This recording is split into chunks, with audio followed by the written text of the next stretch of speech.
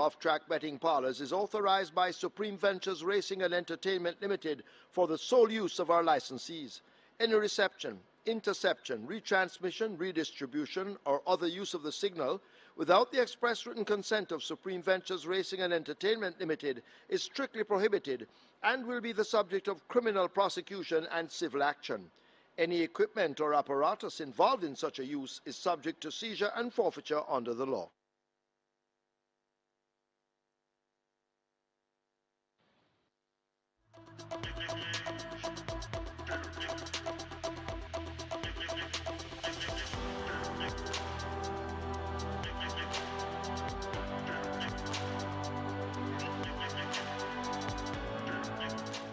Now they're off. The favorite Uncaptured Empress comes out in behind horses. Titan Tempo got a good start in the early exchanges. Catawba is also running pretty quickly. Laban is the one racing near the rail in the red cap.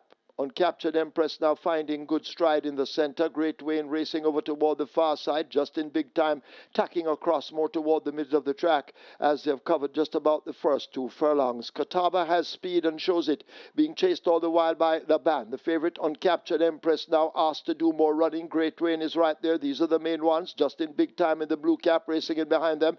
Generational at the back of the field, looking to have iron problems as Catawba will run to the furlong pole, a narrow leader. Uncaptured Empress now kicking in between horses. Great Wayne just toward their inside as they charge inside the final 16, and it is Catawba worried now by Uncaptured Empress, and Uncaptured Empress and Tajay Suku strike the front where it matters most. Uncaptured Empress wins by maybe 3. Catawba second. Great Wayne possibly over Titan Tempo. Close between Blood Moon and Generational.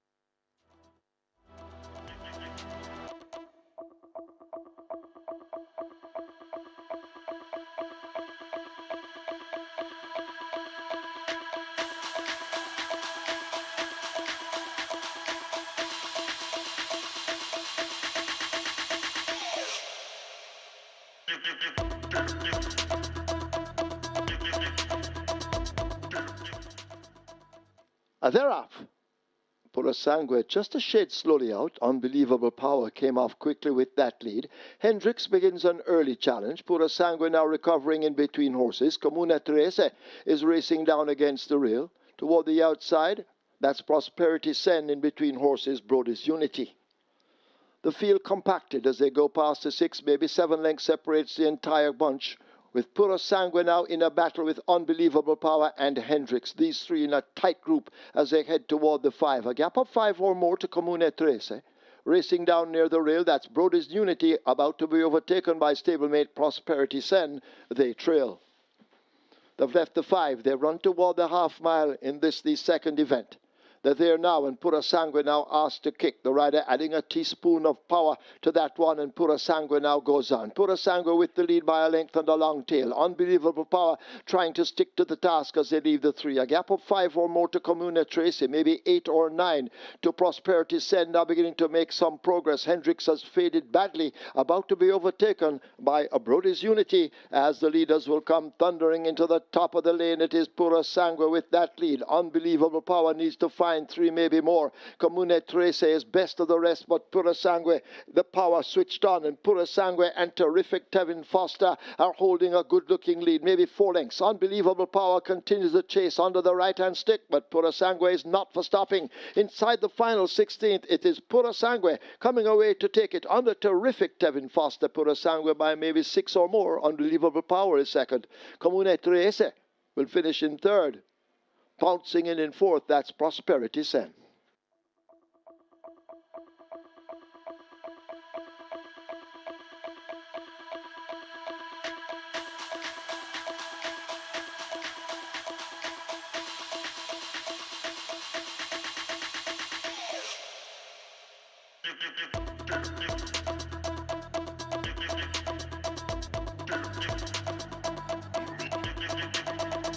Field in 9.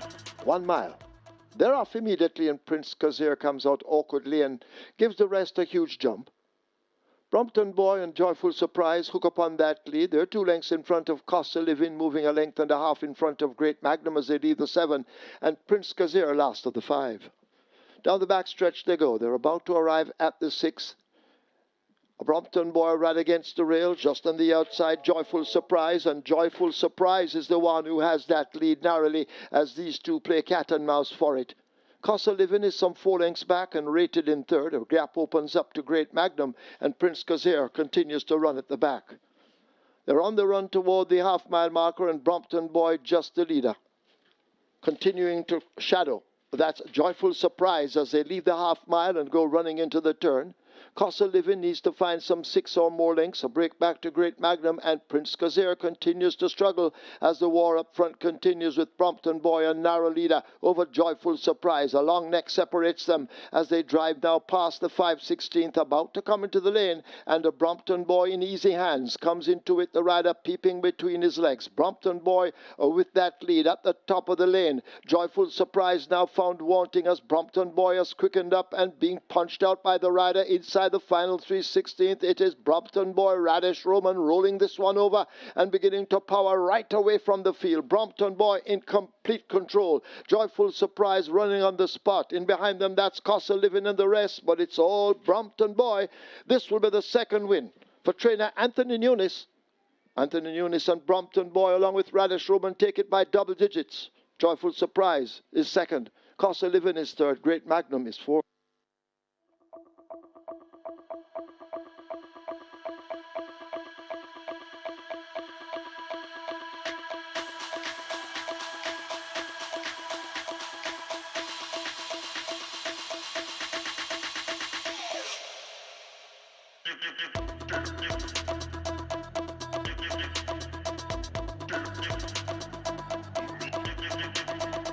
And they're off.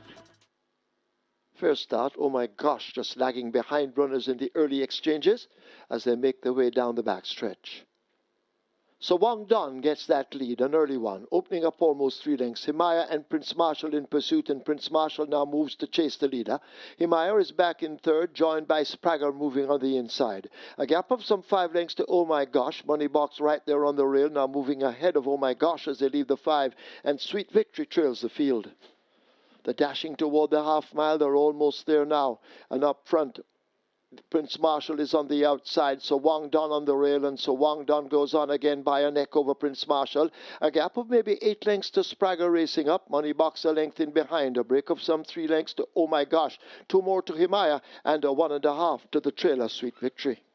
They've left the 3 and come toward the 5/16th, and so Wang Don is now let loose and begins to pull away from Prince Marshall at the top of the lane. Roman having a look in his mirrors as they're at the top of the stretch run and leave the quarter pole behind, and Roman now begins to freshen up his mount, and it is so Wang Don responding to cracks of that right-hand stick. Prince Marshall continues the chase back in the distance. Money Box in the blue races on the outside. Himaya making mild progress over on the rail, but it's also Wang Don approaching the final 16th. So Wang Don and Radish Roman. Himaya now beginning to close with a flourish. So Wang Don begins to tie up. So Wang Don and Himaya, they've gone by together. It's very, very close between Himaya and so Wang Don. Money Box is next. Could be Prince Marshall in fourth.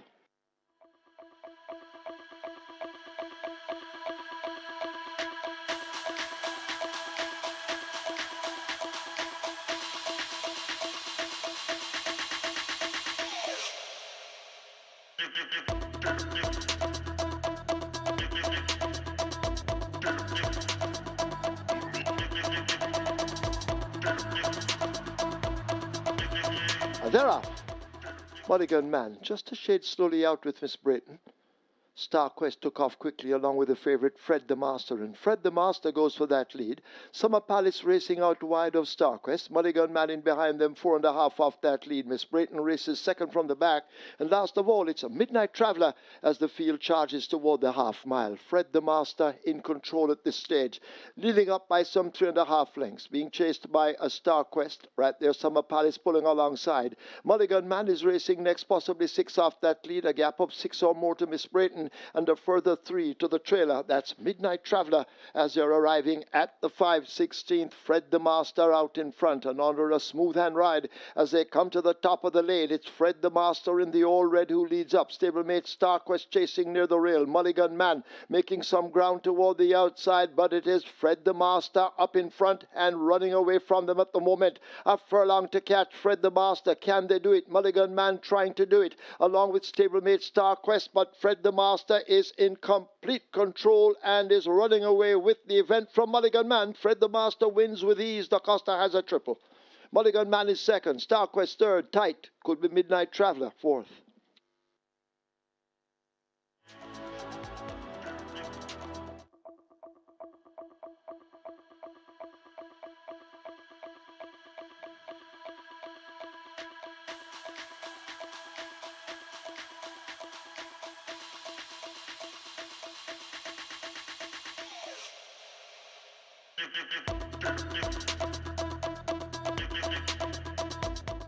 They're off.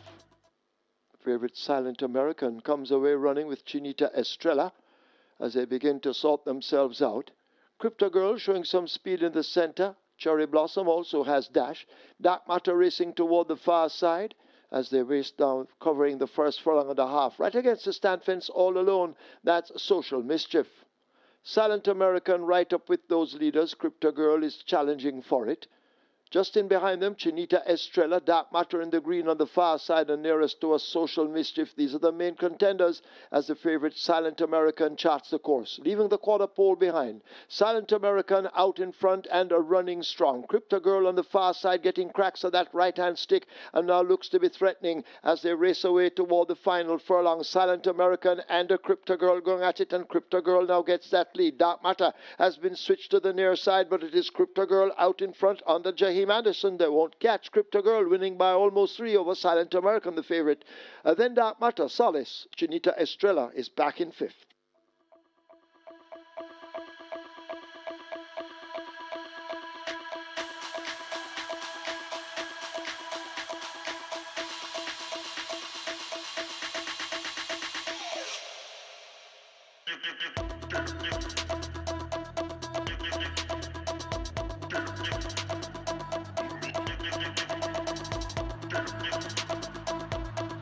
Starter Michael Sims now ready. They're off. First start. Dark Authority gets it. The favorite Eye of the Tiger rushing up to challenge early as they charge away toward the half mile. Eye of the Tiger and Abigail Abel now set those fractions. 3 or 4 lengths in front of Dark Authority chasing. Mr. Carter races up next. Golden Ambassador back in fourth, possibly 7 off that lead. A break of 3 back to my friend Mickey, now beginning to make gains. Catalina races next, some 2.5 lengths further back. DOK is on the rail, overtaken by Woodburn Hills and Native Isle as they've left the 5/16th and come toward the top of the lane. Eye of the Tiger out in front with a clear advantage. Abigail Abel using hands alone as they leave the 3/16th in behind them. Dark Authority is in pursuit but needs to find a lot as Eye of the Tiger maintains the advantage, leaving the furlong pole behind. Dark Authority continues to chase from second, but that's the best he'll do as Eye of the Tiger will capture the 7th event and in fine style under Abigail Abel. They win by maybe 8 or more. Dark Authority second. Golden Ambassador is next. Could be DOK over Mr. Carter.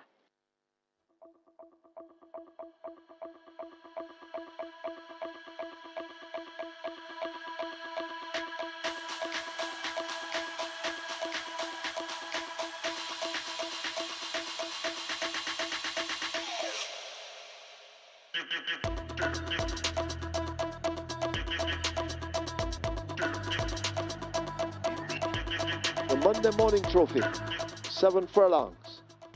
They're off for the Monday Morning Trophy. Minnehaha steps off a beat slow and races at the back early as Super David grabs an early lead and shows over Tia Maria chasing in second. Darwin runs the rail and begins to make progress.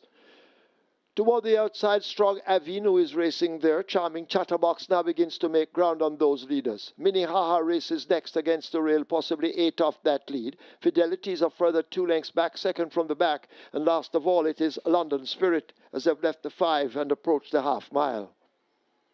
Super David out in front. Charming Chatterbox a length down, right on the tail of that leader. Darwin back in third. Toward the outside, Strong Avino makes ground. Tia Maria also joining the pack. The pack tightly as they run toward the three. A big back to Minnehaha. Then Fidelity. Forget London Spirit needing a miracle as they come thundering now toward the top of the lane. They're at the 5/16th, about to make the turn for home. And Super David continues to hold the advantage. Strong Avino is on the outside and asked to kick. Over against the rail, that's a Charming Chatterbox. Darwin now finding room in between horses, but Super David continues to hang on. Here is Strong Avino now with a strong charge on the outside. Against the fence, that's a Charming Chatterbox, but it is Super David and Strong Avino. These two battled for it. Strong Avino now gets the nose in front. Super David trying not to quit. Over on the far side, Charming Chatterbox, but it is Strong Avino who gets it.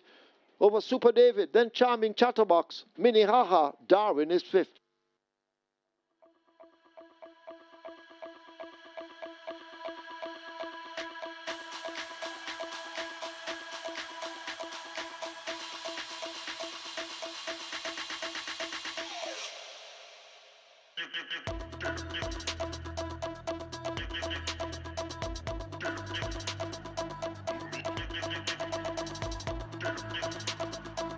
They're off for the ninth and final.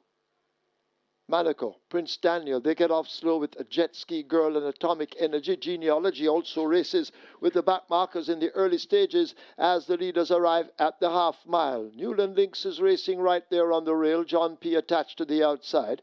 A break back to Galway Bay, pulling alongside, that's a Monaco. A gap of some 3.5 lengths back to Mo Aviator. We're your honour as they leave the three races next. Prince Daniel now asked to motor. The Love of God races up in behind. Atomic Energy is 4 lengths off that group. Then Jet Ski Girl and Genealogy just at the back as they've turned for home at the top of the lane. John P. and Newland Lynx. These two battle for it. They've done this from the off. They leave the 3/16th. And Newland Lynx just the leader. John P. trying to battle on the outside. Over on the rail, that's a Galway Bay. Mo Aviator looks to be breaking down at this stage, but Newland Lynx has the lead and begins to power right off inside the final 16th. It's all Newland Lynx. Newland Lynx in a runaway in the end on the devastating Dane Dawkins. He has a double. John P. is second. The Love of God is third. Galway Bay possibly just in front of Prince Daniel for fourth and fifth.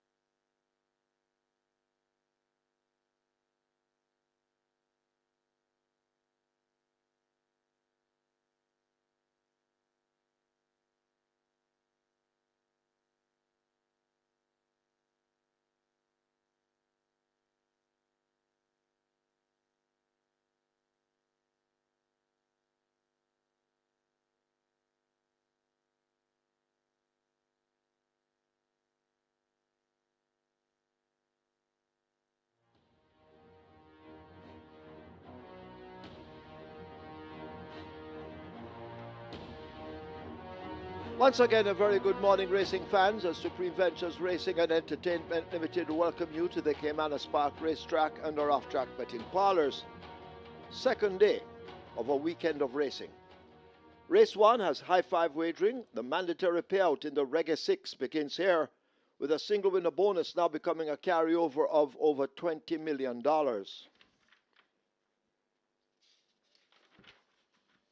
Race 2, catch 9 wagering begins. Single winner bonus in excess 245,000. In the second event, scratch number 2, bad investment, sick. Race 2, scratch 2, bad investment is sick. Race 3, high 5 wagering. A play spot 8 and quick 4. Play spot 8 has a single winner bonus in excess of 293,000. Quick 4 in excess of 132,000. Moving on to race 4. That's where the early 5-star begins, and the single winner bonus in excess of 1.6 million. Race 5 offers high 5 wagering and the start of the Twilight 6. Race 6, high 5 wagering, that's where the late 5-star begins.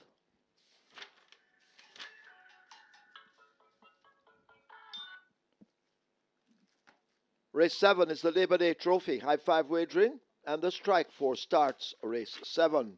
Race 8 also high 5 wagering, and that's where the late triple begins. Scratch number 8, Proudest Vision. In the 8th event, take out 8, Proudest Vision. Proudest Vision is sick. Nothing to report race 9. Race 10. High 5 wagering. Stand by now for your racing analyst, Mr. Michael Kane, as he will try to assist you with your selections, hopefully allowing you to leave here with a bag of cash. Over to Michael when ready.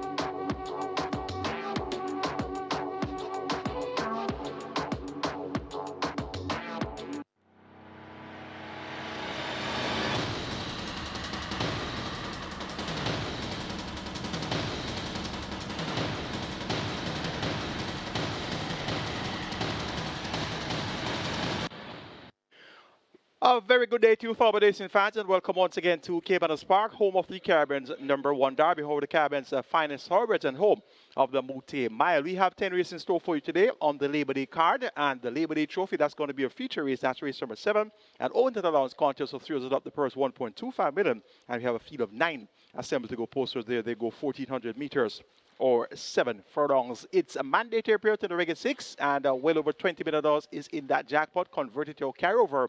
And indeed, it's mandatory mania in the regular 6 today, and we're looking forward to a very sizable net pool after wagering is complete today. Last mandatory period date, we saw 45 million plus in the net pool there, and the time before, we had another record of 42 million. So the last two net pools for the mandatory period regular 6 have been records, 42 million and 45 million. So let's see if we can get closer to that 50 million mark today on Labor Day. The sequence looks quite interesting as well.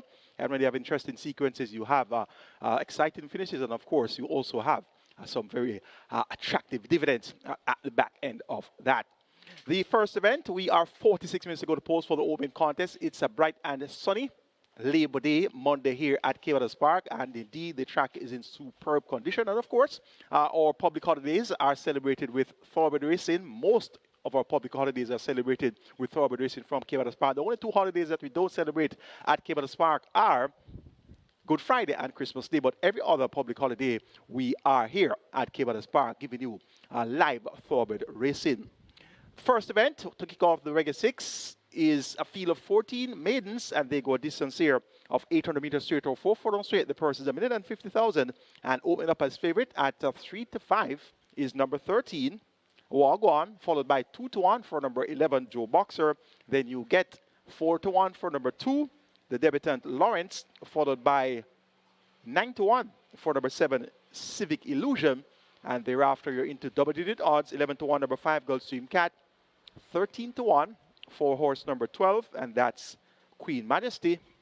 And then after that, you drift out to some massive odds. So right now, it's all about Wagwan in the opening contest. My best 4 includes 2 Lawrence, 3 She's Ideal, 11 Joe Boxer, and 13 Wagwan. 2, 3, 11, and 13 appear to be the right numbers. The first time starter, Lawrence number 2.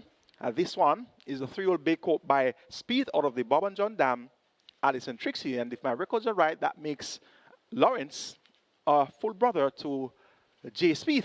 This one, bred by Everglades Farm Limited, owned and trained Anthony Nunes. Ryder Showman picks up the mount. The group is Mark McNaughty, Blinkers and Lasix for the debut. And Lawrence has shown good speed at exercise on the 4th of May when 3 furlongs round in 35.2. On the 11th of May when 4 furlongs straight in 47 flat, stopping the clock in 102.2 for 5 furlongs straight. And Lawrence should be able to tackle across from this 2 draw in this big field of 14 and make his presence well felt from the word go. 4 furlongs straight looks right up his street. Number 2, She's Ideal, currently at 60 to 1, being neglected at the betting somewhat. Got attention at the tote on her first 2 appearances. 8 to 1 on debut, 6 by 16 and 3/4 lengths to Charming Shadowbox, Sonador, and My Friend Mickey. And 10 to 1 next in town, 9 by 11 lengths to Wall to Wall, Nebraska, and Super Dave. Wall to Wall was an upset winner. Nebraska came back to Frankton form with a win. Super Dave also came to Frankton form with a win, and Super Dave was a strong second in the Monday morning on Saturday. So that's good enough form line to recommend for She's Ideal here. Tyrese Anderson picks up the mount for trader Robert Pearson and owner Pinkalena. Number 11 is Joe Boxer, raced on debut on the 4th of April, beaten 5th by 13.5 lengths behind Rockhampton, Eye of the Tiger, and City of Dreams. Eye of the Tiger came back to win next in town, and that was an impressive win on Saturday. And Joe Boxer will have second time race 6, has worked well. On the 16th of May, went 5 furlongs straight in 103 by 47 and 2/5 of a second for the first 4 furlongs. So look for this one to show improvement. Richie Unstoppable Shakes picks up the mount for Trina Barrington Bernard and owner Debridge Racing. Joe Boxer, your second choice in the wagering early at 2 to 1. And number 13 is Wagwan. This one has experience on his side, has raced 6 times, has been runner-up twice, has been second runner-up twice as well. And runner-up 2 starts back behind So Lucky Am I, going 5 furlongs straight in a minute and 4/5 of a second. And that was in the Mercury Sprint. And 3 starts back was second by 5 3/4 lengths to Dream Catcher. That was over 5 furlongs straight to the minute and 4/5 of a second. And of course, you know, Dreamcatcher improved to go on and win the Thornbird Stakes. Also won the Portmore. So being runner-up behind Dreamcatcher all goes well for the chances of Wagwan here. And the outside post, that post 13 in a field of 14, also helps his chances. 7 Foster picks up the mount for trainer Christopher Pierre and owner Oak Ridge Farms. Wagwan on experience certainly should be able to get the job done here. Last time out was served by 10.5 lengths behind Super David and Huey Henry. It's race number 1 on the Reggae 6 on mandatory period day. And of course, I always tell you, if you don't start, you can't finish. So let's see if you can get off to a winning start for the Reggae 6. My order of preference is 2, 13, 11, and 3. And that's Lawrence over Wagwan, Joe Boxer, and She's Ideal. Let's now take a look at my Labor Day mandatory period Reggae 6 ticket. Starting off in race number 1 with the aforementioned quantity of interest of 2, 3, 11, and 13. Throwing in number 5 as well. That's Gulfstream Cat. So it's going to be 2 Lawrence, 3 She's Ideal, 61-1. 5 Gulfstream Cat, 11 Joe Boxer, and 13 Wagwan. 2, 3, 5, 11, and 13. And that's a mixture of some fancy runners. And there's a massive outsider in there at 61-1. She's Ideal. Race number 2, candidate number 2. Bad Investment is a scratch to make the numbers 1, 4, 6, and 7. Global Machine, Salud, Skyreezy, and Loyal Action. Race number 3, going 3, 6, 7, and 9. Sheer de Jour, Town Star, Native Alliance, and Planner. Race number 4, make the numbers 3, 4, 7, and 8. Legal Fight, My Eclipse, Nebuchadnezzar, and Secret Sensation. And race number 5, make it 2, 3, 4, and 12. Attila, The Storm, Newspaper of Record, and You're My Sweetie. And on the final leg of the mandatory period, Reggae 6, I'm banking on number 14, Restoration, one of my favorite horses all time. And this one now trained by Oraldo Chin. Demar Williams picks up the mount. So I'm banking on Restoration. He's going for 4 consecutive victories. So that's my mandatory period Reggae 6 ticket. The cost of that ticket, $12,800. And that's my idea of a live Reggae 6 ticket. And of course, we'll be hinging that bet on Restoration on the cash out leg. Best of luck wager on Reggae 6 on mandatory period dates indeed. Mandatory mania when it's Reggae 6 mandatory period date, unlike any other exotic wager opportunity. When it's Reggae 6 mandatory period date, it's a different league. So we'll be looking forward to a sizable net pool. Hopefully closer to $50 million this time around. On to race number 2 with Start Your Catch 9. Minimum guarantee period is $500,000. We have a field of 7 declared to go poster. Scratch number 2, Bad Investment. We're down to a field of 6. It's on the claimant level 500,000 down to 400,000. The purse here is 790,000, and they go 1,100 meters or 5.5 furlongs. My best 4 includes 1 Global Machine, 4 Salud, 6 Skyreezy, and 7 Loyal Action. 1, 4, 6, and 7 appear to be the numbers from which we should get our winner exactly. Hopefully, the trifecta as well. Top selection goes to number 4, Salud, Jaheim Anderson, more popular known as Pokemon, riding for trainer Paul Accountant General Hilton. And this one will carry a mere 49 kilos, compensation of the 3 kilo claim of Jaheim Anderson. A lot to do at 52 kilos, should be at 49 kilos. That will see Salud getting several pounds or kilos from her rivals. Skyreezy will have 57 kilos, so he'll be allowing 8 kilos to Salud. Global Machine comes in at 54.5 allotted weight. Richie Shakes chips off 2 kilos of that, so he'll be at 52.5. So that will see Global Machine allowing 3.5 kilos to Salud.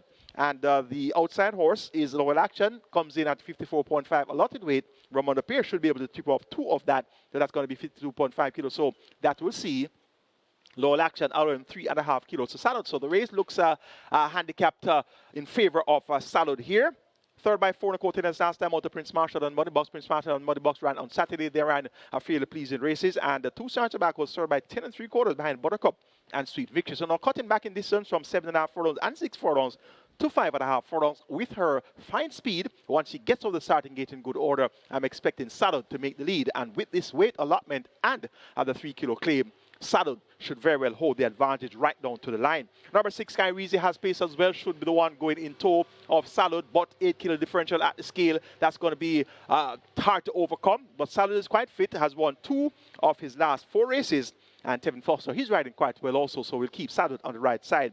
And number 7 is Loyal Action. 8 by 15 1/4 last time out, reporting first of the claim for trainer Michael Marlowe on the 15th of March. And that claim came on the 26th of December. So had a break of some 3 months plus between December and March. And he's back here now on another 2-month break.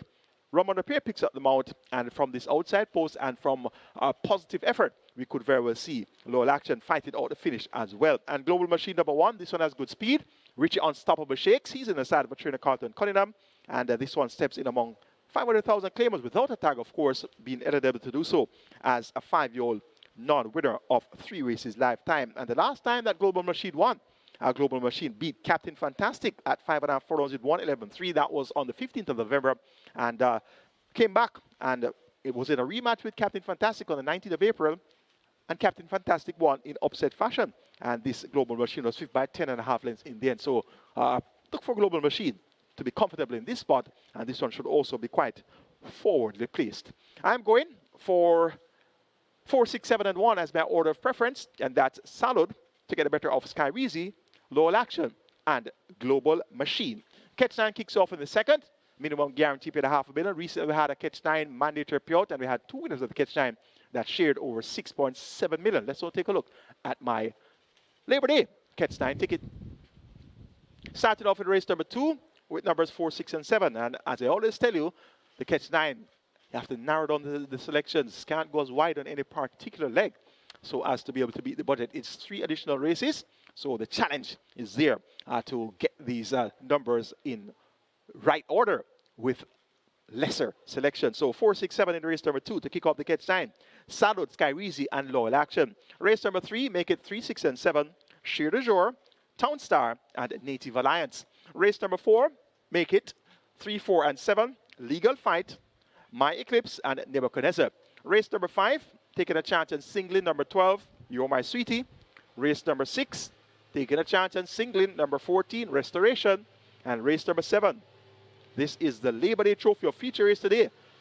Banking on number 4, Nautical Star. So 3 consecutive bankers. Now that's a challenge indeed.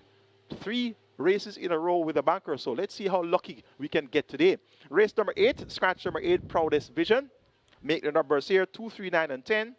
The Leviticus, Lawrence Secret, Hazelnut, and 4:30. Race number 9, the penultimate.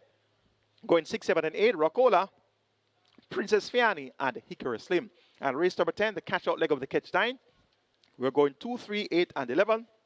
Rani Bangala, Wizkid, Sunny T and Chippy, and Antarctica. 6,480 will get you my Catch 9 ticket. Best of luck wagering or Catch 9 on the Labor Day card. On to race number 3, which kicks off the Place Spot 8 and Quick 4. And the Place Spot 8, Jackpot growing and growing and growing. Quick 4 is also on the rise as well. A field of 11 declared to go postwards, and they go a distance here of 1,200 meters or 6 furlongs. This is a restricted allowance 5 for native bred 5 years and up, nuns of 2, and importees 5 years and up. Maidens, the purse is 720,000. My best 4, 3, Sheer de Jour, 6, Town Star, 7, Native Alliance, and 9, Planner. 3, 6, 7, and 9. That's where we're going in race number 3. Number 3, Sheer de Jour, second by length last time out, going 6.5 furlongs behind Chesney. Led for a long way, but just run out of it in deep stretch. Cuts back by half a furlong now from 6.5 furlongs to 6 furlongs. Shane Richardson maintains the mount for the 3rd consecutive occasion, riding for trainer Lou Richards. Look for Sheer de Jour to be the one to catch here. And this is going to be my top selection. Number 6, Town Star. Trail going 5 furlongs straight to the last was John Post 1. And that was that. Prior to that, though, ran a big race, going 6.5 furlongs in that same race won by Chesney over Sheer de Jour, and actually lacked racing room inside the final furlong and was game fourth by 2 lengths. Back here now, comes around the bend, tongue tie removed by Trader Donovan Plummer. Richie Unstoppable Shakes picks up the mount, and this Town Star, on the strength of that effort of the 25th of April, most certainly can fight out the finish here. And number 7, Native Alliance, one impressively second time of basking. Pedestrian time, 1:10.3. The splits were slow, 25 flat, 37.4, 50 and 4 fifths, 1:03.4 for 5 furlongs. But it was a visual impressive performance, and that was only his 2nd appearance. So he has scope to improve. Having only raced twice, so we'll keep Native Alliance on the right side as well. Tajiziku picks up the mount once again for trainer Paul Swaby. And number 9 is Planner. Tevin Foster rides for Michael Marlowe. 5th by 2.25 lengths in that same Chesney Sheer de Jour event. And Planner most definitely could acquit himself well here. Cuts back by a half a furlong from 6.5 furlongs to 6 furlongs. And Tevin Foster, he picks up the mount once again for trainer Michael Marlowe. Make it 3, 6, 7, and 9 in race number 3. Sheer de Jour to get the better of Town Star, Native Alliance, and Planner. On to race number 4, which starts or already 5-star. Minimum guaranteed pay of 300,000. We have a field of 8 declared to go posters. It's a restricted allowance 5 for native bred 4 years and up, nuns of 2, and imported 4 years and up. Maidens, the purse is 750,000. They go 1,600 meters, 8 furlongs, or a mile. 3, 4, 7, and 8. That's where we're going. Legal Fight number 3, My Eclipse number 4, Nebuchadnezzar number 7, and number 8, Secret Sensation. 3, 4, 7, and 8. My Eclipse, Shane Richardson Wright to Alfred Brown and owner breeder Robert Ogilvy Williams, was second by 2 lengths going a mile on the 4th of April behind Good Conscience. So gets a mile once again and appears to be tight. That should be staying on best at the finish. Last time out went 7 furlongs, third by 4 lengths, running on to Cost of Living and Legal Fight. So gets the additional furlong now. And I'm expecting My Eclipse to be able to wear these down inside the final furlong and a half of the contest. Number 3 is Legal Fight. Runner up the last 3 appearances, second by 9.5 lengths, going 5 round. Last time out, beaten by Native Flyer. Prior to that, second by length and 3/4. In that event, won by Cost of Living, going 7 furlongs in 129.2. And 3 starter back, second by neck behind Bangarang, going 4 furlongs straight in 48 and 4/5 of a second. Dane Dawkins picks up the mount for trader Patrick Lynch. And he replaces Nicardo Carr in the saddle. Legal Fight, back at a mile.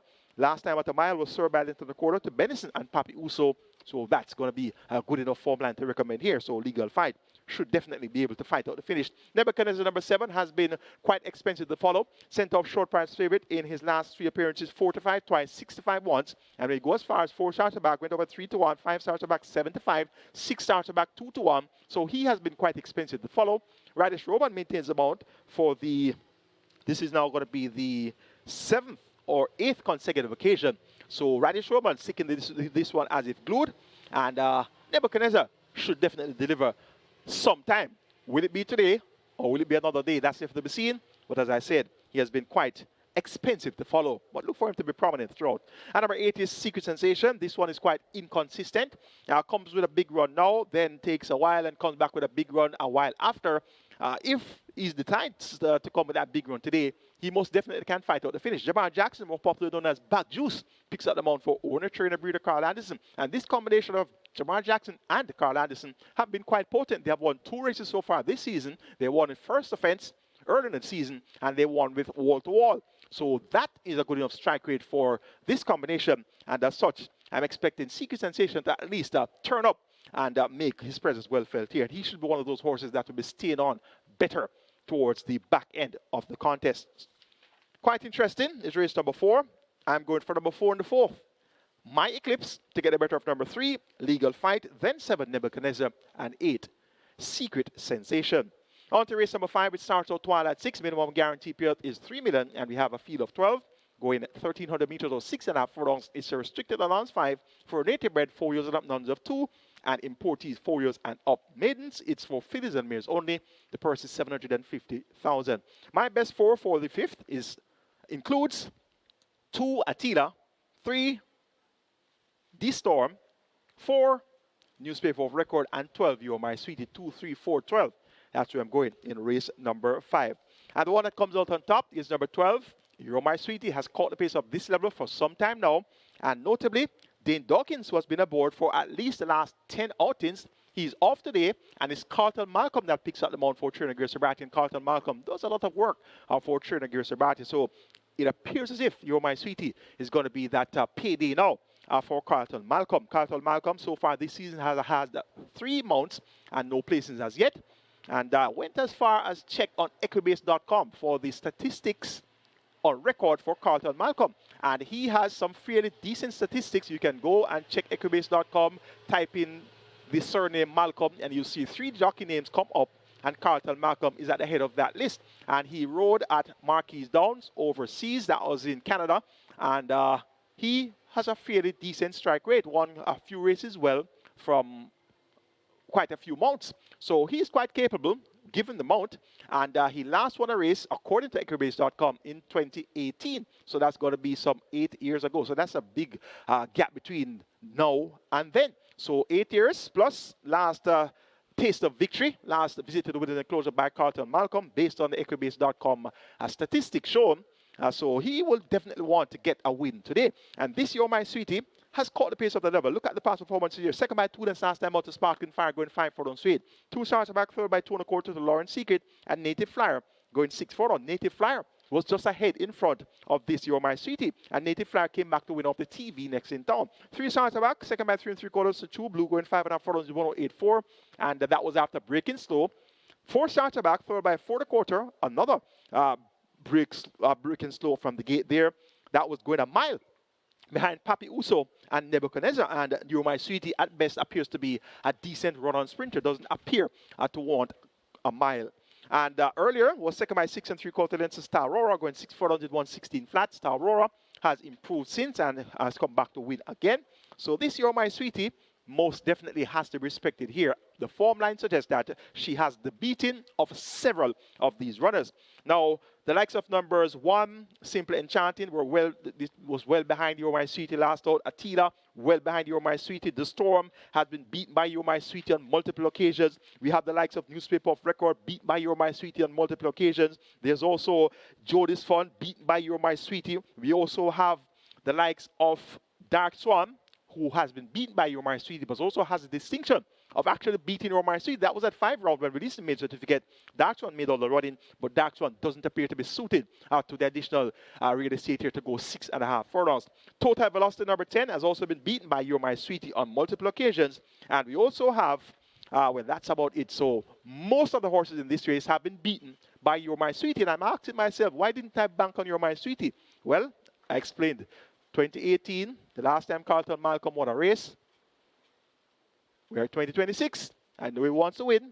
Most certainly, You're My Sweetie on paper looks a cut above most of the horses here. And that was my reservation about going all in on this You're My Sweetie. And I'm going to give you a little bit of a fact, a fun fact here. The last time that You're My Sweetie won on the 26th of December was on a mandatory period Reggae 6 day. And I remember that day quite distinctly because I had a piece of that Reggae 6. So the last time that You're My Sweetie won on the 26th of December was a mandatory period Reggae 6 day. So hint, hint, hint. And You're My Sweetie is going to be my top selection here. Fairly confident about You're My Sweetie's chances here based on all those form lines shared. Number 3 is The Storm. This one should be thereabouts as well. Last time out 4 by 4.5 lengths, going 5 furlongs straight behind Sparkling Fire and You're My Sweetie. 2 starter back 5th by 13 3/4 behind True Blue and You're My Sweetie. So The Storm at 6.5 furlongs should be finishing well. Tajik Sekou right to trainer Patrick Lynch. Attila.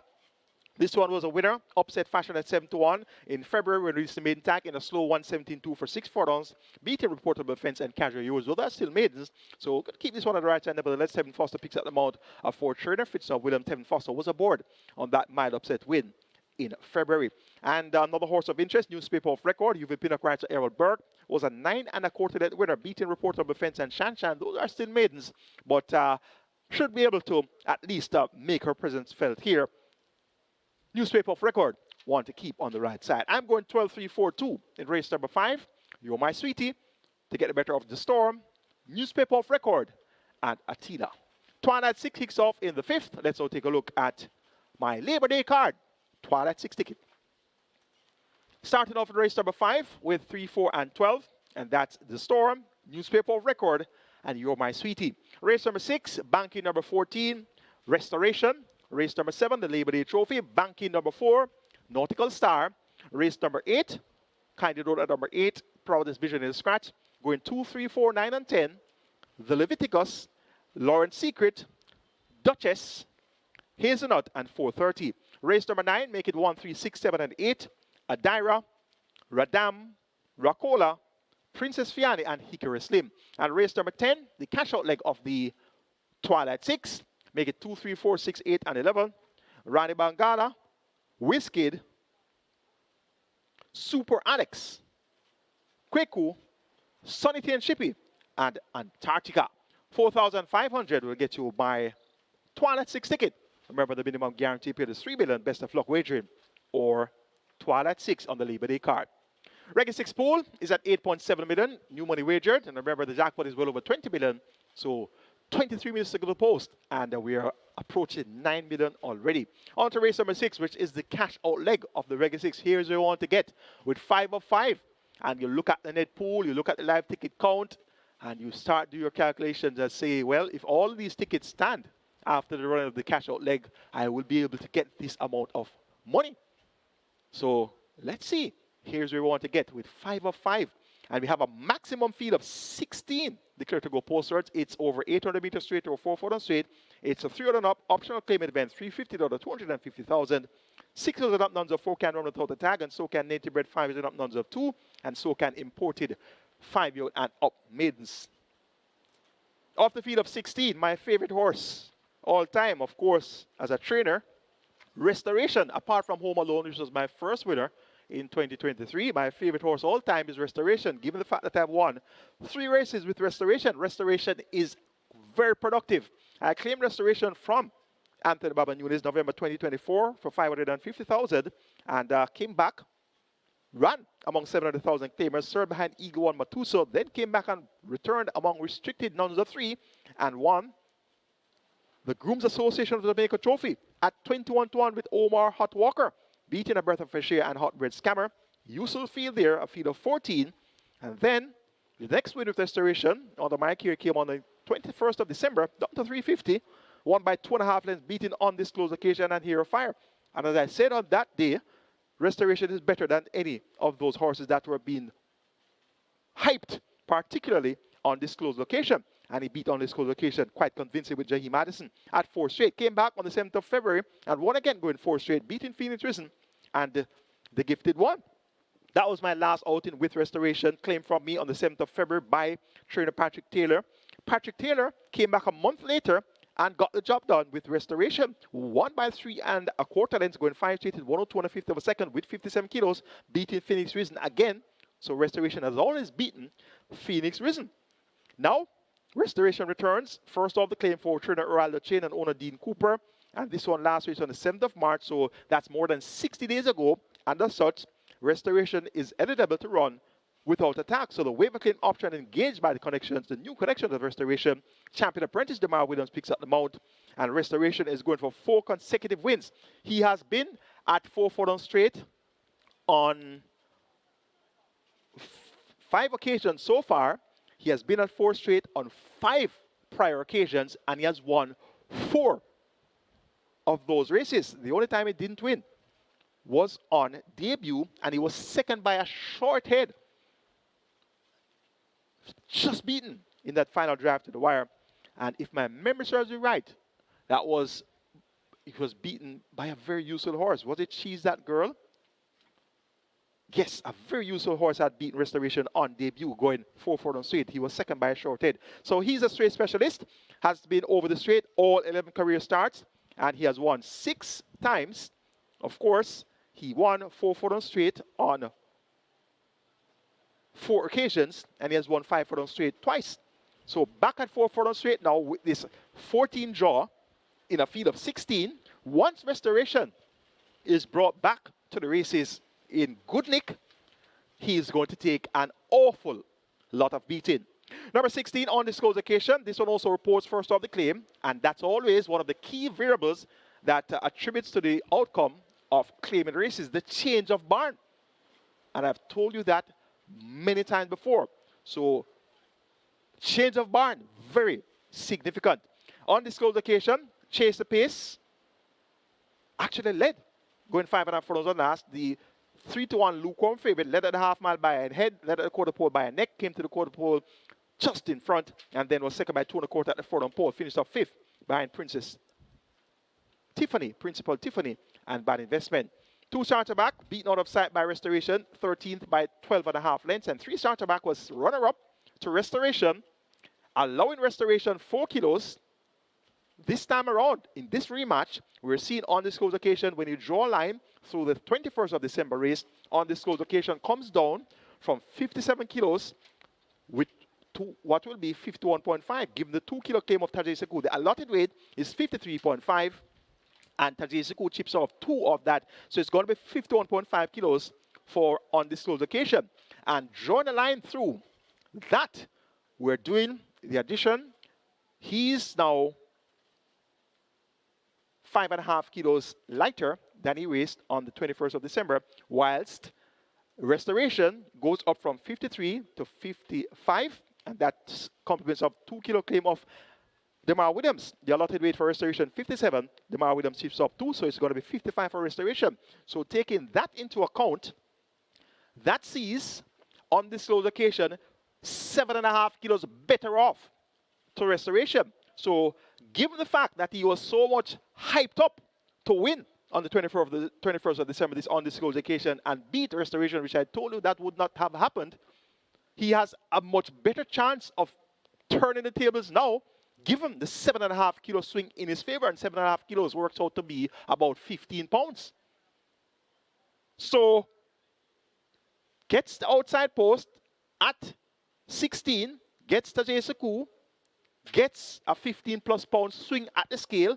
There's also the change of barn for both on this occasion and Restoration. So if you were all hyped up about Restoration in the rematch with on this occasion, look out for on this occasion to be that much closer. And if you're all hyped up about on this occasion's chances on the 21st of December, going off at 3-5, you should be even more hyped up about his chances today, taking into consideration the change of barn as well. So it looks to be an interesting rematch on paper. Of the others, number 8, Princess Akila. She has fitness on her side, and she raced in April, second by 3/4 of a length behind Dark Matter, and prior to that, 4 by 2 lengths to Sir Wong Dun and Prince Marshall. So she's going to be giving her usual honest effort. She chased the pace for a long way, going 5 straight on the 7th of March. Third by 3 3/4 lengths behind He Stands Alone and Bad Investment. Robert Hardball had it in, picks up the mount for trainer Ricardo Brown. And number 4 is Run With Me. He has good form to recommend as well. Has won 3 of his last 4 races, though those wins came September, October. Actually, those last 3 wins came October, December, and February. So the last 3 wins, which were 3 consecutive wins, came the 25th of October, 2025, the 27th of December, 2025, and the 14th of February, 2026. Last time out, threw a clinker in the end, finished up 6 by 12 1/4, but he was chasing the pace at close range, second by 3/4 at the quarter pole, third by 4 at the furlong pole, behind Restoration, Felix Risen. And Bosie, Richie Unstoppable Shakes picks up the mount for trainer Renex Borrell and owner David Forbes. This one reports first off the claim with a waiver claim option engaged.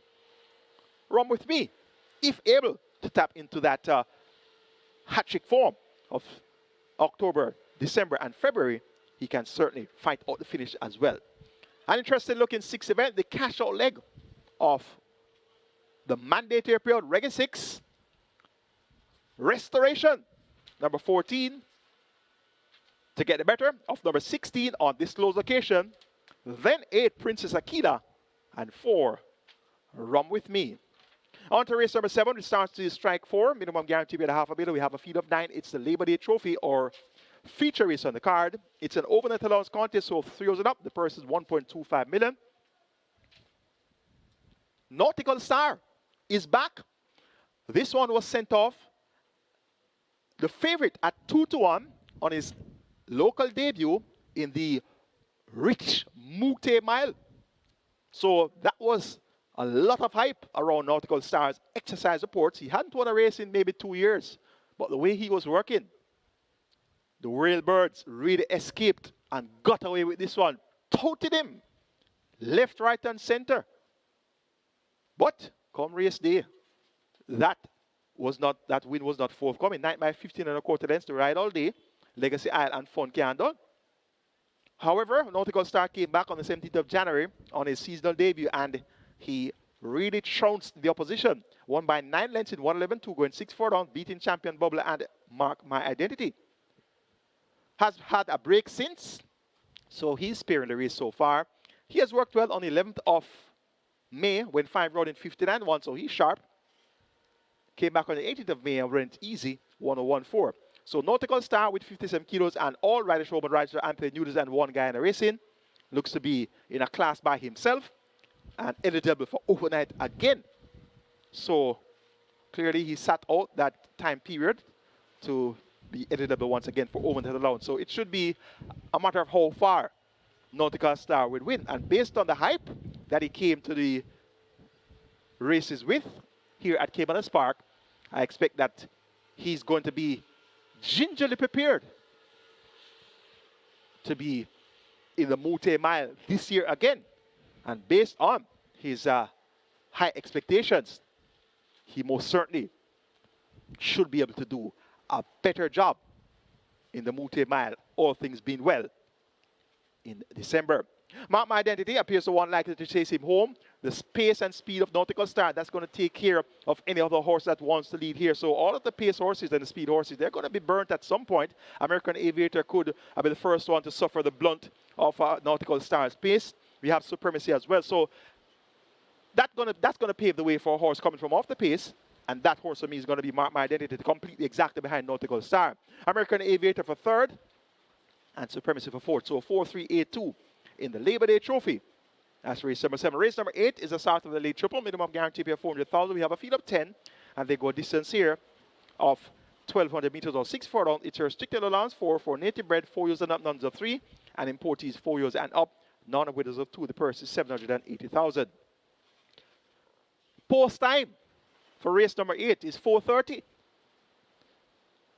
And there's a horse by the name of 4:30 in the race. So this is a rake of the Labor Day card. It doesn't get any later than this. So the horse number 10, 4:30, is here. And the post time for the race is 4:30. Hint, hint, hint. Dane Dawkins picks up the mount for Gear Sobriety. And as I said earlier on the card, Dane Dawkins, he's not aboard You're My Sweetie, who is always aboard. Carlton Malcolm picks up the mount aboard You're My Sweetie. Dane Dawkins is still riding for Gear Sobriety, so there's nothing wrong there. So clearly, Gear Sobriety wants to give Carlton Malcolm a win. Carlton Malcolm works a lot of horses for him in the morning, and Carlton Malcolm has ridden some horses as well. As a matter of fact, Carlton Malcolm has been aboard your 4:30 on multiple occasions as well. So I'm expecting 4:30 to win race number 8. The post time for the race is 4:30, so that's going to be as big a rake as you can get for the Labor Day card. And the 4:30. 3 Charterac was second by a neck behind Ascend, going 5 furlongs straight in 1 minute flat. Came back and ran not as close, third by 8 lengths, going 7 furlongs to Lockdown and Hazelnut. And last time out was 5th by 7.5 lengths to Bob the Builder, going 5.5 furlongs. So 4:30 in race number 8. Of course, the post time there is 4:30. Number 2 is Leviticus. This one has been shaping nicely at exercise, has been showing improvement in her races. Worked well on the 18th of May. 6 furlongs is 1:15.2. And last time out was 4 by 4 1/4 lengths behind Honor Prince, Fred the Master, and Fidelity. Fred the Master won easily on Saturday, so the Leviticus prompted the issue for a long way there. Second by a head at the half mile, third by length at the quarter pole, third by length at 3/4 at the furlong pole.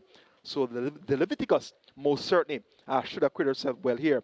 Lauren's Secret should be thereabouts as well. Ran fairly well. First attempt at nuns of 3, led at the quarter pole by a head, and then finished up 4 by 8.5 lengths to lock down Hazelnut and 4:30.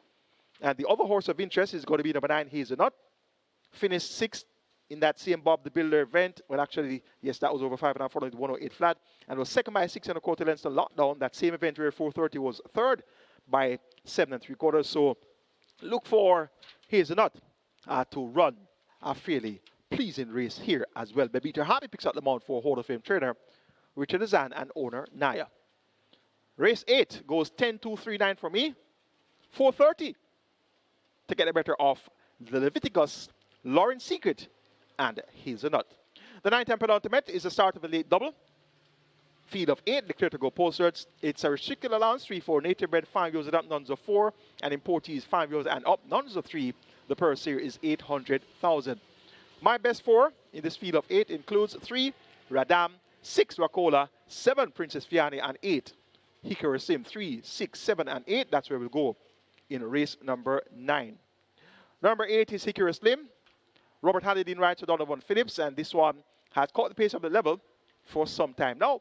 Third by 2 1/4 lengths last time out to Blue Sensation and the Soul Warrior. Second by half and then 2 started back to Titan Tempo. Second by 3 1/4 going 6 furlongs behind My Sunshine. Third over the straight after rearing at the gate. That came behind Dream to Reality and Lucy on the Go. Third by 4 1/4 lengths to King Pie and Blue Sensation. So clearly Hickory Slim most certainly has the capability to come out on top here. Princess Fiani has only raced at the level once. That was a good run. Second by a head going fine straight to Princess Catalea. Comes around the bed now and definitely can go up it here. Tevin Foster rides for Omar Williams and owner Carlton Foster. Number 6 is Racola. Tajisa rides for Michael Marlowe. Has also been steadily catching the pace of the level. Third by 3 1/4 lengths behind Titan Tempo and Hickory Slim. That came on the 29th of March. And 5th by 5 1/4 to Blue Sensation, the Soul Warrior, and Hickory Slim. that came on the 11th of April and fought by 7.25 to Life is Life. Buttercup and Sir John among 700,000 claimers without a tag on the 16th of May. Racola can certainly fight out the finish. And Radam number 3, Eric Dangerman Horton picks up the mount for Anthony Nunes and owner Yardie Stables. Winner going 5 straight on the 4th of April. Stepped up to round 4 on the 25th of April and was fit by 8.5 lengths in that same Princess Catalina Princess Fiani event. Look for Radam to be finishing strongly in deep stretch.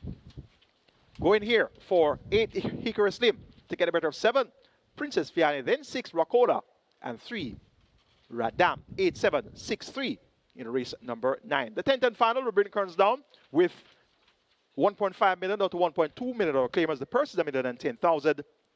6.5 furlongs or 1,300 meters is the distance. My best 4 includes 2 Randy Bangala, 3 Wizkid, 8 Sonity and Chippy, and 11 Antarctica. 2, 3, 8, 11.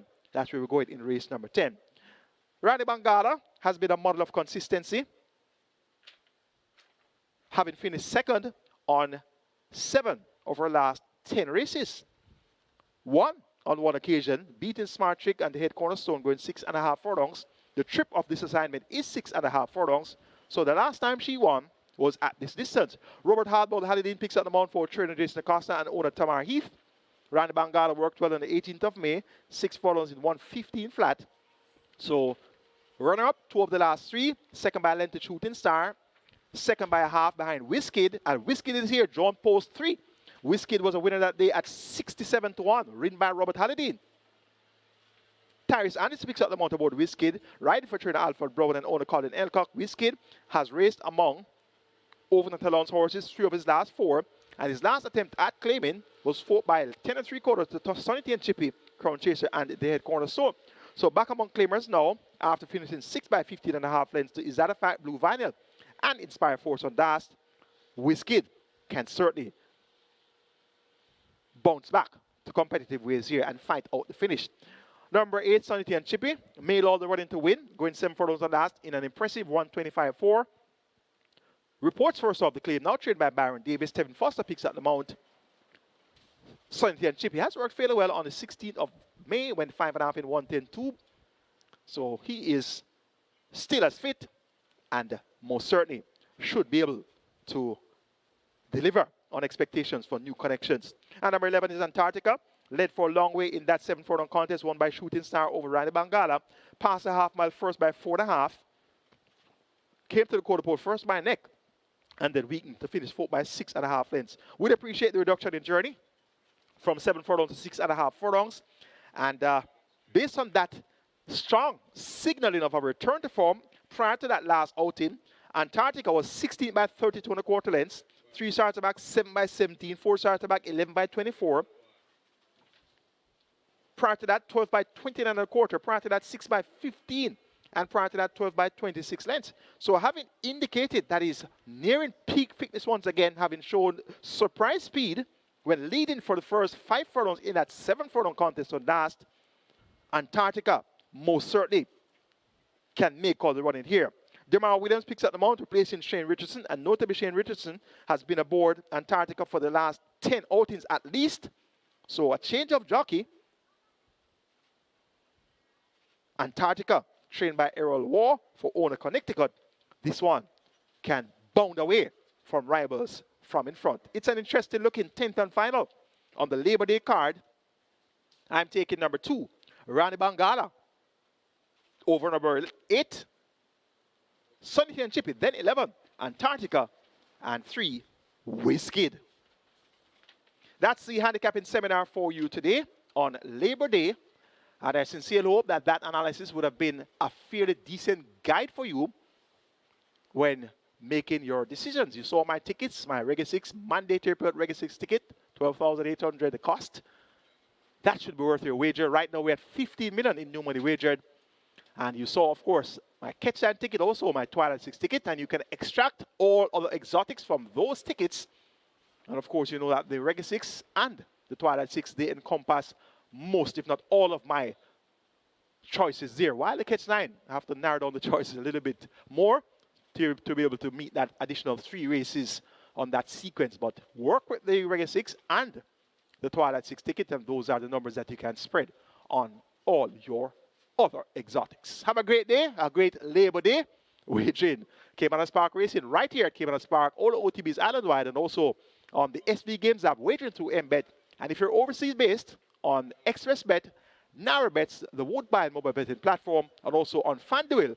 Have a great day wagering Caymanas Park Racing.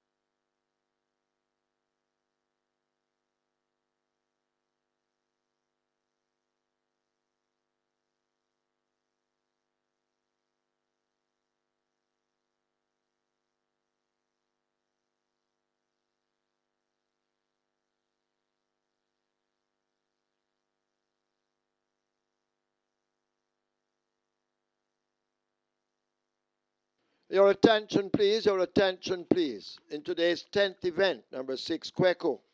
Make the claiming tag 1.4 million, not 1.5. Race 10, number 6, Queco. The claiming tag should be 1.4 million, not 1.5.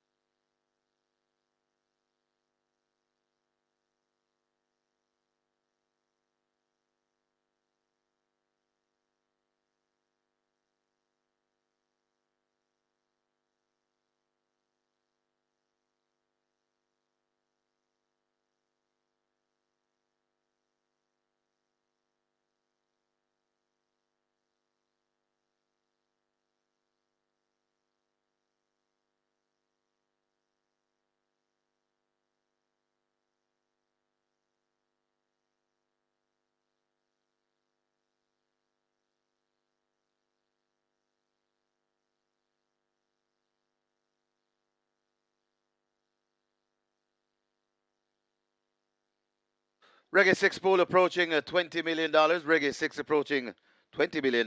It's a mandatory payout today. The jackpot bonus carryover in excess 20 million. And the question is, do you want to be a millionaire?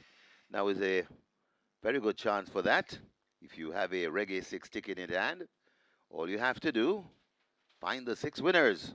We'll give you the cash. Sounds easy? Let's see if you can do it. Reggae 6 approaching 20 million. Jackpot bonus carryover in excess $20 million. And it's going to soar by the time the horses take the track.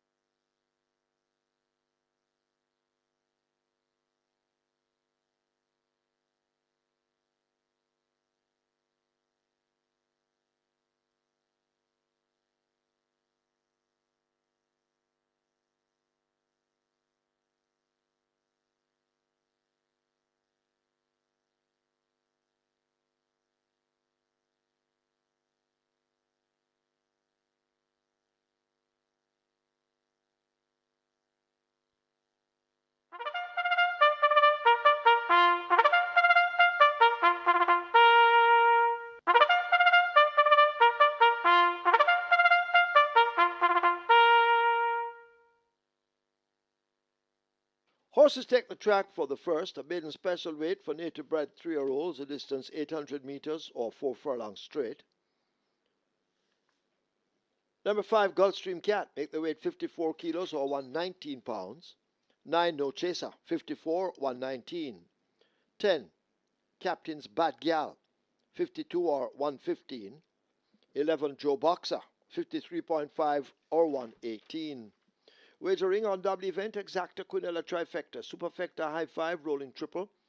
Mandatory payout in the Rega 6 begins here with a single winner bonus becoming a carryover in excess of 20 million already. It's heading for 24 million wagered. The rolling triple heading to 900,000 and the high five 300,000. Hurry, get your wagers on.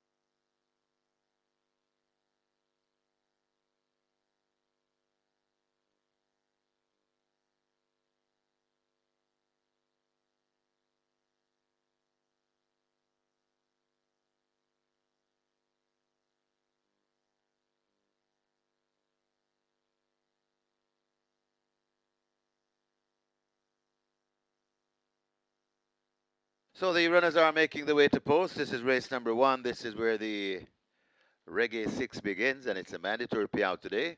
Reggae 6 pool approaching 26 million. The jackpot bonus in excess $20 million. Got a nice high five. That's approaching 350,000, and the early triple as usual, marching on to a million. Get your wagers on as the runners make their way to post.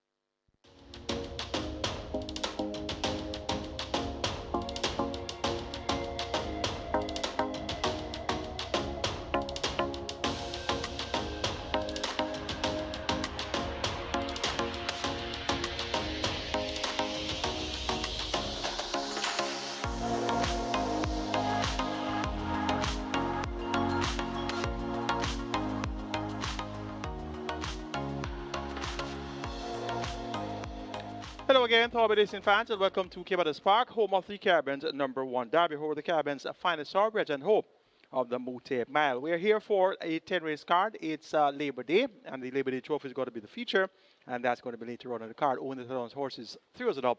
The purse 1.25 million, and they go 7 furlong. The big favorite there is going to be Nautical Star. Horses on the way to the gate for race number 1. Reggae 6 pool is approaching 26 million, and we have the jackpot just over 20 million, and it's mandatory payout in the Reggae 6. A field of 14 goes 800 meters straight or 4 furlong straight. Let's take a look. Top choice goes to number 2, Lawrence, Radish Roman rider Anthony Nunes, and this one has been working well. Went 47 flat, 102.2, has looked well coming out onto the track. He's at even money, and he's reportedly a very fast individual. So I'm taking number 2, Lawrence, to get the job done. For second, make it number 13, Wagwan. For third, it's going to be number 11, Joe Boxer. And then number 3, my outsider in the party, She's Ideal. So even money from 3 to 1, 5 to 2. So the top 3 choices in the top 3 betting interest right now. 2, 13, 11, and 3 in race number 1. Lawrence over Wagwan, Joe Boxer, and She's Ideal.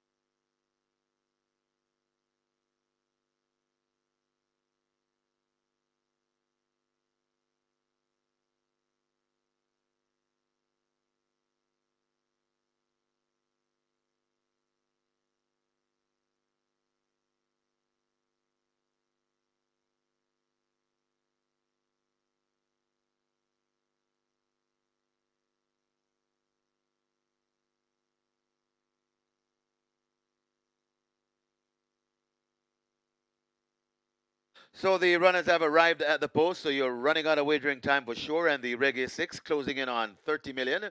Reggae 6 pool closing in on 30 million. It's a mandatory payout today, so everything must go. We're paying out everything, along with the jackpot bonus carryover in excess $20 million. Nearly a million in the rolling triple, early triple, and the high five approaching 400,000. The gates are about to be closed, so get your wagers on. Running out of wagering time for sure. You should have a Reggae 6 ticket in hand. Get your bets on, and best of luck.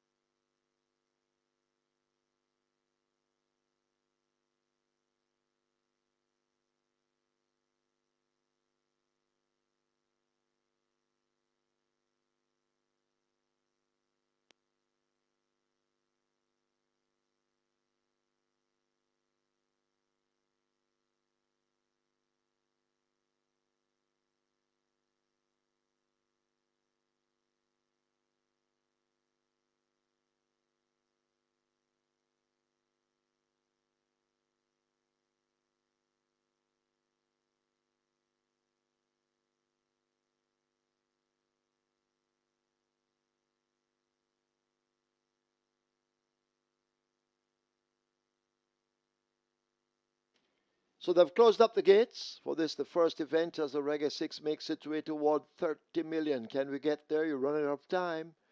You are running out of time.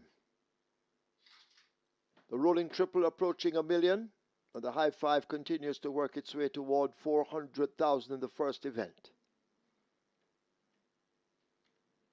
You need to hurry now. Place your wagers.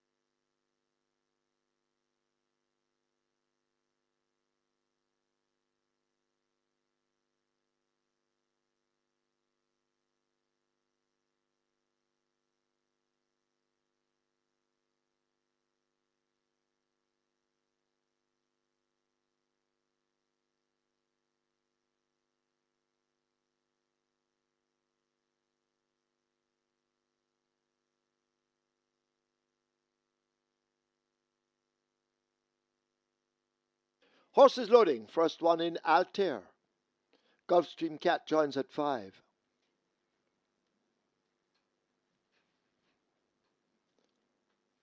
Run for Fun is in at 6. Civic Illusion should be next at 7.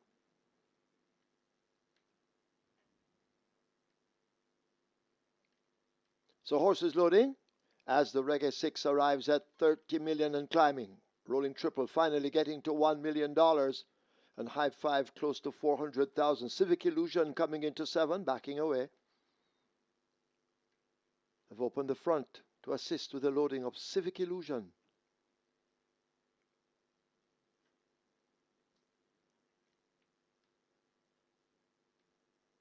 So Civic Illusion now locked away. Another Lynx. Uville Pinnock, they come into 8. 4 furlongs straight the trip.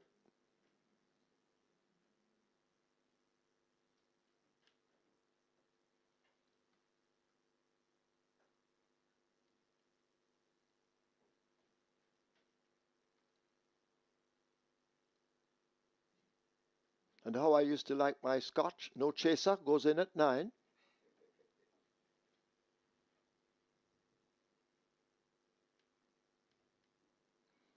Captain's Bad Gal being pulled to 10. They try with the favourite Lawrence at even money. Lawrence, skittish. She's Ideal is out along with Joe Boxer. Have Me Waiting. Wagwan, Sea Lillian. Those are the ones to load.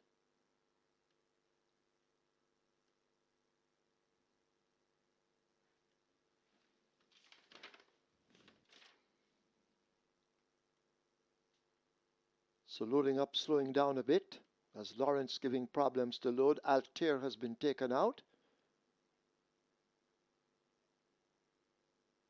Hopefully that will work and Lawrence will go in at 2.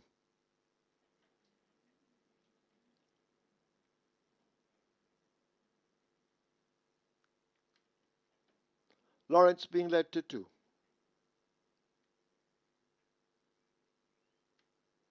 Queen Majesty in at 12. Still trying with Lawrence.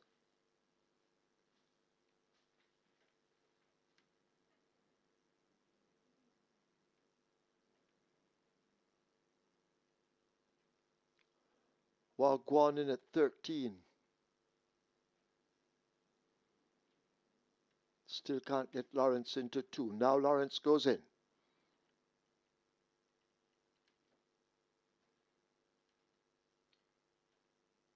Joe Boxer, Have Me Waiting. Sea Lillian, they're out. So to She's Ideal. Altair has to be reloaded. Sea Lillian goes in. Altair coming back into 1. So Radish Roman will try to board the favorite Lawrence.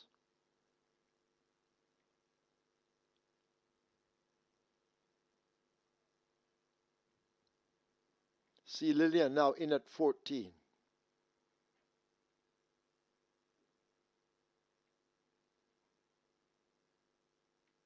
Coming into 4, Have Me Waiting. Omar Walker rides.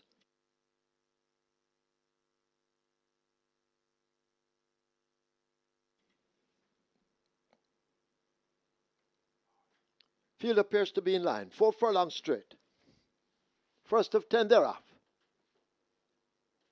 Another Lynx in the red silks gets away quickly in the center. Gulfstream Cat begins to tack across toward the middle. Sea Lillian is the one racing right against the stand fence. Rather there, that is Wagwan, also traveling strongly in the early exchanges. Joe Boxer is in the mix also. But they're charging up toward the final quarter. On the far side, the favorite Lawrence needs to do some more running, and Radish Roman trying to extract that from him. Also traveling powerfully, Joe Boxer now comes through, and Joe Boxer may just have the lead. Wagwan right alongside. These two in eye contact. Lawrence now gets going as they drive now inside the final 16th. Joe Boxer just the leader. Wagwan now left a length and the piece back. Lawrence and another Lynx beginning to close, but it's all over. Joe Boxer wins it. Wagwan is second. Another Lynx is third. Could be Lawrence fourth. Queen Majesty maybe fifth.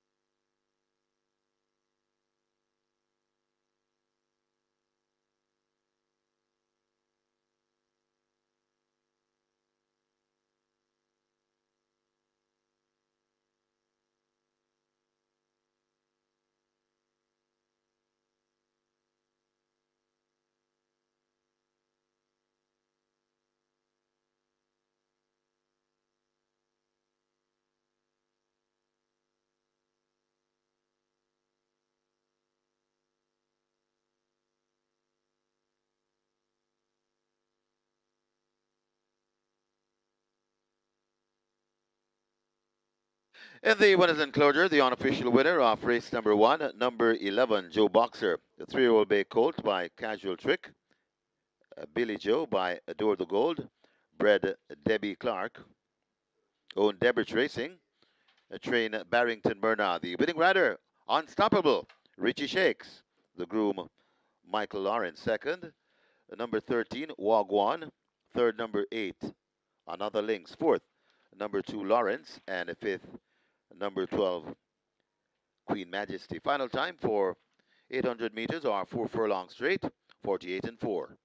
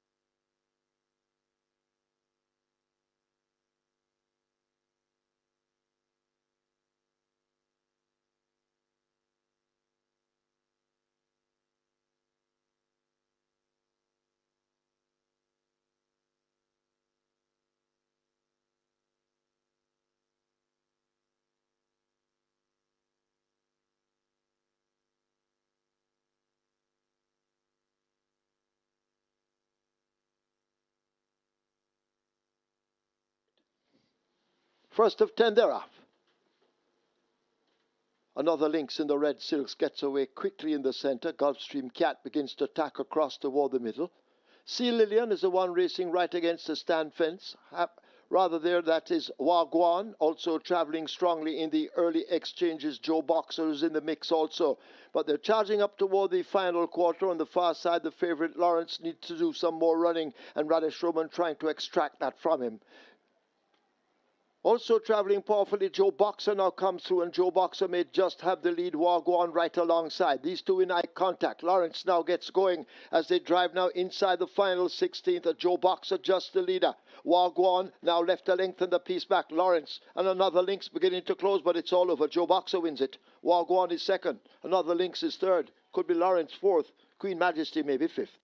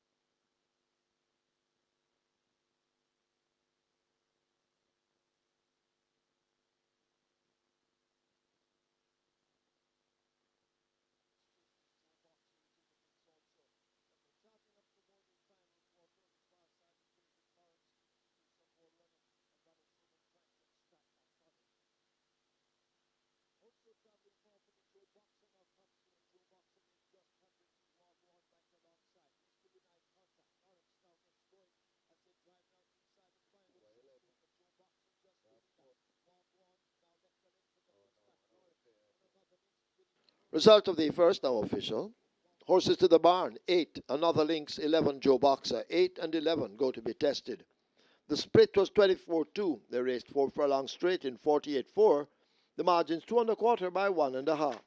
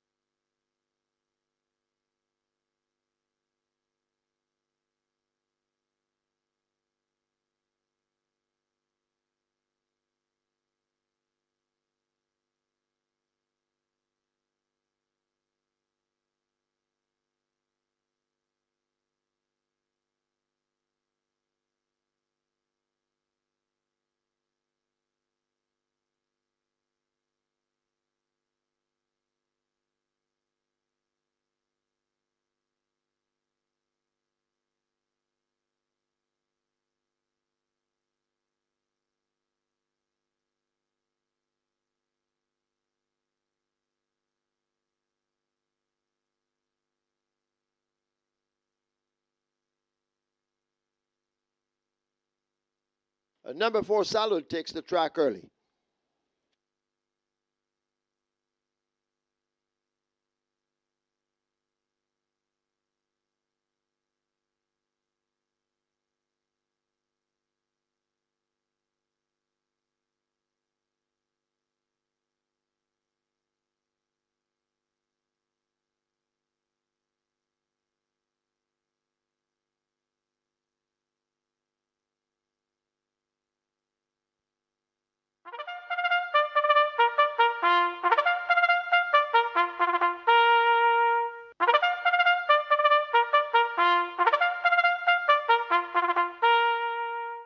Horses take the track for the second. It's for 3-year-olds and up.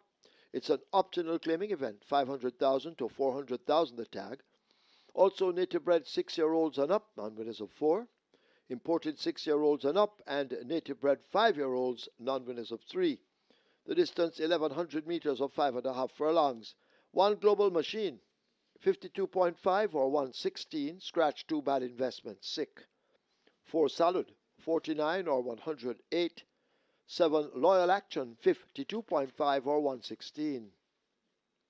Wagering on double event exacta, trifecta, rolling triple.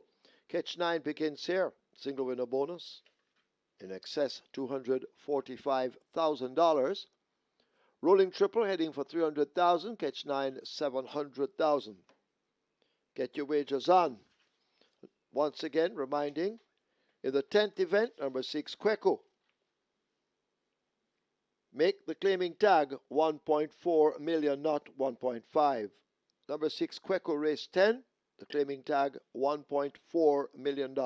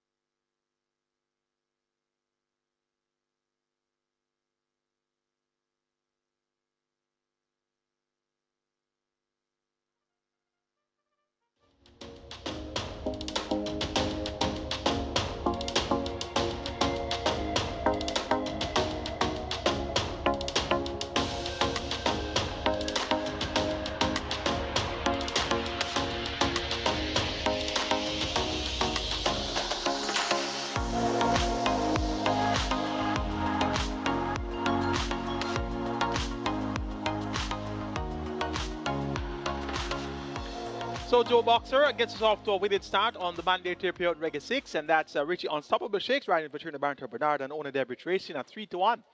Joe Boxer wins second time of asking. Live ticket count on the Reggae 6 on Labor Day, mandatory period day 3,986, and the net pool there is over 41.6 million. It's now on to race number 2, which starts our catch 9, minimum guarantee paid a half a billion. We have a field of 6. There's a scratch, of course, of number 2, bad investment. 7 declared to go posted, bad investment out. We're down to a field of 6. It's for the claiming level 500,000 out of 400,000, and they go 1,100 meters or 5.5 furlongs. Top choice goes to number 4, Salud.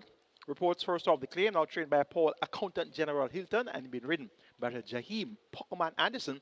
And Salud comes down at the scale as a mere 49 kilos here. Last time out third behind Prince Marshall and Money Box. So comes in light versus the likes of Sky Reach at 57. We also have a heavier weight for Global Machine and Loyal Action. So nicely off at the handicaps. Looks quite well presented.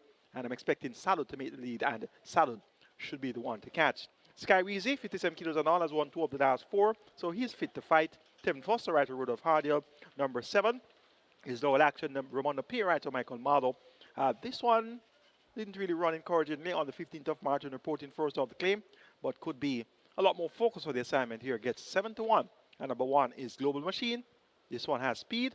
Richie Unstoppable Shakes looks for the early double. And he rides for Carlton Cunningham. Look for Global Machine at 8 to 5 to be back in contention throughout.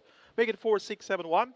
Salud over Sky Reezy, Loyal Action, and Global Machine.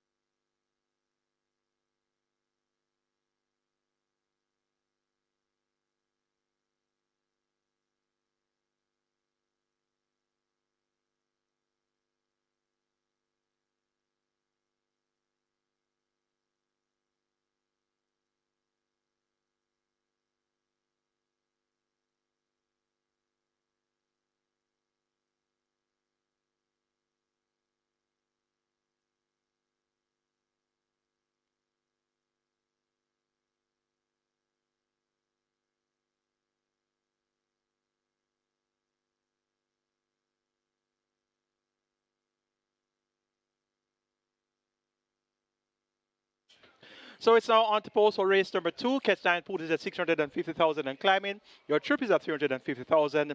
And some very vital information coming in that the Brinks truck is going to be full of cash today on Labor Day. And indeed, the Reggae 6 started off at 41 million plus in the net pool there. So this Brinks, I'm told that the Brinks truck is going to be on a full tank of gas today. So this Brinks now gets odds of 11 to 1. Tyrese Addison, right to turn around Porter.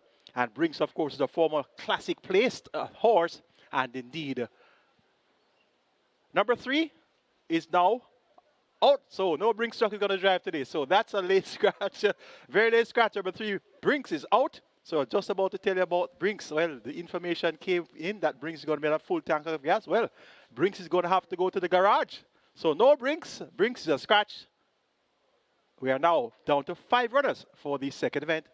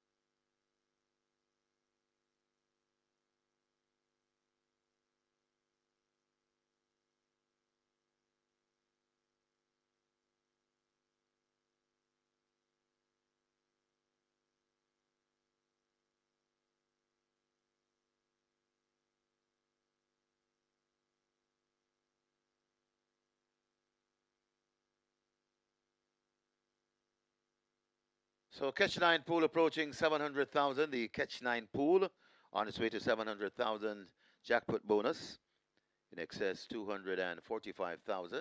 And we have a nice triple to booth. Triple pool approaching 600,000. Get your bets on as they're closing up. It's a small field, so they'll be loading quickly.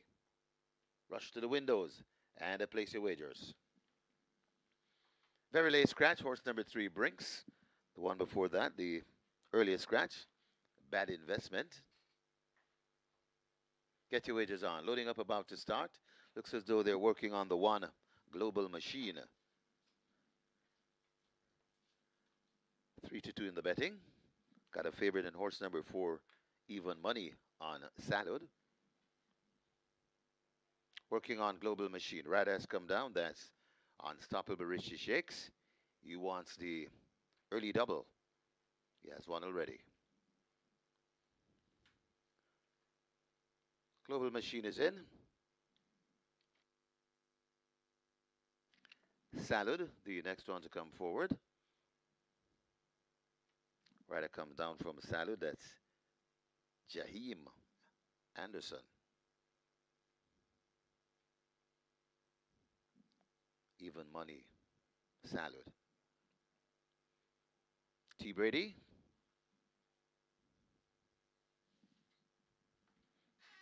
And the bustling Phil Parchment. One away from his 200th win. Sky Rizzi is next, gate number 6. One to load, Loyal Action, gate 7. Slaughter Michael Sims at his spot. 5.5 furlong the trip. Best of luck with all your wagers. Ready for a start.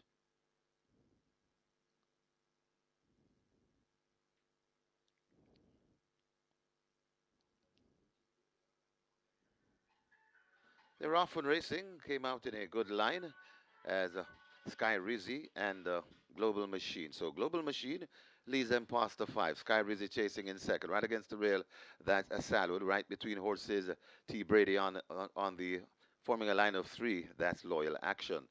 They go past the 4, and Global Machine has the speed and not afraid to display it. Global Machine by about 2 lengths in front of Sky Rizzi racing down into second. Salud watches them from third. Another 2 before we come to Loyal Action and T. Brady racing just at the back of the field. They're going to come into the lane shortly, and it is Global Machine still in front. Sky Rizzi now gets serious. Global Machine in front, just a length in front. Sky Rizzi coming down on the outside of Global Machine. Also coming on, that's Salud, but it's Global Machine still in front. Sky Rizzi trying. Global Machine kicking once again. Sky Rizzi still not quitting, coming to the furlong pole. It's Global Machine in front. Sky Rizzi still chasing and trying hard. Global Machine in front. Sky Rizzi still there fighting, but Global Machine and Richie Shakes, 2 on the day for unstoppable Richie Shakes, going on to beat Sky Rizzi by about 2 lengths.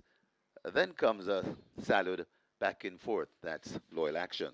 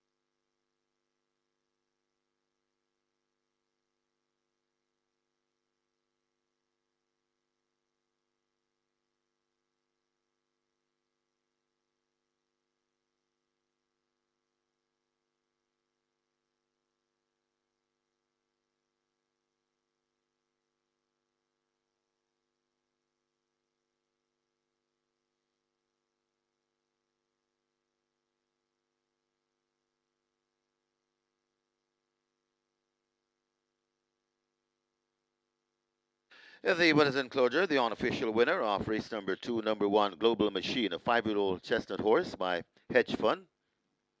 Springtime Rain by Spring at Last. Bred Lakeland Farms Limited, owned and trained Carlton Cunningham. Winning rider, 2 on the day for Unstoppable, Richie Shakes. The groom, Jerome Samuels. Second, number 6, Sky Rizzy. Third, number 4, Salud. And fourth, number 7, Loyal Action. Final time for 5.5 furlongs, 109 flat.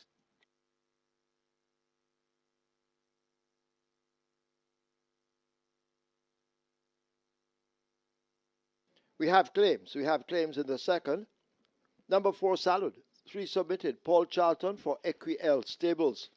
Paul Charlton claims Salud for Equiel Stables. The 13 submitted for number 6, Sky Rizzy. 2 void. Rohan Ricardo Mathy for Rohan Roy Mathy. So Rohan Ricardo Mathy claims Sky Rizzy for Rohan Roy Mathy.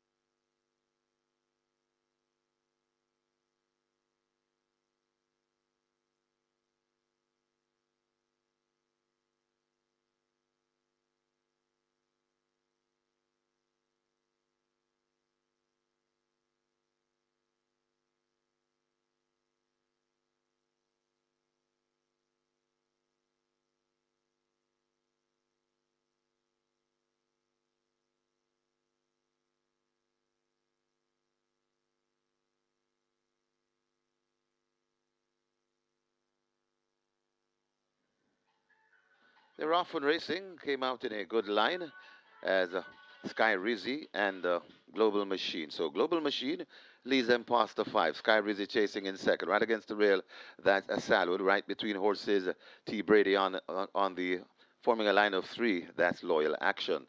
They go past the 4, and Global Machine has the speed and not afraid to display it. Global Machine by about 2 lengths in front of Sky racing down into second. Salad watches them from third. Another 2 before we come to Loyal Action and T. Brady racing just at the back of the field. They're going to come into the lane shortly, and it is Global Machine still in front. Sky Rizzy now gets serious. Global Machine in front, just a length in front. Sky Rizzy coming down on the outside of Global Machine, also coming on. That's Salad, but it's Global Machine still in front. Sky Rizzy trying. Global Machine kicking once again. Sky Rizzy still not quitting, coming to the furlong pole. It's Global Machine in front. Sky Rizzy still chasing and trying hard. Global Machine in front. Sky Rizzy still there fighting, but Global Machine and Richie Shakes, 2 on the day for Unstoppable Richie Shakes, going on to beat Sky Rizzy by about 2 lengths. Then comes a Salud back in fourth. That's Loyal Action.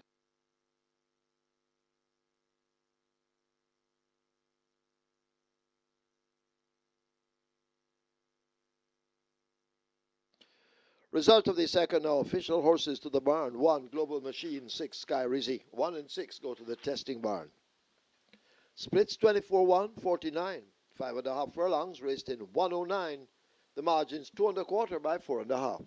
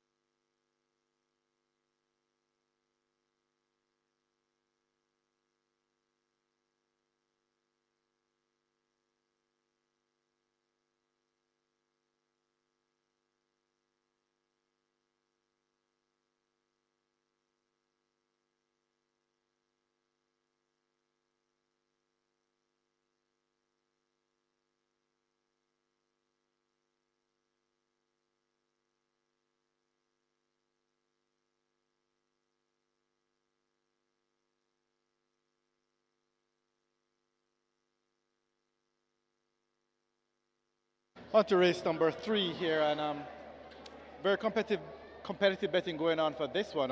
Couple of horses taking some decent money. Number 3, Share du Jour, $4.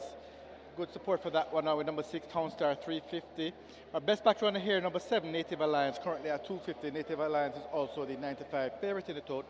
Another one that's taking a little bit of attention here is number 11, Never. This one at 440. So some good betting going on, and there are others getting support too. Number 2, Secret Mission, $6. But the best back runner here at the fixed odds is number 7, Native Alliance, currently at 250. If we're going to look a little bit later down in the program for two good positions that punters have taken at the fixed odds winners. For race 7, Nautical Star, a lot of attention as expected on that one, $1.80. Absolutely hammered into $1.20. That's Nautical Star in race 7. And in race 8, the Leviticus, $4 into $1.70. So great early support for the Leviticus in race number 8. And back to race number 3 here, it's number 7, Native Alliance, currently at 250. That's your best back runner at the fixed odds winner. Also 65 favorite to the tote. Good luck.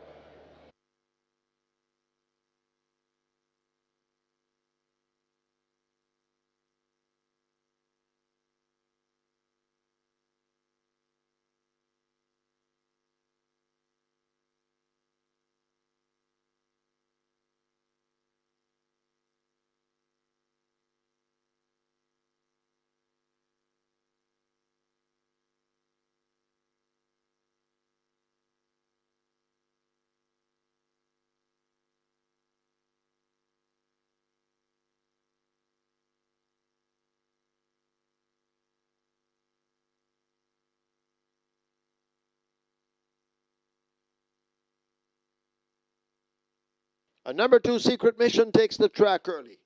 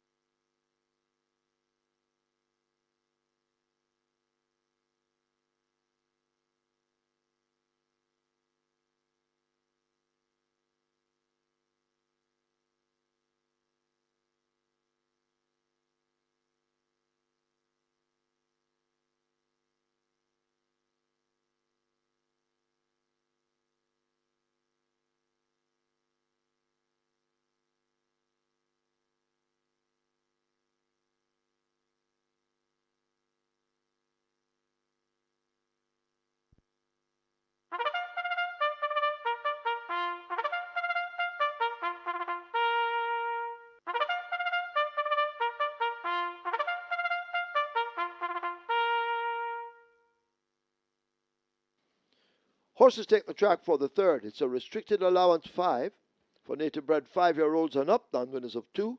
And imported 5-year-olds and up maidens, the distance 1,200 meters or 6 furlongs. 1 Big Pop, 52 kilos or 115 pounds.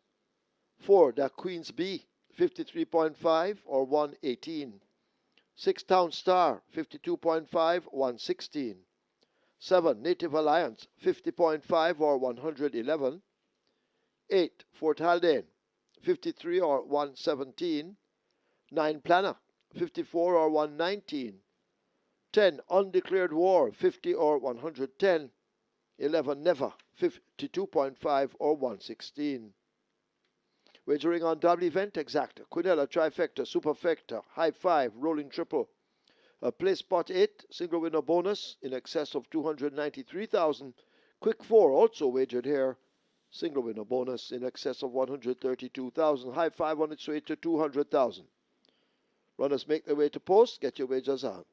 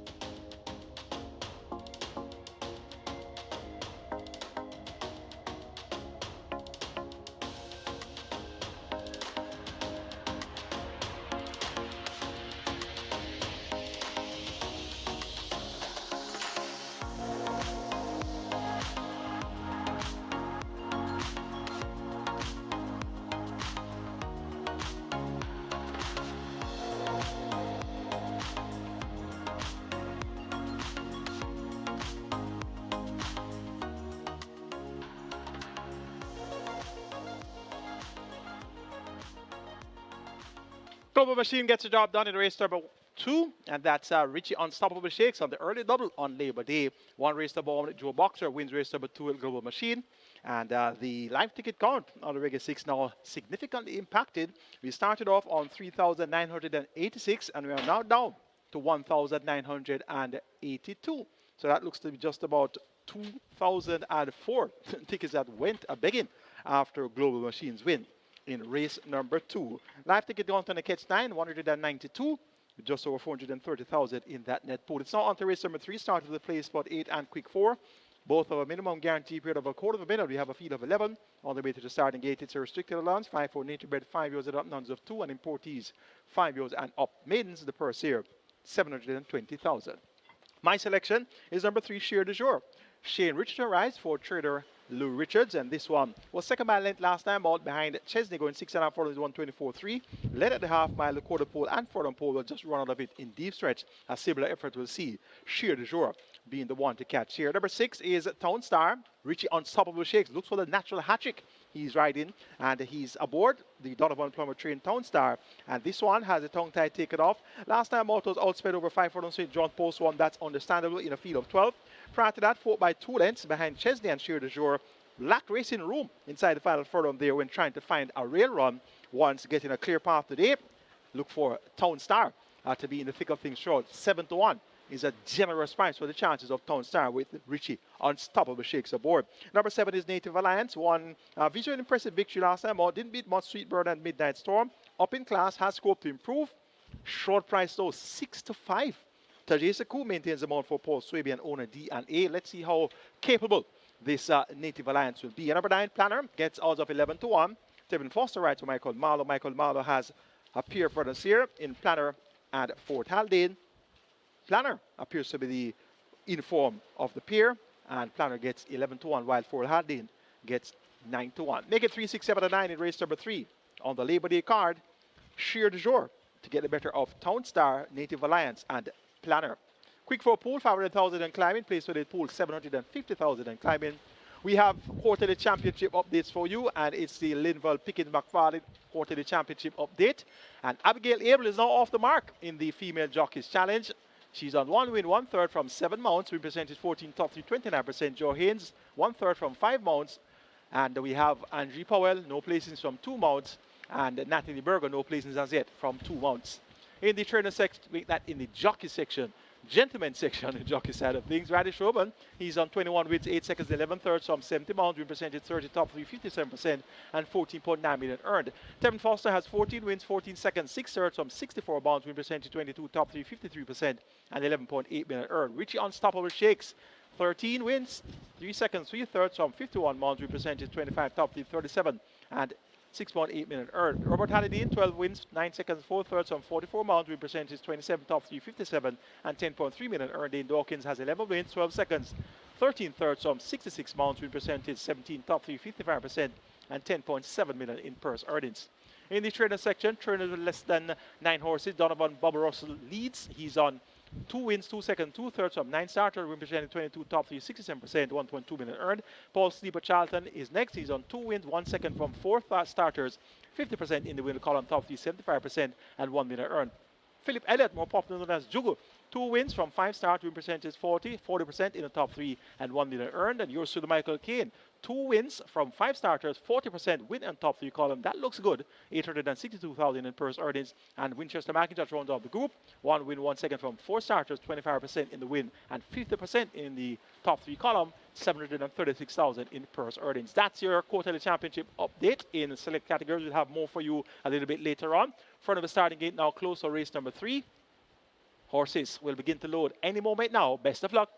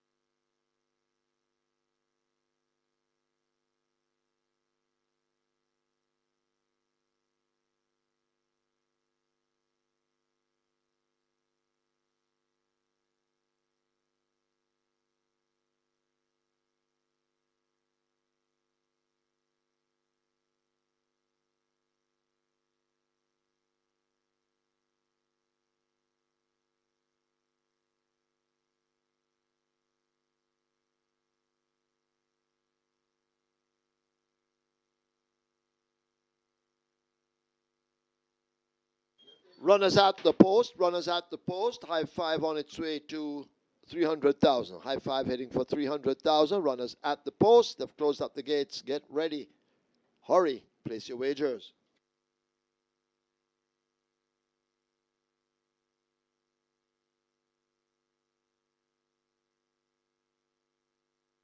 Horses now loading. First one in, Big Pop. Secret Mission will be next at 2.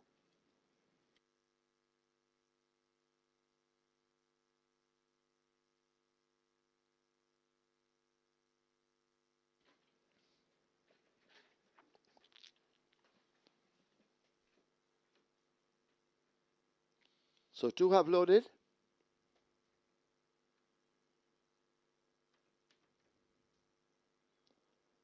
They try with Shelley the Rocket in the blindfold. She's being led to 5.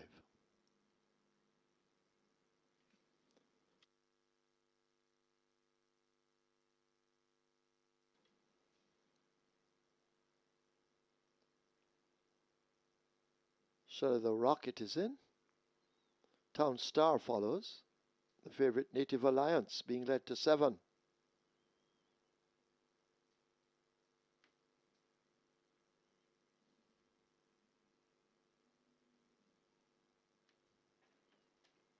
Fort Haldane loads at 8.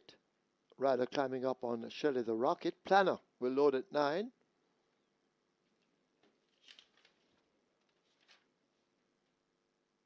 Rider coming off Never to load at 11.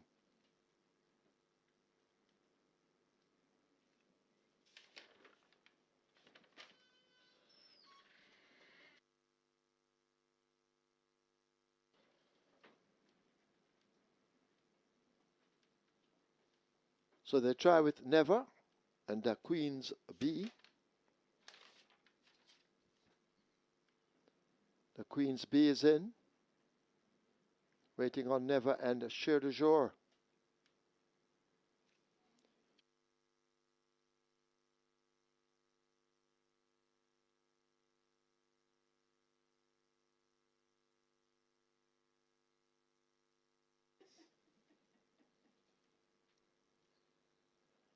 Never goes in, rider up. Waiting on Cher de Jour.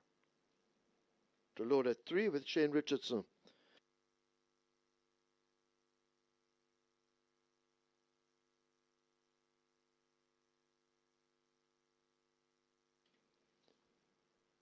So Cher de Jour goes in. Field in line for the 3rd. 6 furlongs. Starter ready.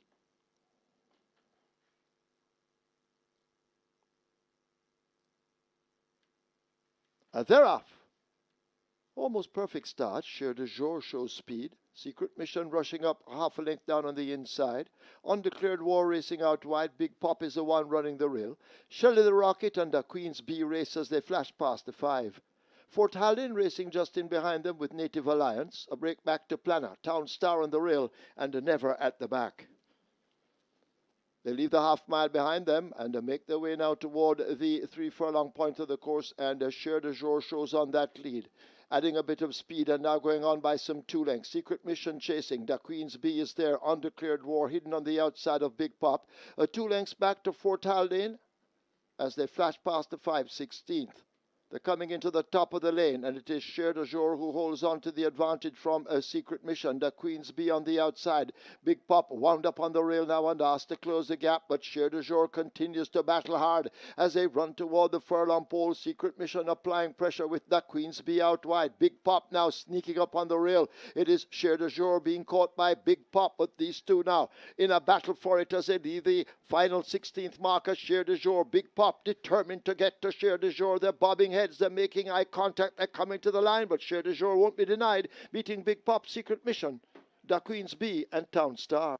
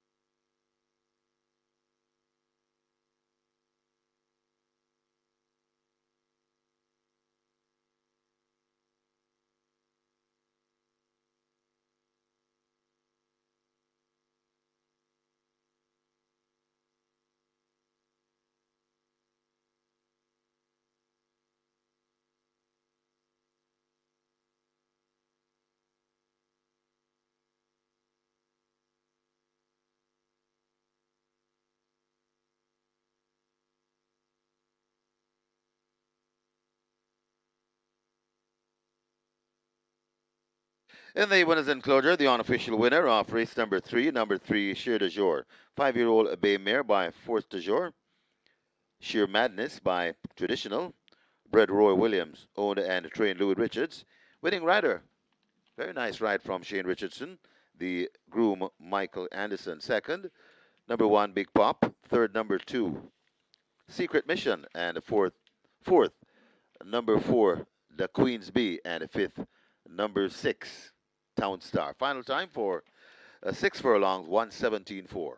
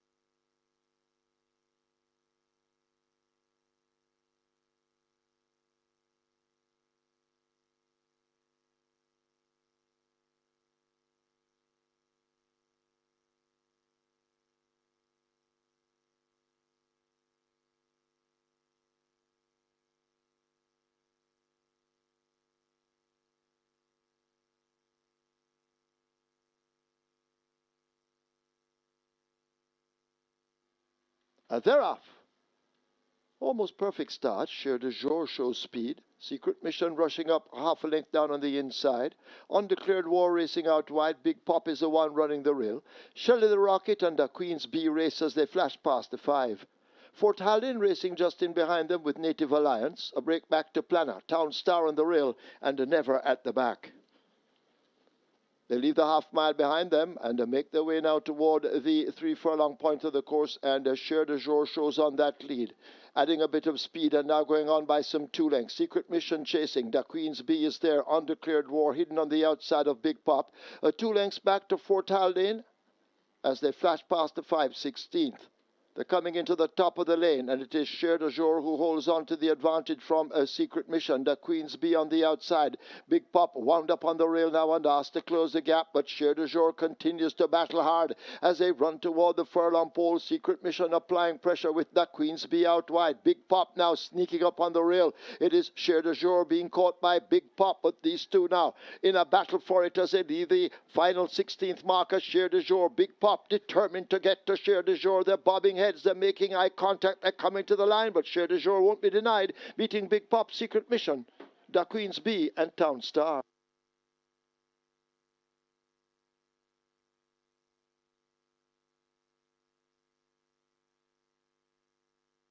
Jockey Shaheem Gordon asked to go now to the stewards room. Jockey Shaheem Gordon wanted in the stewards room. Result of the third official. Horses to the barn. 2, Secret Mission.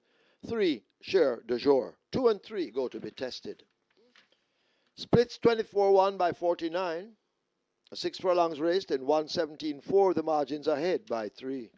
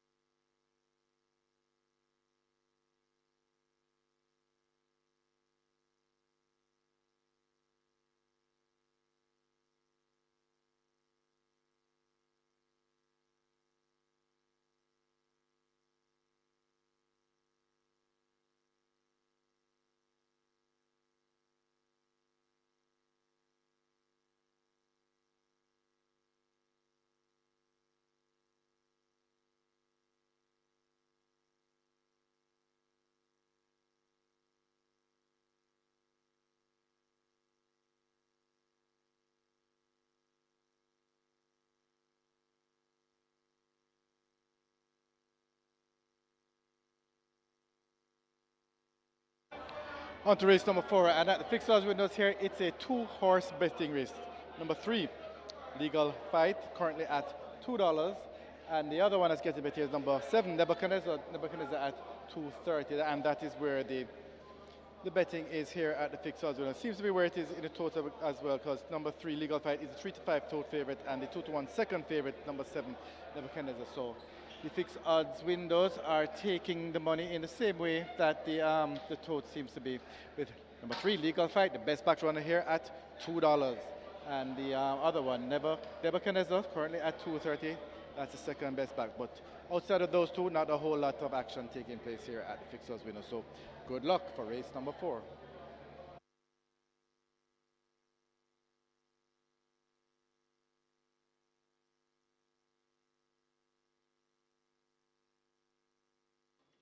Your attention, please. Trainer Rowan Ricardo Mathy has to go now to the testing barn. Rowan Ricardo Mathy, please go now to the testing barn.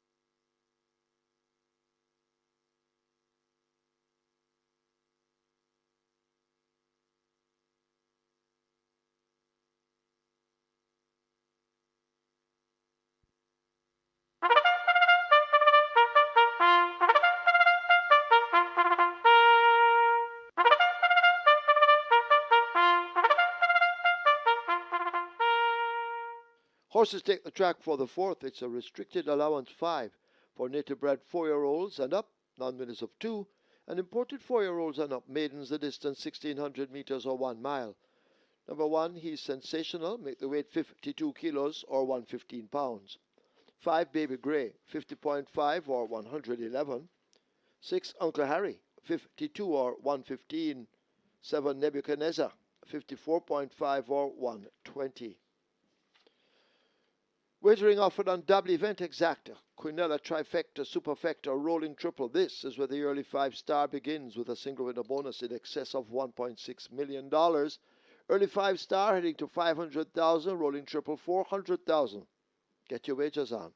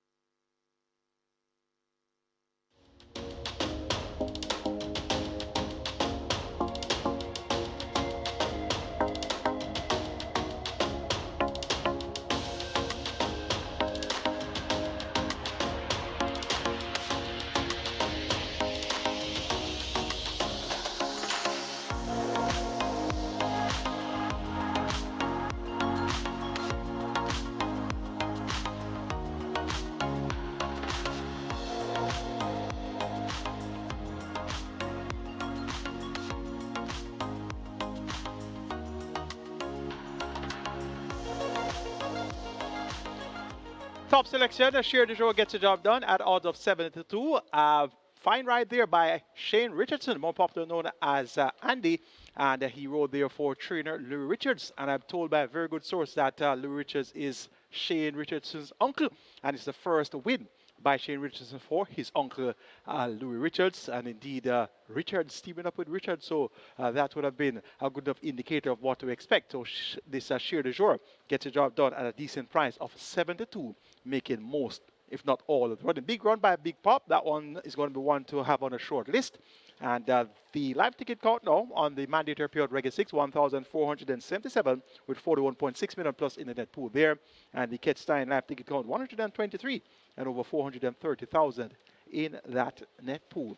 It's now on to race number 4 with starter early 5-star. Minimum guaranteed payout 300,000. You have a field of 8 and they go a distance here of 1,600 meters, 8 furlongs or a mile. It's a restricted allowance, 5 for nature bred 4 years and up, nuns of 2, and imported 4 years and up maidens. Top selection is number 4 in the 4th. My Eclipse. Shane Richardson looked for the quick double, and he rode in race number 3 for Lou Richards. He rides here in race number 4 for Alfred Brown and owner breeder Robert O'Gilvy Williams. My Eclipse was a strong run up going a mile on the 4th of April. That should count for something here. Is that a mile again? Second by 2 lengths behind Good Conscience. Came back and was 6 over the straight, understandably so, not suited to the straight. Then was finishing well to be third by 4 lengths over 7 furlongs behind Cost of Living and Legal Fight. Legal Fight is here as the short price favorite at 3-5. And you're getting 5-1 for My Eclipse. A lot more value here for My Eclipse. Number 3, Legal Fight. This one clearly has a good chance. Run up the last 3 outings. Second by neck behind Bangarang going 4 straight. Second by a length and 3/4 going 7 furlongs to Cost of Living. And last time out, second by 9.5 lengths going 5 round behind Native Flyer. Back on a fairly quick turnaround a week later. So this Legal Fight most definitely should be able to fight out the finish. But 3-5 looks a bit on the short side for me. Number 7 is Nebuchadnezzar. He has proven to be very expensive to follow. 4-5 the last 2 appearances. 3 started back 6-5 earlier. Went over 3-1, 7-5, 2-1. So he has been thereabouts. Runner up 3 of the last 5 races. Second by 3 lengths going 5 straight to altogether. Second by 11 3/4 at a mile behind Papi Uso is stablemate. And the second by neck going 7 furlongs behind last position. So one of his honest effort, usual honest efforts to see him in the thick of things throughout. And you're getting 95 today, so a little bit more meat on the bone today for the backers of Nebuchadnezzar. Champion jockey rider showboat rider Anthony Nunes and owner Distinguished Thoroughbreds. At number 8 is Secret Sensation. Jamar Jackson, a.k.a. Back Juice. He's in the saddle for owner trainer breeder Carl Anderson, and this is a potent combination. They have teamed up twice so far to win this season. First Offense and Wall to Wall come to mind immediately, and the price is right today for Secret Sensation, and he's going to be finishing best of all in deep stretch from one of his better efforts. He's quite inconsistent, but one of his better efforts would see him being the one to try to stave off inside the final furlong and a half. Make it 4, 3, 7, and 8 in race number 4. My Eclipse over Legal Fight, Nebuchadnezzar, and Secret Sensation. The 5-star pool is at 550,000. Your triple is at 450,000. We can continue with our quarterly championship update. It's a Limbal Pickens Rock Farm and Meet. We are now at the category of trainers between 9 and 15 horses. Adrian Prince leads, 5 wins, 2 seconds, 4 thirds on 14 starters. Win percentage 38, top 3, 79%, and 3 million in earnings. Robert Pearson has 3 wins, 3 seconds, 2 thirds on 20 starters. Win percentage 15, top 3, 40%, and 2.8 million earned. Carlton Cunningham has 3 wins, 2 seconds from 11 starters. 27% win column top 3 35%, make that top 3 45%, and 1.7 million earned. Ryan Darby has 3 wins, 1 second, 3 thirds from 20 starters, win percentage 15, top 3 35%, and 1.5 million in purse earnings. Donovan Plummer rounds off the group, 3 wins, 1 second, 2 thirds from 11 starters, win percentage 27, top 3 55%, and 1.4 million earned. Trainers with between 16 and 35 horses. Leading is Peter Dumpestart, 9 wins, 4 seconds, 3 thirds from 31 starts, win percentage 29, top 3 52%, and 6.3 million earned. Patrick Lynch has 6 wins, 6 seconds, 5 thirds from 46 starters, win percentage 13, top 3 37%, and 4.6 million earned. Oral Hayden has 4 wins, 5 seconds, 5 thirds from 45 starters, win percentage 9, top 3 31%, and 3.3 million earned. Barrington Bernard, 4 wins, 2 seconds, 3 thirds on 24 starts, win percentage 17, top 3 38%, and 2.9 million earned. Michael Mahler runs off the group, 4 wins, 1 second from 22 starters, win percentage 18, top 3 23%, and 2.2 million earned. In the category of trainers with more than 35 horses, leading is Jason Acosta, 19 wins, 11 seconds, 14 thirds from 98 starters, win percentage 19, top 3 45%, and 18 million earned. Anthony Newton has 10 wins, 10 seconds, 11 thirds from 78 starters, win percentage 13, top 3 40%, and 9.8 million in purse earned. In the owner section, champion of the Carlton Watson has 4 winning horses, 4 races, 1, 5.1 million earned. Solomon Sharp, 2 winning horses, 3 races, 1, 2.2 million earned. Mr. Sam has 2 winning horses, 3 races, 1 with 2 million in earnings. And the combination of the Costa, Parnell, and Shakir, 2 winning horses, 2 races, 1, 1.9 million in earned. PJK team, 3 winning horses, 2 races, 1, 1.8 million earned. ONS Racers of ONS Stackroom fame, 2 winning horses, 3 races, 1, 1.6 million in earnings. And Cassiopeia Racing Incorporated Limited, 2 winning horses, 2 races, 1, 2.8 million earned. Vanu Taylor, 1 winning horse, 2 races, 1, 2.5 million earned. Oral Hayden, 2 winning horses, 2 races, 1, 2.1 million in earnings. And Micros runs off the top 10 trainers for the quarterly championship. 2 winning horses, 2 races won, 1.5 million in purse earnings. In the groom section, Gory Lynch has 6 wins, 4 seconds, 4 thirds on 35 starters, represented 17 top 3, 40%, and 4.1 million earned. Kirkland Samuels, 4 wins, 1 second from 5 starters, represented 80 top 3, 100%, and 3.9 million earned. Warren Thompson, 4 wins, 1 second, 2 thirds on 13 starts, represented 31 top 3, 54%, and 2.9 million earned. And Stephen Smith, 3 wins, 2 seconds, with 2.8 million earned. And Kobe Anthony, 3 wins, 2 seconds, 2 thirds. He rounds off the top 5 grooms. That's your quarterly championship update. It's now on to the start of race number 4. So the loading up has started for race number 4. Get your wagers on. Early 5-star approaching 600,000. Be reminded, we have a mandatory payout on the 30th of May. He's sensational. Black Ringo, Baby Gray, Uncle Harry. Those are the ones that's already loaded. They've opened gate 3 for Legal Fight. That's our 4-5 favorite. Legal Fight comes to gate number 3. And a Secret Sensation heads to gate 8. Secret Sensation is in. Legal Fight part of the way in. A Legal Fight now in. My Eclipse, gate 4. My Eclipse goes in. Want to load, Nebuchadnezzar, gate number 7. Nebuchadnezzar goes in. 1 mile the trip, and they're all in, ready for a start.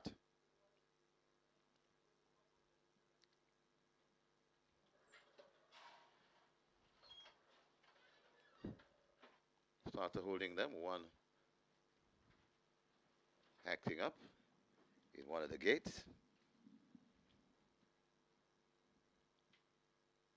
That could be the 5 gate. That's where Baby Gray will come from. Oh, it's Uncle Harry running loose behind the gate. So we'll have a delay to the start of race number 4. Uncle Harry running loose. Looks as though they're backing some of the runners out. And a Baby Gray rider is on the ground. Let's hope he's okay.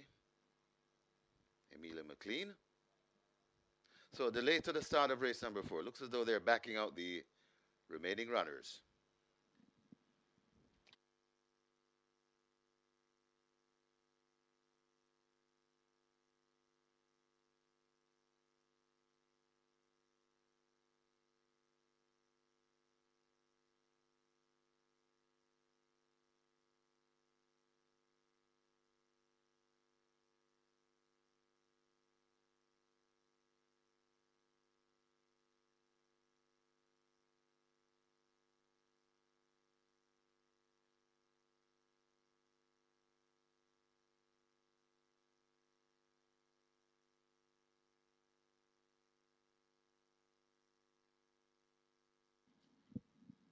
Looks as though the rider of Baby Gray, Emilia McLean, is injured. And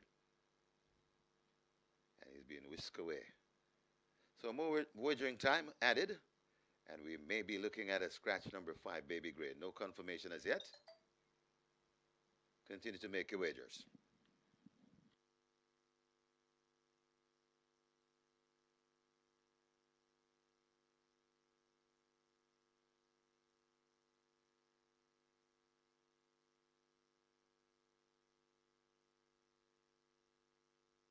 Early 5-star approaching 800,000. The rolling triple, a very nice one. That's approaching 650,000.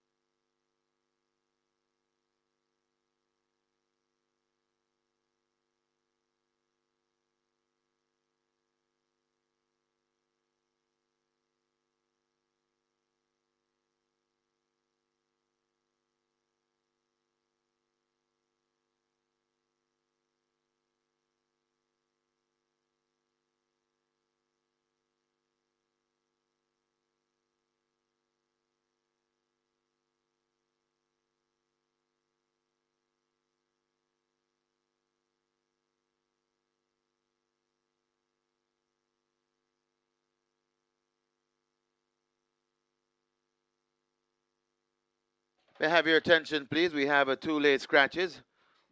Horse number 5, a Baby Gray, and number 6, Uncle Harry, both scratched at the gate.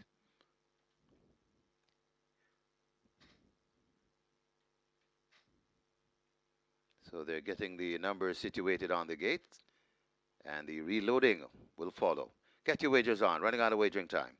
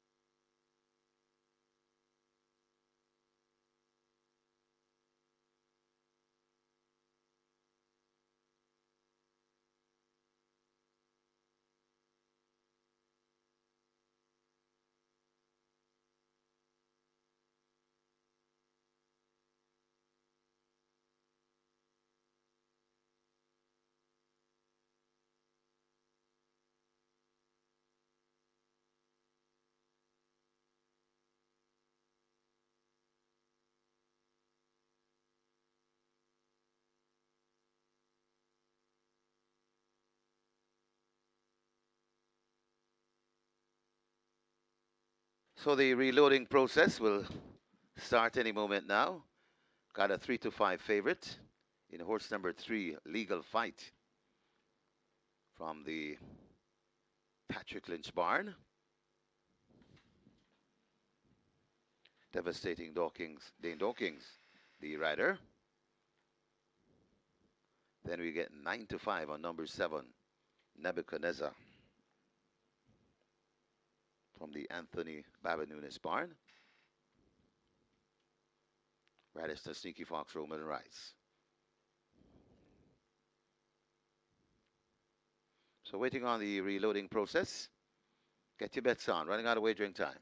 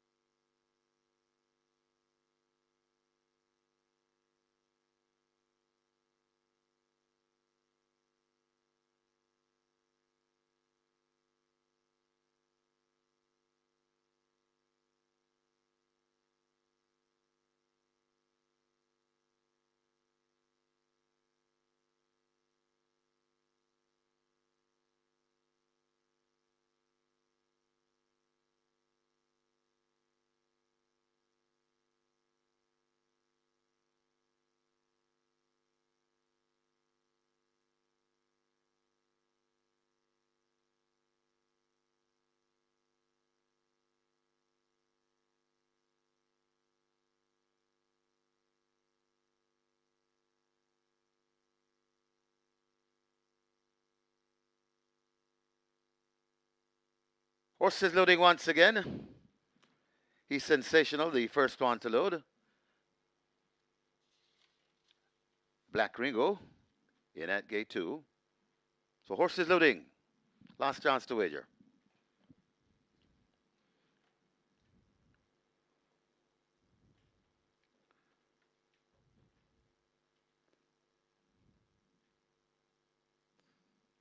Secret Sensation loads at 8.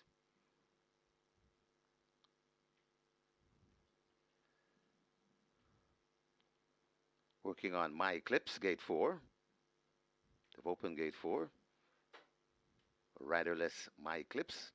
That's the one they work on. Goes in at 4.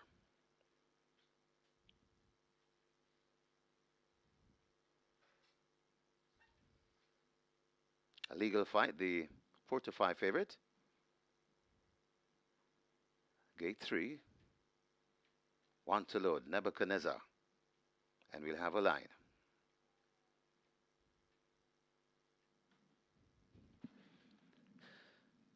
Nebuchadnezzar goes in. And they're off and racing.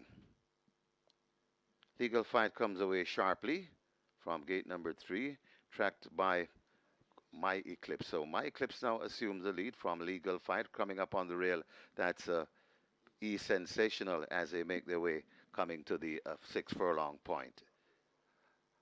On that lead, it's now Legal Fight assumes the lead from My Eclipse racing back in second, right against the rail. That's He's Sensational, Black Ringo, just on the outside of He's Sensational. Then another 3 lengths before we come to Nebuchadnezzar, and racing at the back of the field, that Secret Sensation. The 6 runners make their way to the 4 furlong point, and on that lead, Legal Fight. They're going at a nice tempo. Legal Fight in front of racing in second. That's He's Sensational. My Eclipse is watching them from third. Black Ringo comes next. Then come Nebuchadnezzar, scrubbed along and asked for more, and racing at the back of the field, that Secret Sensation. They're going to pass the 3, and it's Legal Fight still bouncing comfortably on that lead. About a length and a half or maybe 2 lengths in front of E Sensational. Right there too, that's My Eclipse. They're at the top of the lane, and it's still on that lead. Legal Fight. Rider takes a peek behind and sees that He's Sensational is coming down intently. Legal Fight in front of He's Sensational. I think this is where the race will lie. They're coming to the furlong pole, and Legal Fight is still in front. He's Sensational still plodding on, but Legal Fight begins to do a lot better than these. Legal Fight and Devastating Dane Dawkins begins to pull away and will win comfortably in the end, maybe by 5 lengths. He's Sensational is second. Then comes My Eclipse. Make that Nebuchadnezzar finish in 4th.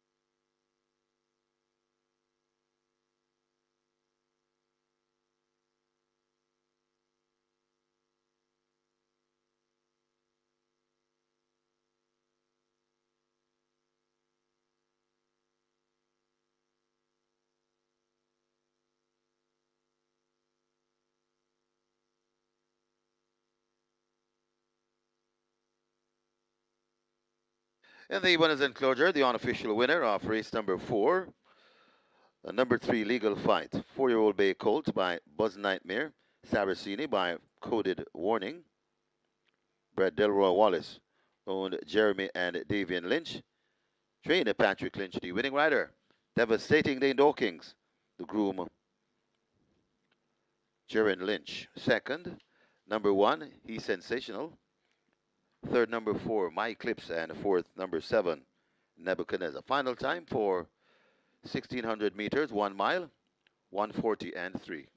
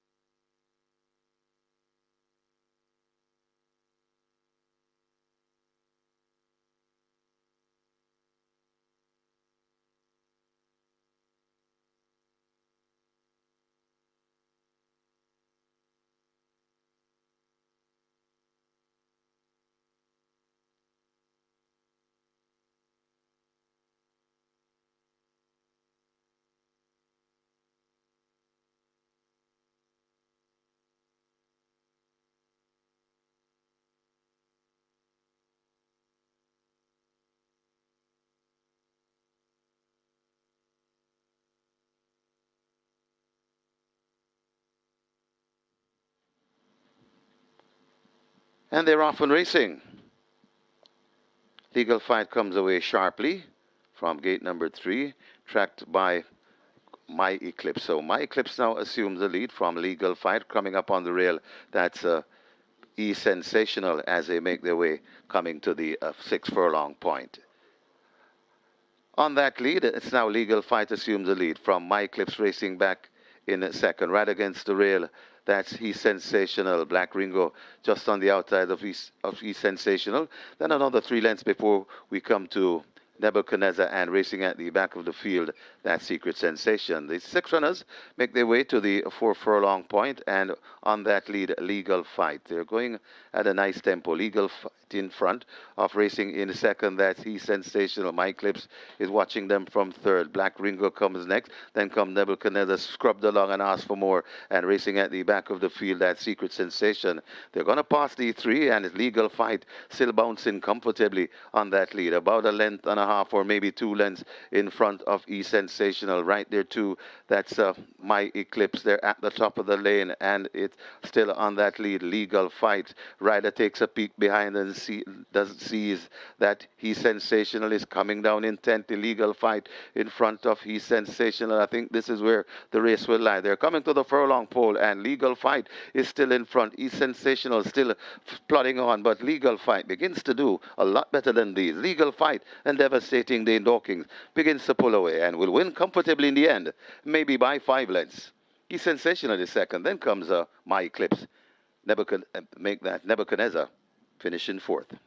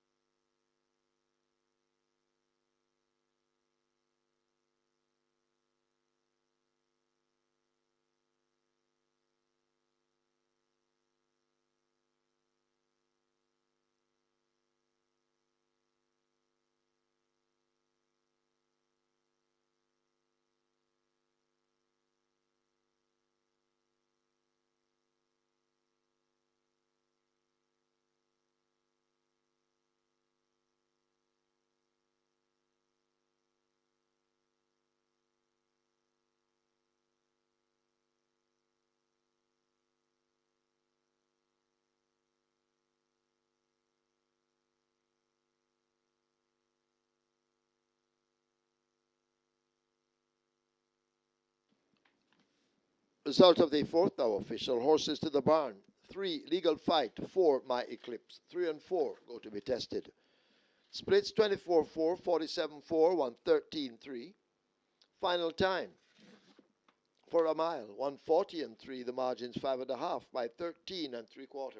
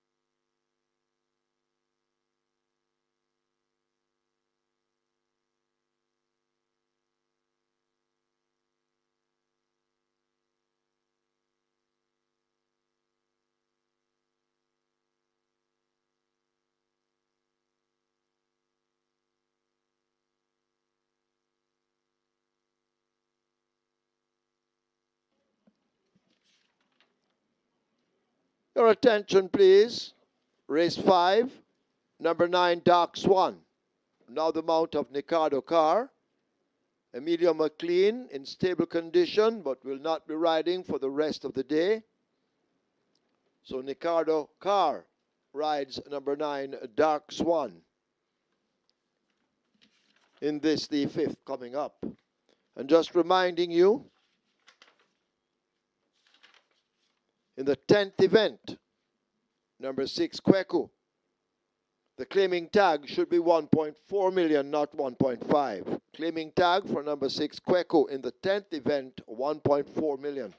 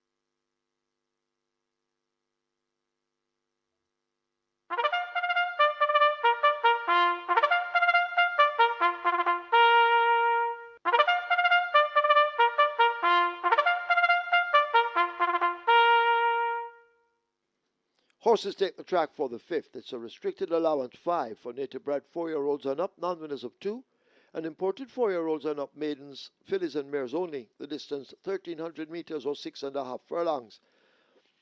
Number 1, Simply Enchanting, make the weight 54.5 or 120 pounds. 2, Attila, 54 or 119. 3, The Storm, 52 or 115. 6, Candy Girl, 51 or 112. 7, Treasure Isles, 52 or 115. 9, Dark Swan, 51 or 112, make the rider Ricardo Carr. 11, Laurie, 51 or 112.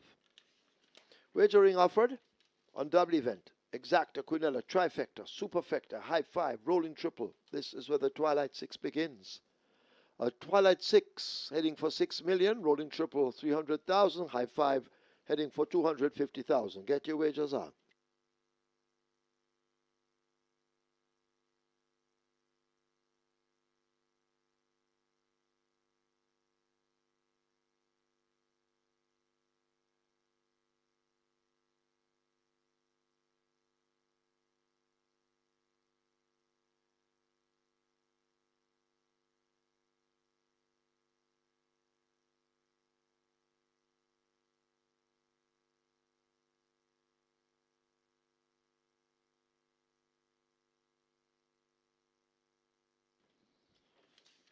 Further rider change in the 6th event. Number 7, Always Vigorous, now the mount of Ricardo Carr. 7, Always Vigorous, race 6, Ricardo Carr. Trainers who had booked the services of Abilio McLean make other arrangements. Contact the stewards.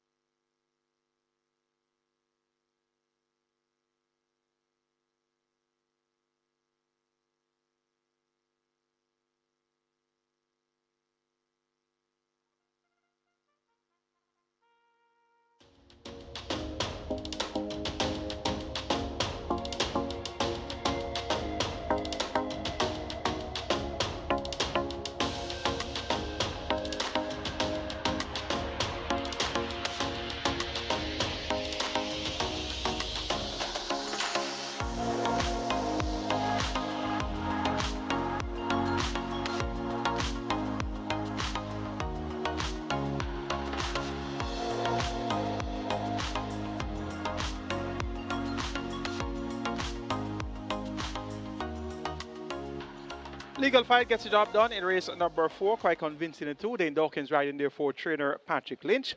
And Legal Fight went off the short price favorite at 3-5, getting the job done over the longest shot on the board. He's sensational.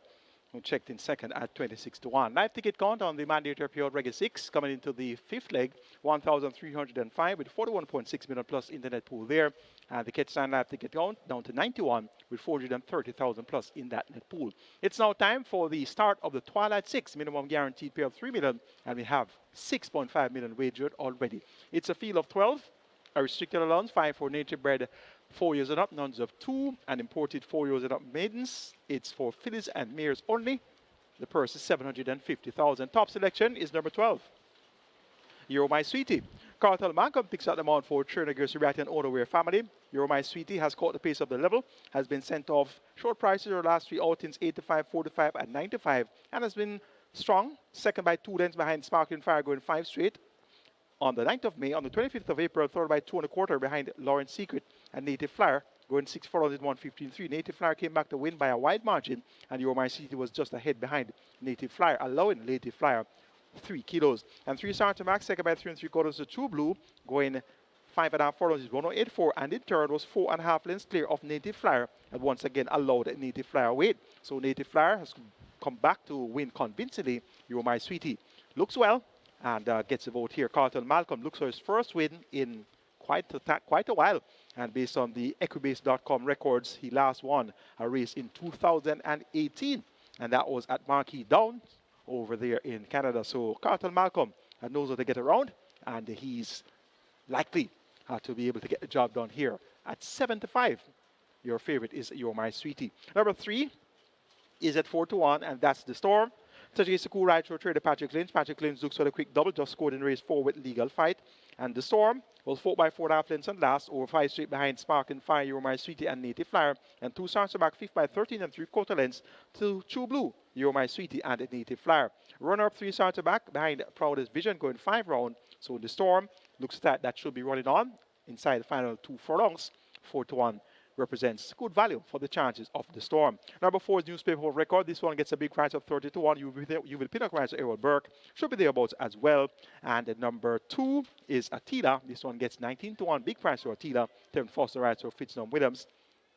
Going 12-3-4-2 in race number 5. You're My Sweetie over The Storm, Newspaper of Record, and Attila.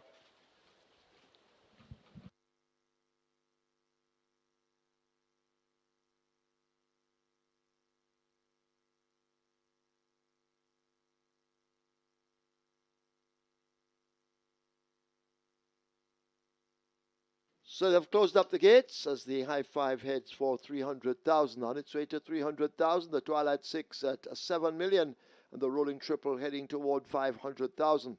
Hurry, get your wagers on. Loading up, about to begin.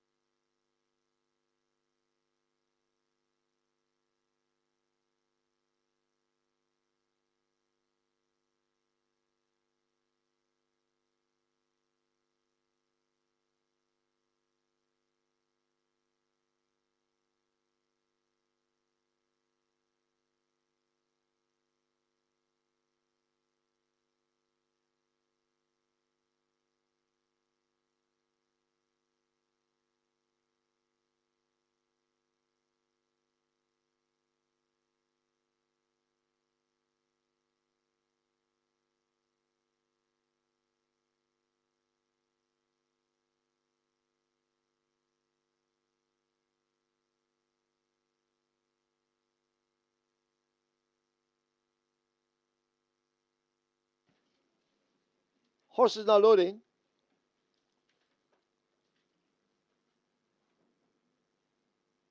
The Storm enters gate 3.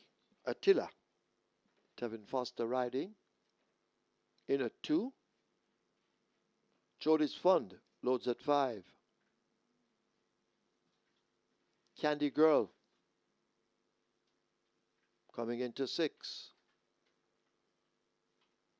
Family Feud loading at 8.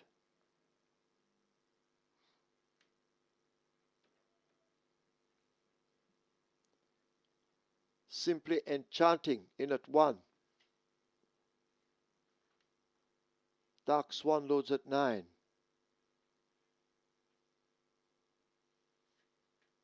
Not many left to load. Hurry, get your wagers on. Newspaper Record lining up for 4.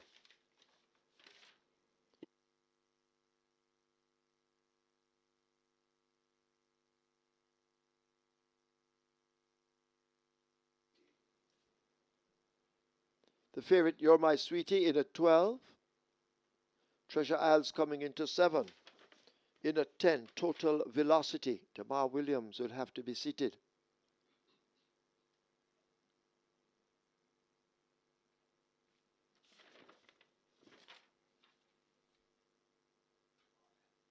Field in line, 6.5 furlongs. Starter ready? They're off. First start. Newspaper of Record races at the back of the field. Family Feud and Dark Swan match strides for that lead. Total Velocity out wide, Simply Enchanting running the rail. Splitting horses, that's Attila. Treasure Isles right on their heels. Candy Girl is next. You're My Sweetie racing on the outside of runners. Olori is also moving fluently at this stage with this Storm. Jolie's Fun toward the back. And last of all, it's Newspaper of Record. They're arriving at the final half of a mile. They're in that turn, and Dark Swan leads the field by some 2.5 lengths. Treasure Isles now going in pursuit. Family Feud is back in third, 5 off that lead. Total Velocity, Attila, and Candy Girl, along with You're My Sweetie, form a bunch in behind. They leave the 3. The Storm is racing up next, then Jodie's Fun, Simply Enchanting, Newspaper of Record making late ground on Laurie, firmly planted at the back as they're coming into the top of the lane. A quarter of a mile to run. They've got this Dark Swan to catch. Treasure Isles is on the outside trying to do so. Attila is toward the center and down against the rail. That's Family Feud, but Dark Swan is cantering as they arrive at the furlong pole. It is Dark Swan in complete control. The rider changing his hold, and Dark Swan continues to lead up, running on from the back. That's You're My Sweetie trying to close, but can they catch Dark Swan? Dark Swan out in front with a commanding lead. Dark Swan and Ricardo Carr win by 6. The Storm is second, Attila third, Family Feud fourth, You're My Sweetie is fifth.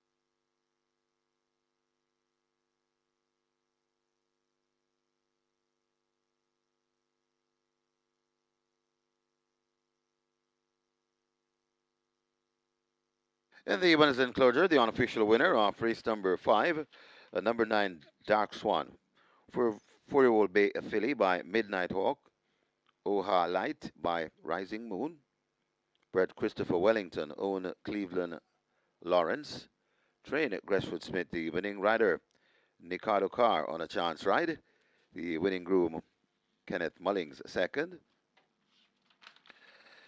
Number 3, D Storm.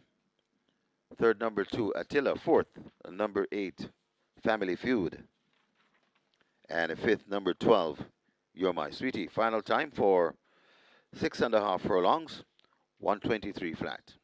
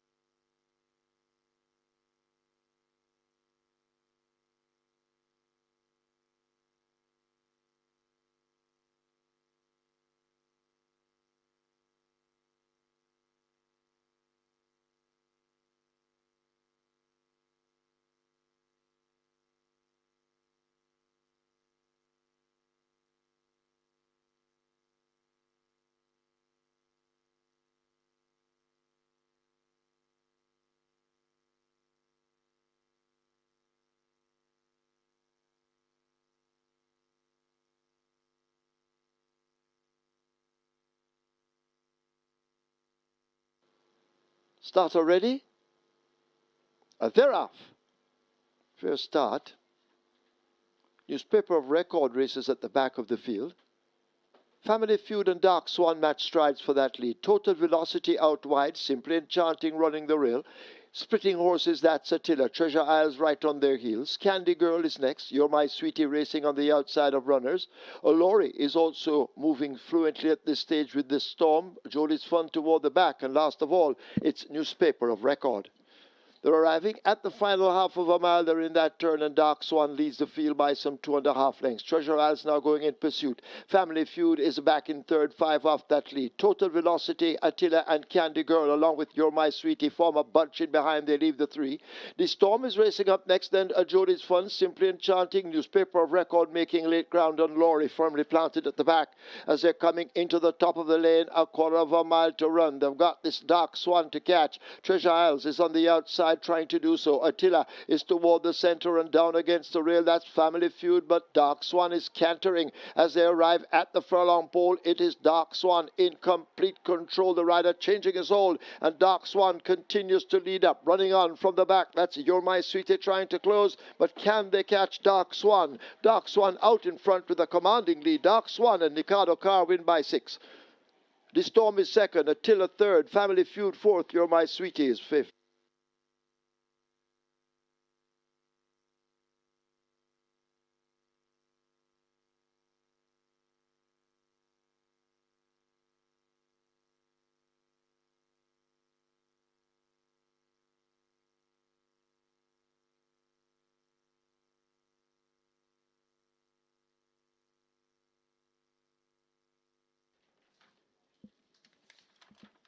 Result of the 5th official. Horses to the barn. 3, D Storm. 9, Dark Swan. 3 and 9 go to be tested.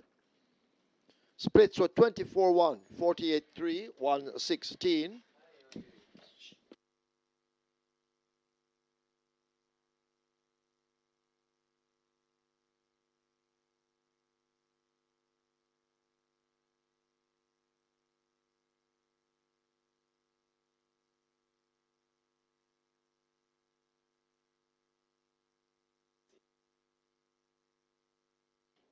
Splits 24-1, 48-3, 116. Final time, 6.5 furlongs, 123. The margins 5.5 by 5.25.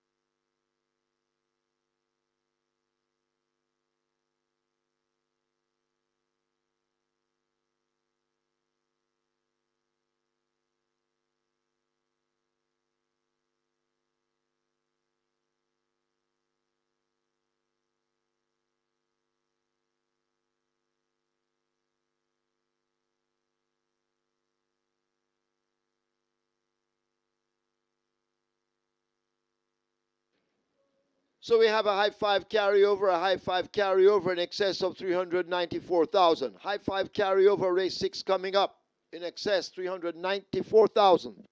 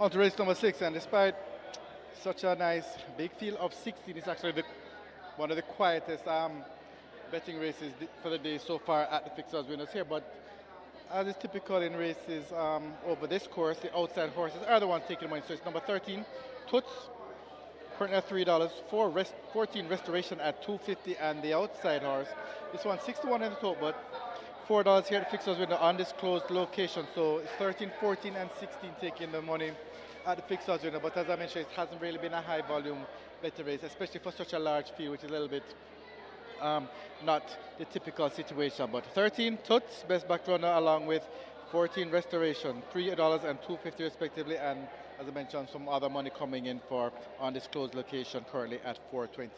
Good luck for race number 6.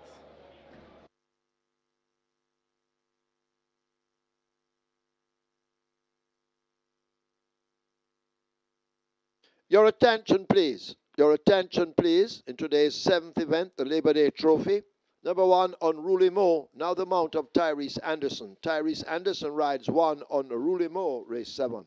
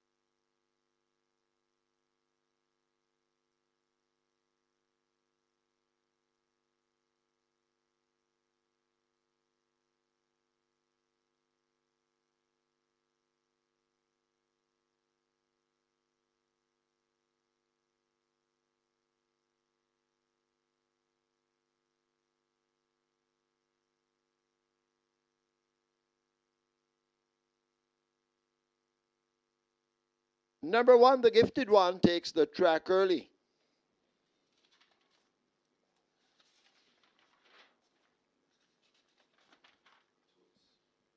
Number 13, Toots, also takes the track early.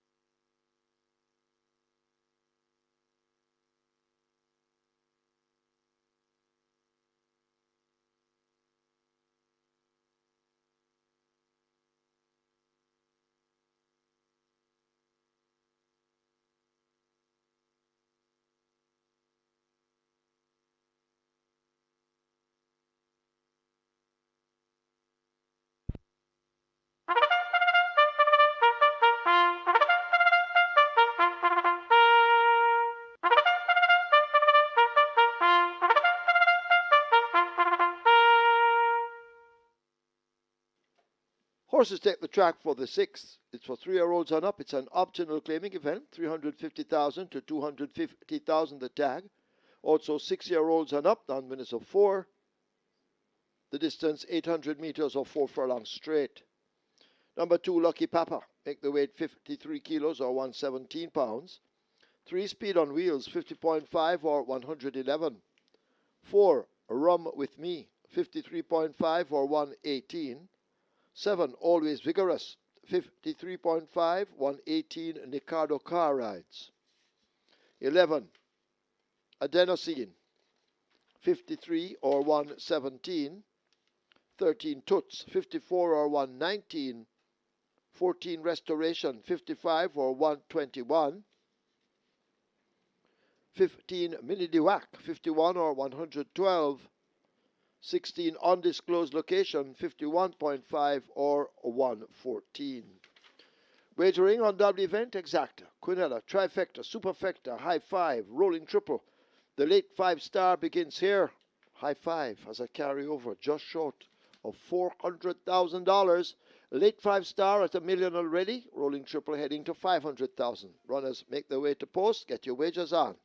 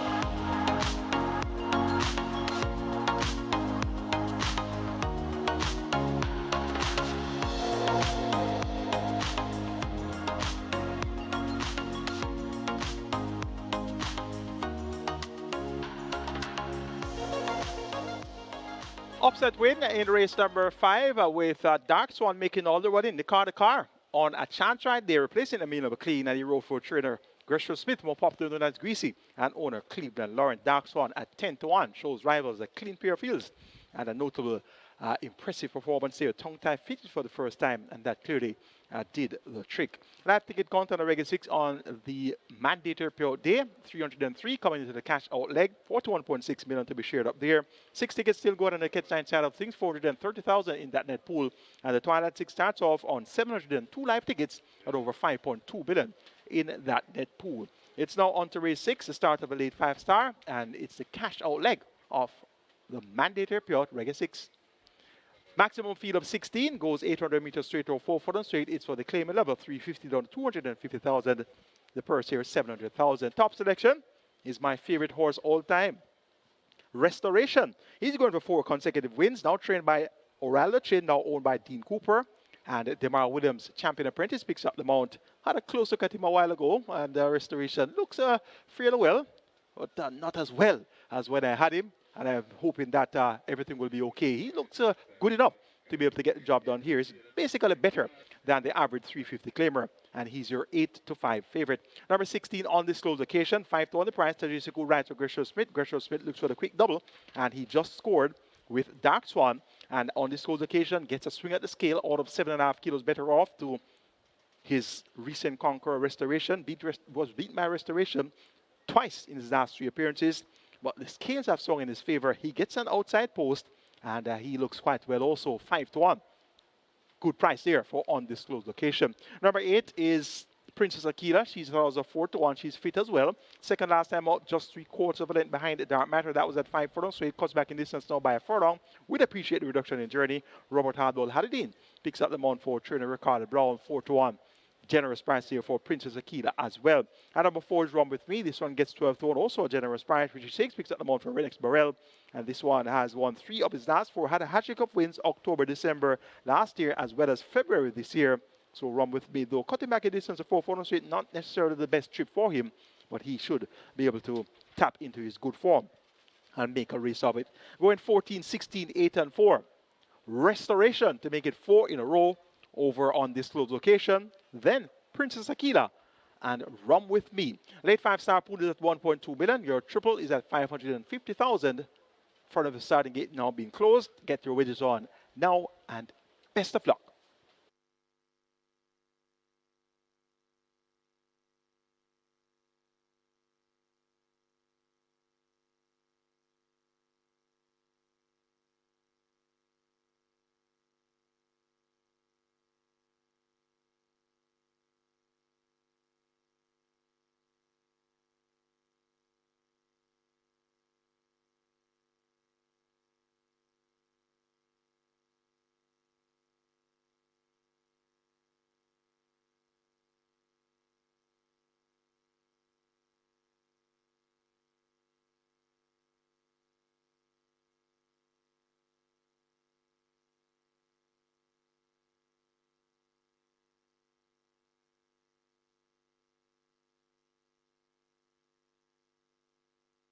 Late 5-star approaching 1.3 million. Your late 5-star pool.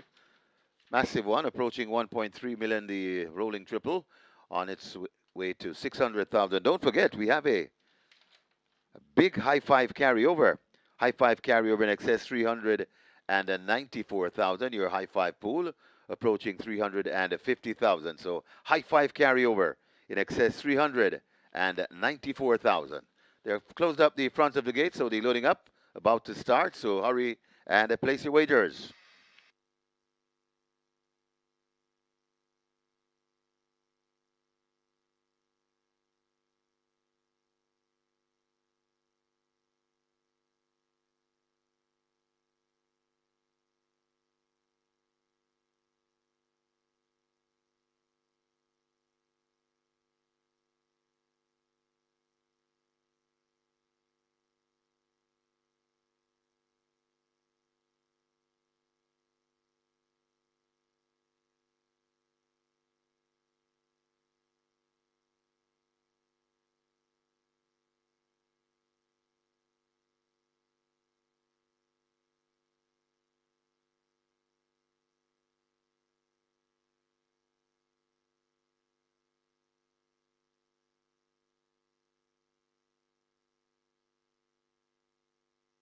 So cash rolling in on the high five pool. High five pool now approaching 800,000. The high five pool approaching 800,000, nearly 1.5 in the late five star, nearly 1.5 million as the horses begins to load. Horses loading.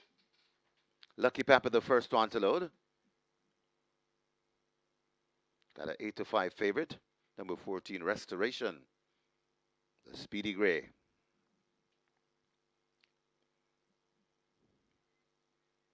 So Lucky Papa has started the loading up process. They've opened gate number 1 for the Gifted One to enter. Shane Richardson to take a seat on the Gifted One, who now goes in. Shane Richardson looking for a double as well on the card. Rum With Me heads to gate 4. Rolling triple on its way to 700,000. And a massive high five pool with a lovely carryover. High five pool now approaching 850,000. And keeps on climbing. Always vigorous. Heads to gate 7. Goes in.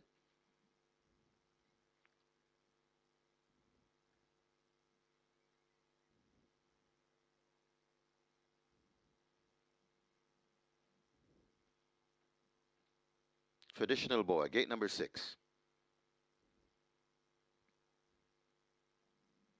Princess Aquila, gate 8.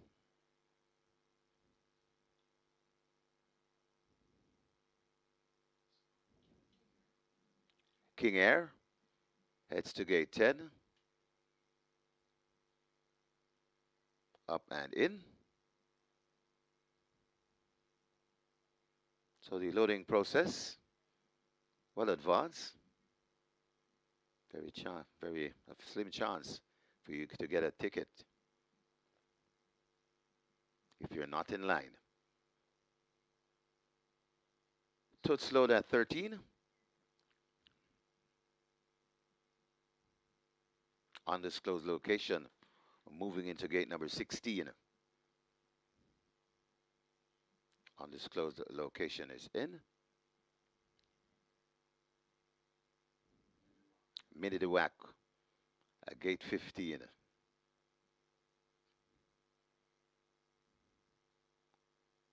So Mini de Whack, part of the way in.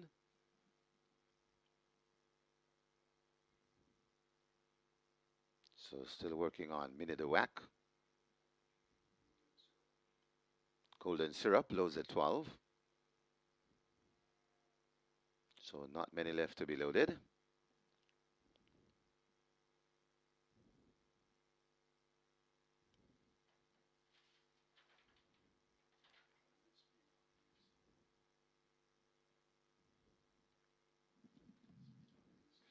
Speed on Wheels, that's the one they work on. Gate number 3 goes in.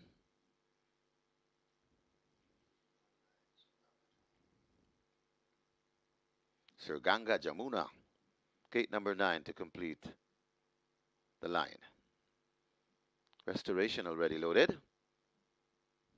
Sir Ganga Jamuna goes in, and we have a line. 800 meters, 4 furlongs straight, the trip. Started Enzo Miller. He's ready. They're off and racing. Princess Aquila gets a flyer from gate number 8 to the near side, leading that group. That's undisclosed location. Just beside undisclosed location, that's a Dennis scene. Right up there too, that Speed on Wheels on the far side. Rum With Me not too far away as they make their way coming out of the chute. Dennis scene right there too. Restoration and undisclosed location right in the middle. Toots coming into the picture now also there. That's Princess Aquila and Speed on Wheels. They're coming with just over a furlong to travel. Undisclosed location, Restoration. This is where the fight is. Toots is on the near side, and now Toots looks to the upper hand, and Toots begins to go away from these. Toots will land these 6. Toots printing off from an undisclosed location. Then comes Restoration, Mini de Whack, and Princess Aquila back in 5th.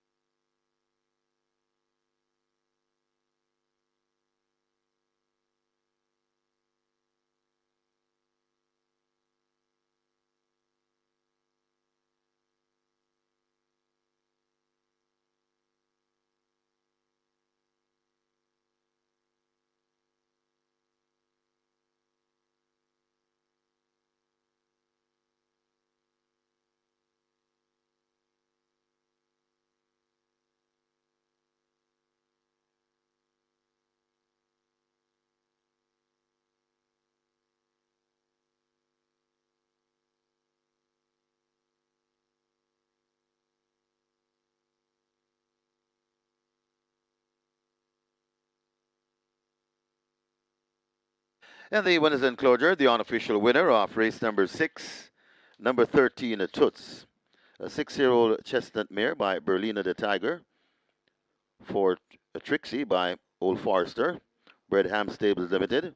Owned and trained Carlton Cunningham. That's the second win for the trainer. Congratulations to the trainer on his second win. Winning rider, Terrific Tevin Foster. And of course, he's sponsored by True Shake Nutrition Shake. The groom, James Samuels, second. Number 16, Undisclosed Location. Third, number 14, Restoration. Fourth, number 15, Mini Diwak. And fifth, number 8, Princess Aquila. Final time for 800 meters or 4 furlong straight, 48 and 3.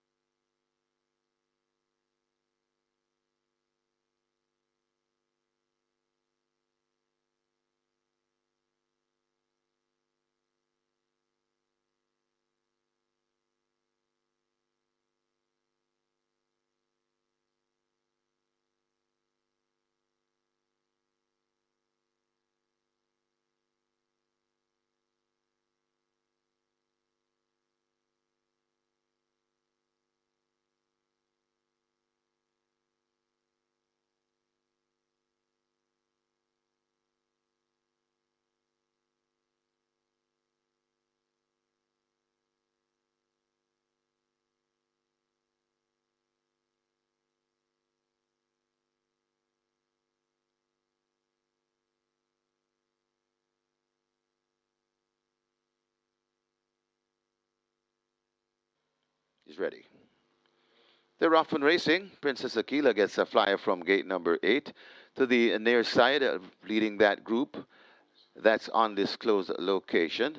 Just beside undisclosed location, that's a Dennis scene. Right up there too, that Speed on Wheels on the far side. Run With Me not too far away as they make their way coming out of the chute. A Dennis scene right there too. Restoration and undisclosed location right in the middle. Toots coming into the picture now also there.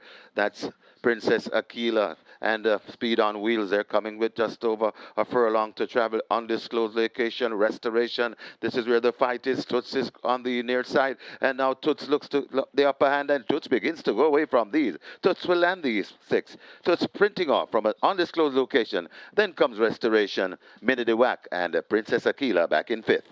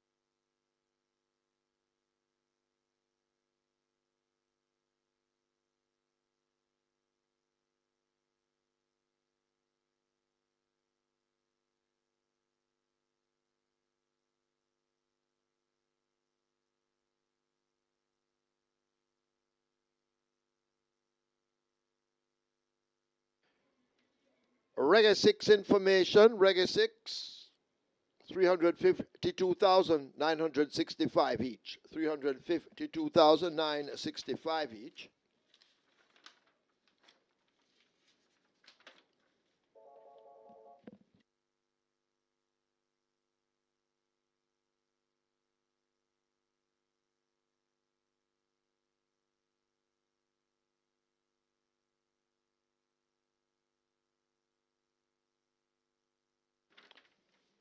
Result of the 6 now official. Horses to the barn, 13 toots, 14 restoration. 13 and 14 go to be tested. Splits, 23-3. Final time for furlong straight, 48-3. The margins 3 by 3/4, and repeating the Reggae 6 dividend, 352,965 each.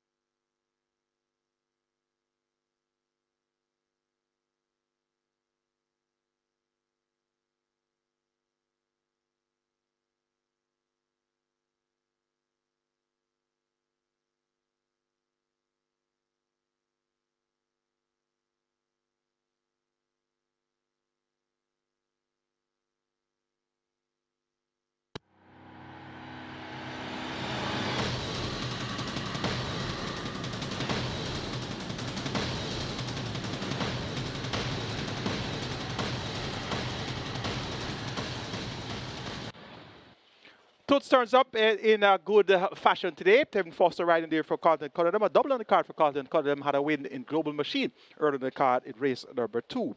Congrats to our Reggae 6 winners. $352,965 in dividends there. Let's take a look at the closing stages of our Reggae 6 races.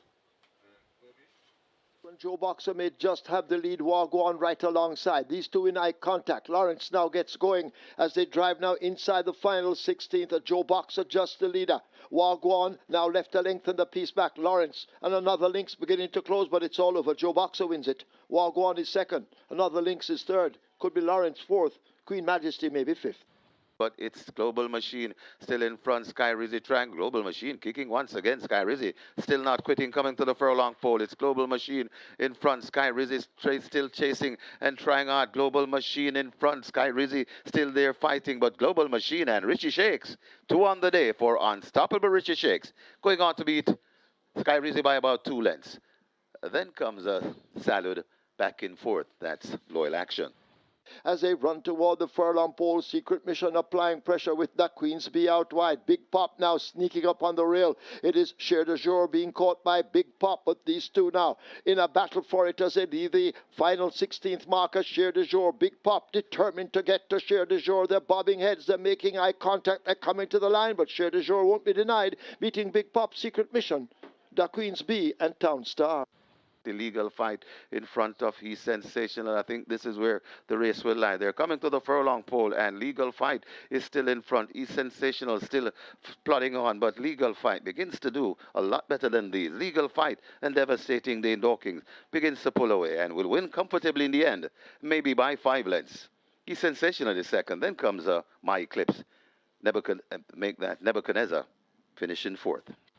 but Dark Swan is cantering as they arrive at the furlong pole. It is Dark Swan in complete control. The rider changing his hold, and Dark Swan continues to lead up, running on from the back. That's You're My Sweetie trying to close, but can they catch Dark Swan? Dark Swan out in front with a commanding lead. Dark Swan and Ricardo Carr win by 6. The Storm is second, Attila third, Family Feud fourth, You're My Sweetie is fifth. They're coming with just over a furlong to travel. Undisclosed location, Restoration. This is where the fight is. Toots is on the near side, and now Toots looks to the upper hand, and Toots begins to go away from these. Toots will land these 6. Toots printing off from an undisclosed location. Then comes Restoration, Minnie the Wack, and Princess Aquila back in 5th.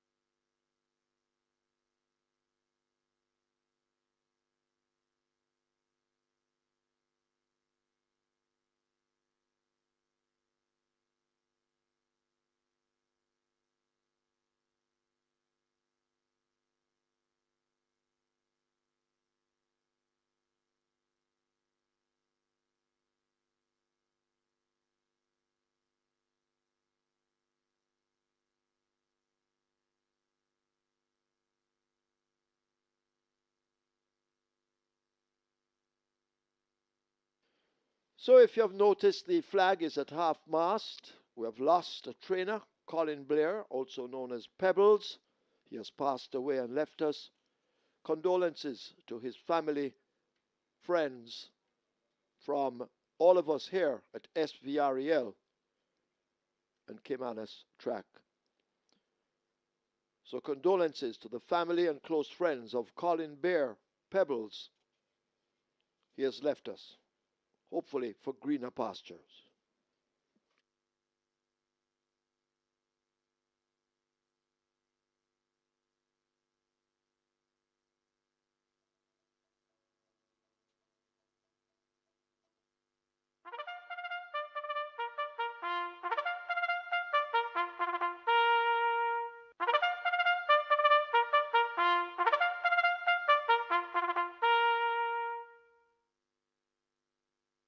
Horses take the track for the 7th. It's the Labor Day Trophy and overnight allowance for 3-year-olds and up.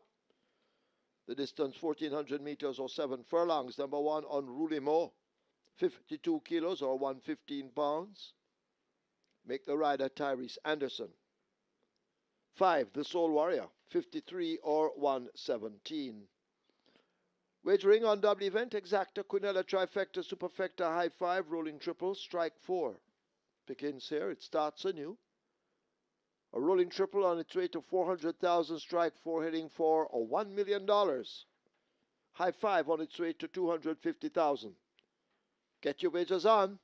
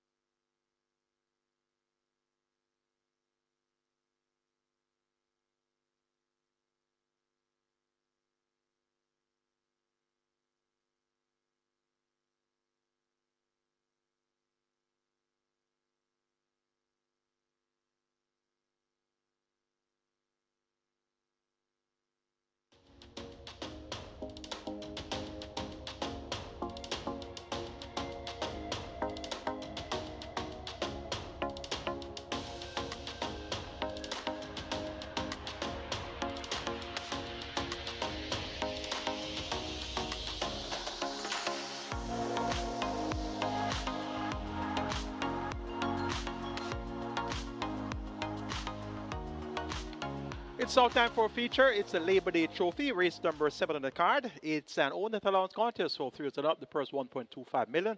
And we have a field of 9 on the way to the starting gate. And the big favorite here is Nautical Star, horse number 4. Radish Robert Rider, Anthony Nunes, and one guy in a racing.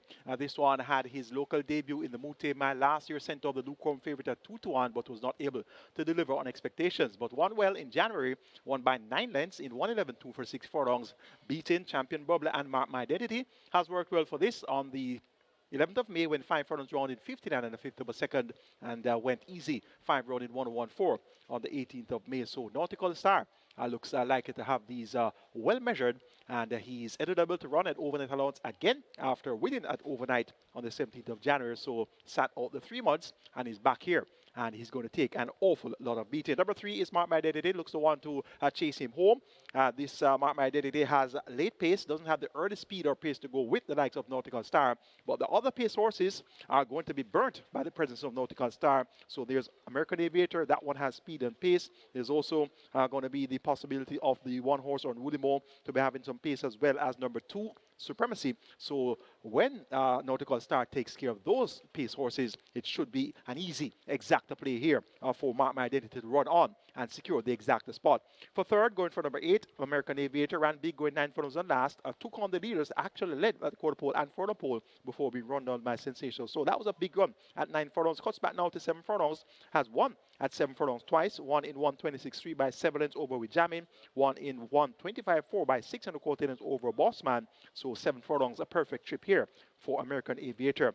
Let's see how close American Aviator will be able to get to Nautical Star, and if able to get on tour with Nautical Star, that could be a big difference for American Aviator's chances. But I suspect, though, that Mark My Identity can run on and secure the exact spot. Make it 4-3-8-2 in the Labor Day Trophy. Nautical Star over Mark My Identity, then American Aviator and Supremacy.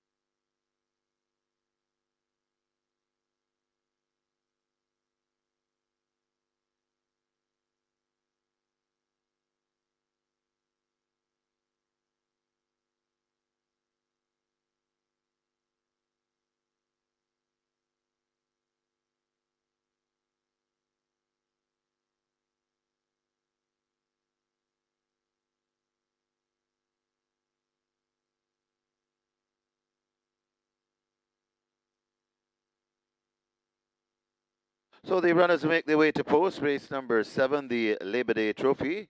And the strike 4 on its way to 1.3 million. Strike 4 approaching 1.3 million. The rolling triple on its way to 400,000. And the high 5 on its way to 250,000. Get your bets on as the runners make their way to post.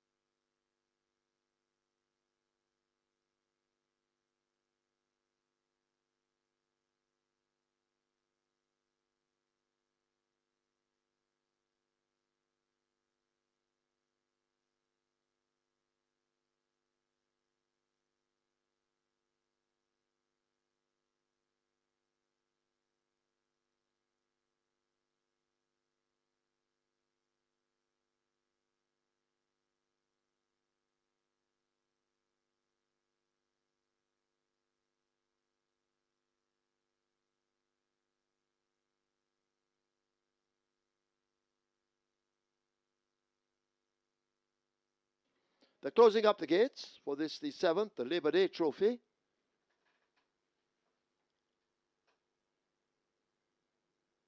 A rolling triple. Heading for 500,000, strike 4 at 1.5 million.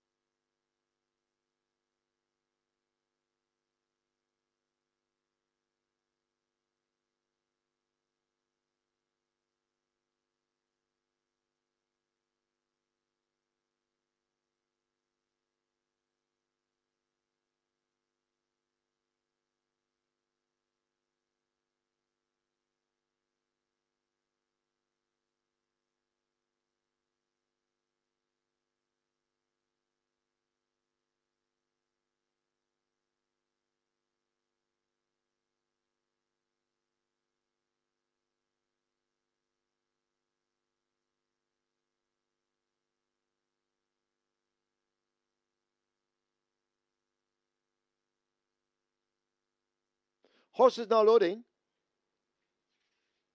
The Soul Warrior first one in, Mark My Identity, being tugged toward 3.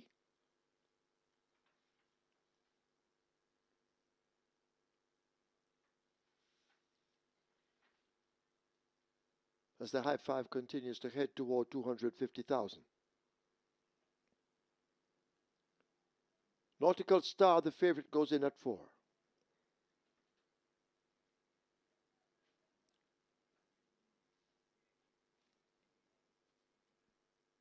Divine Force, Shane Richardson, he's looking for a double there in at 6. Provident,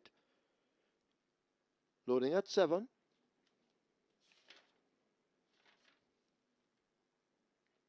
American Aviator coming into 8.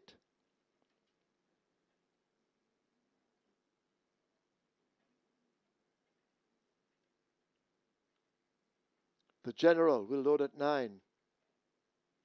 Supremacy at 2. And then we wait on a riderless on Rulimo to load at 1.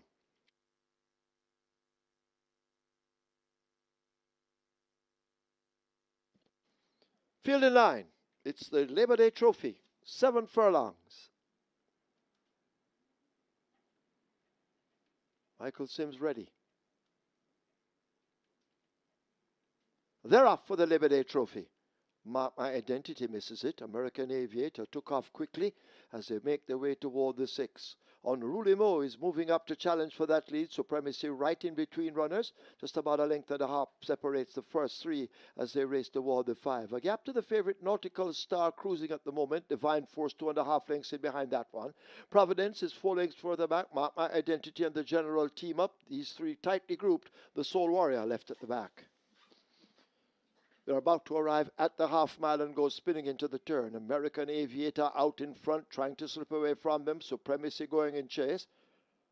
On Rulimo racing closer to them in a 3rd spot. Nautical Star now begins to get going and is reading them in as they go past the 3. A gap to Mark My Identity, then Divine Force. A huge gap back to the General Racing, Provident for company, and the Soul Warrior making very mild progress as the leaders come thundering into the top of the lane. American Aviator out in front. Here is a Nautical Star now coming a calling on the outside. American Aviator caught by Nautical Star, who now hits the front, and Nautical Star begins to go away just a bit from American Aviator, trying to rally there inside the final furlong. It is Nautical Star in the Labor Day Trophy now beginning to pour it on inside the final 16th. It looks to be all over. A Nautical Star and a Radish Roman will romp the Labor Day Trophy by almost 4. American Aviator is 2nd. Mark My Identity 3rd. Divine Force is 4th. Supremacy is 5th.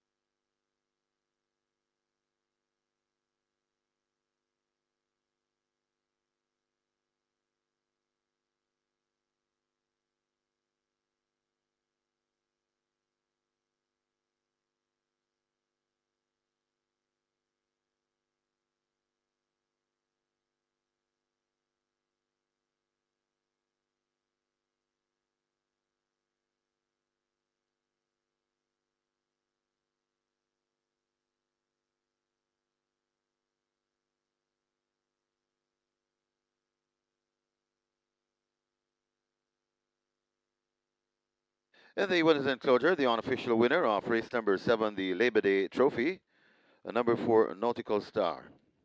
6-year-old dark bay or brown horse by Dixie Chatter. Kiss Me Chocolate by Evansville Slew.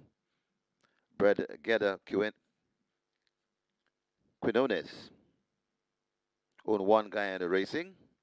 Train Anthony Babanunis, the winning rider. Champion Jock. Radish the Sneaky Fox Roman. Of course, he's sponsored by True Shake, Nutrition Shake. The groom Stephen Smith. Second, number 8, American Aviator.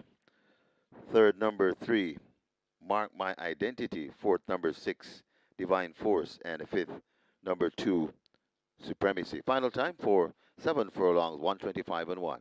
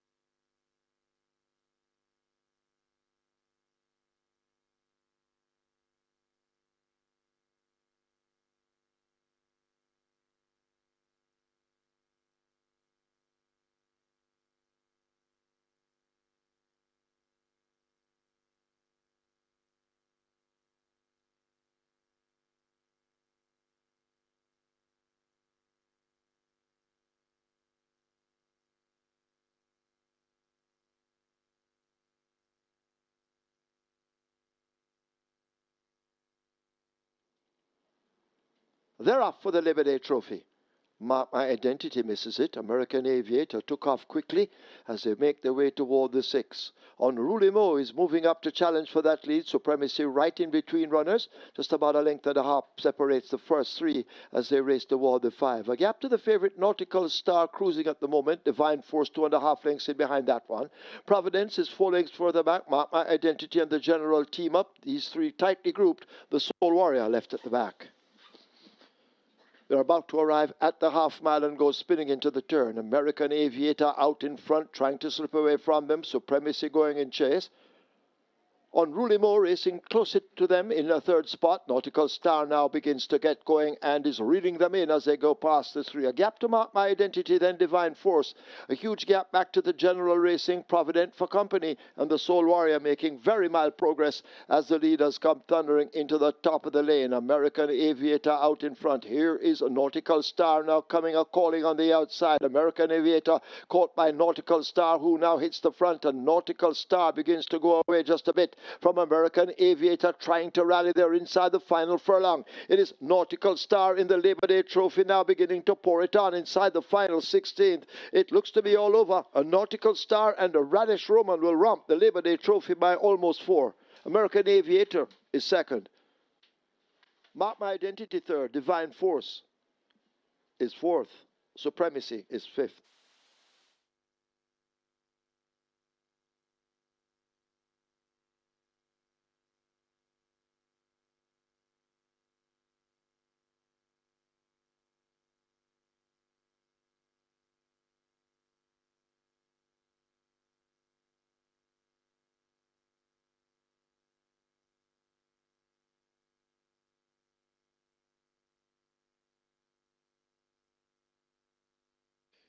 A rider change for you in the 10th event. Number 6, Kweku. Make the rider Ricardo Carr. Ricardo Carr rides 6, Kweku in the 10th event.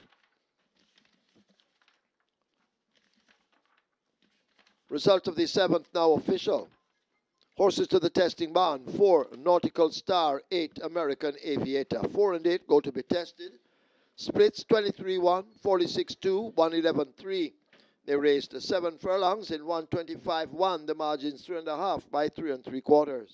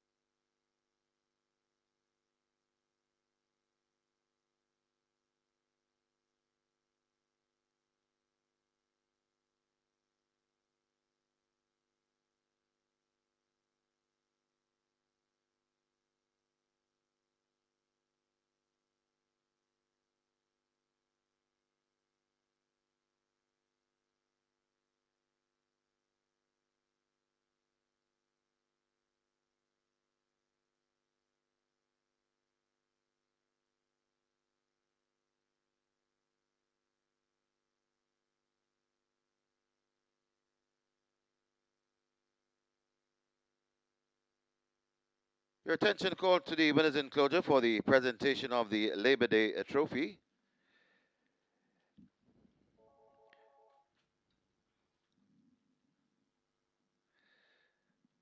Making the presentation, Mr. Garwin Tuller is the chairman of the Portmore United Football Club, and he presents to Deborah Borman, representing the winning owners, One Guyana Racing. Also in the presentation party, members of the Portmore United Football Club, Romar Beckford, Newton Morgan, Bakari Byfield, Britannia Cruikshanks, Kerry Gordon, Ricardo Smith, Ricky Gray, Ronald Watson, and they're all members of the Portmore United team who won this year's JPL League. And we want to congratulate them on that. And welcome to the grounds of Caymanas Park. A warm welcome.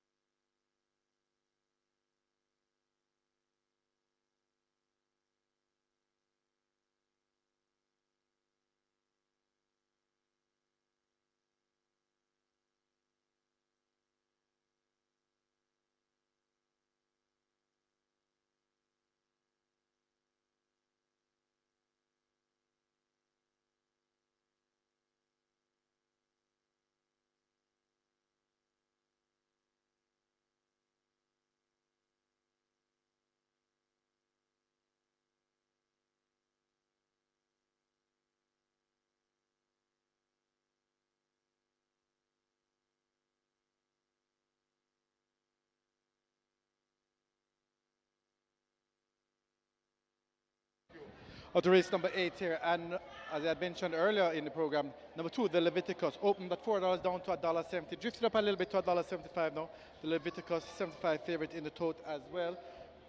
By far the best back runner here at the fixed odds winners. They've been all over the Leviticus from morning, and strong support straight through to race time now. So it's number 2, by far the Leviticus, the best back runner here at the fixed odds winners for race 8. Good luck.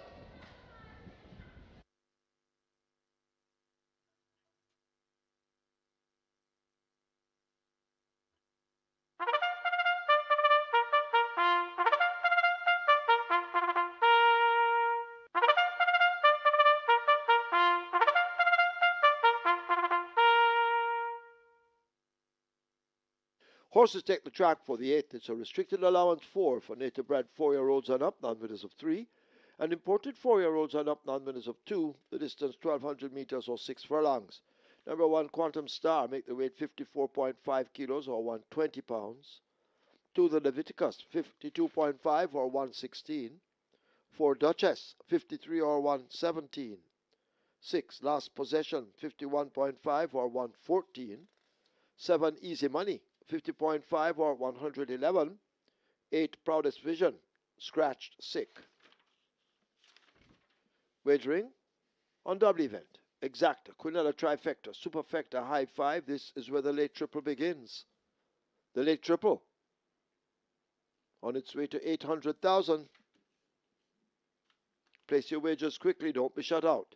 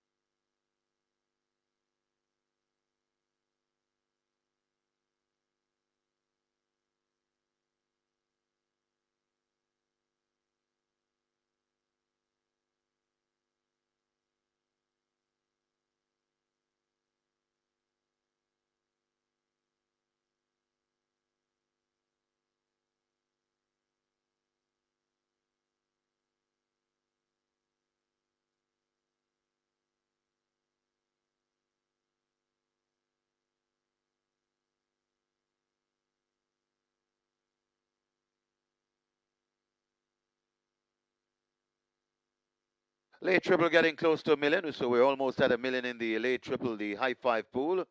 Just under 200,000 and climbing fast. Get your wagers on as the runners are heading to post.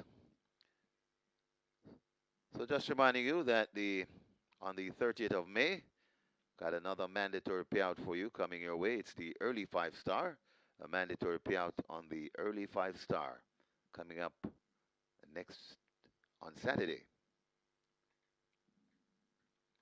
Nearly a million in the late triple. Get your wagers on.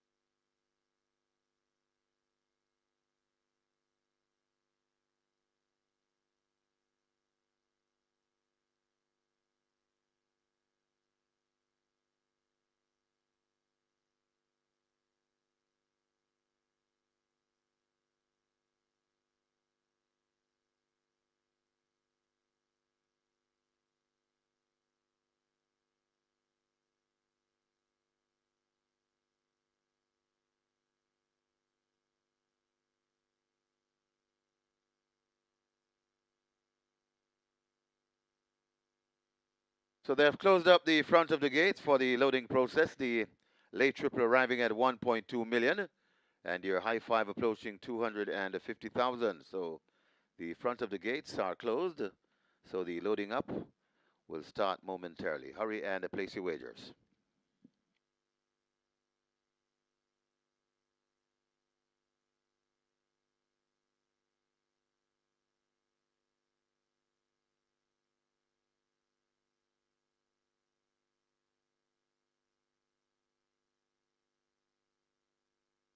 Got a 6-5 favorite, horse number 2, the Leviticus, at 6-5, and 8-5, the second choice. 430, number 10. So those are the principal. As the loading up about to begin.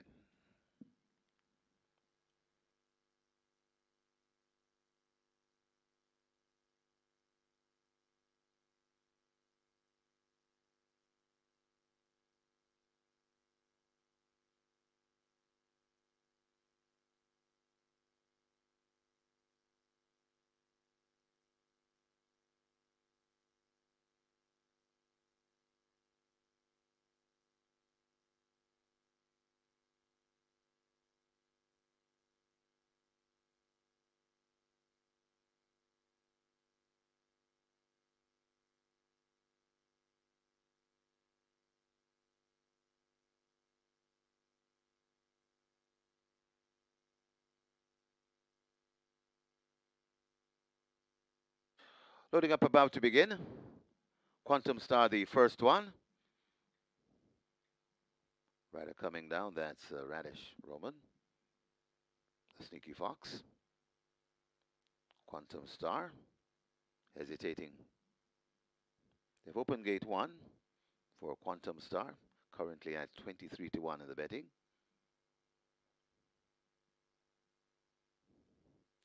Working on Quantum Star.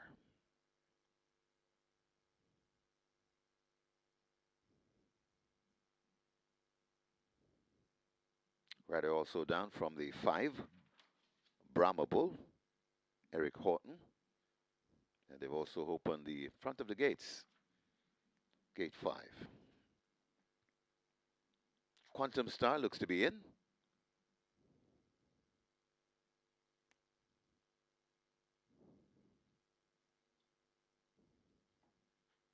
Brahma Bull, the next one they work on. Brahma Bull, 7-1 shot in the betting. Led to gate number 5.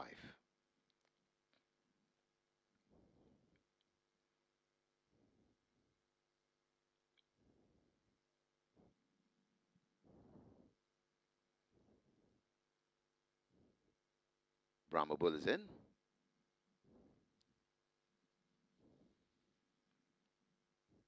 Late triple now arriving at 1.3 million.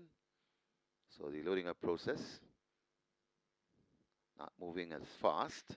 So there might be a chance for you to get a ticket.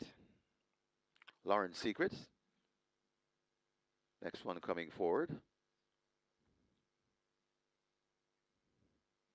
Goes in at 3. Lauren Secret, a 6-1 shot.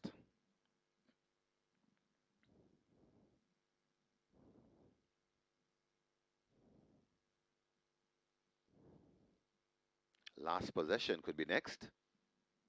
Gate 6.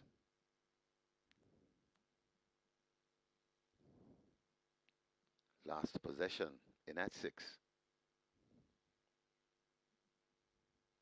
Easy money to gate number 7. Goes in quietly. Duchess to gate 4. And 430, gate 10. Those are filled. The Leviticus, the 6-5 shot, led to gate number 2.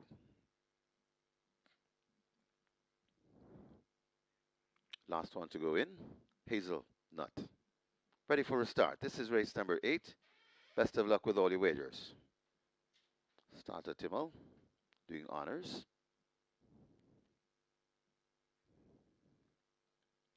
Now they're off and racing. Not a bad line as Easy Money stepping slowly and left at the back of the field. The Leviticus is hustled up and asked to go for that lead. The Leviticus on that lead, right on the outside, that's Brahmable. Right against the rail, Lawrence Secret. Just behind them, that's last position. Then comes Duchess, a clump of horses with Hazelnut, 430, and backing out of it, that's Quantum Star, now joined by Easy Money. They go past D4 and head toward the 3, and it is the Leviticus in front of Lawrence Secret, tracking in second. They're about 2 or 3 lengths in front of an improving Hazelnut going down into third. Duchess is right there in fourth, and what behind them, that's Brahma Bull. They're at the top of the lane. The Leviticus is let loose on that lead, about 3 lengths in front of, struggling behind. That's Lawrence Secret coming out wide. Hazelnut looking the danger, if any. It's the Leviticus in front coming to the furlong pole with a good-looking lead, and the Leviticus begins to skip away from these. Still fighting hard, that's Hazelnut and the Lawrence Secret. Also coming into it late, that's Duchess. It's the Leviticus and Mr. Smooth, Demar Williams, winning. Duchess could be second. Then comes Hazelnut back in fourth. That's Lawrence Secret. And your high five numbers completed by Brahma Bull.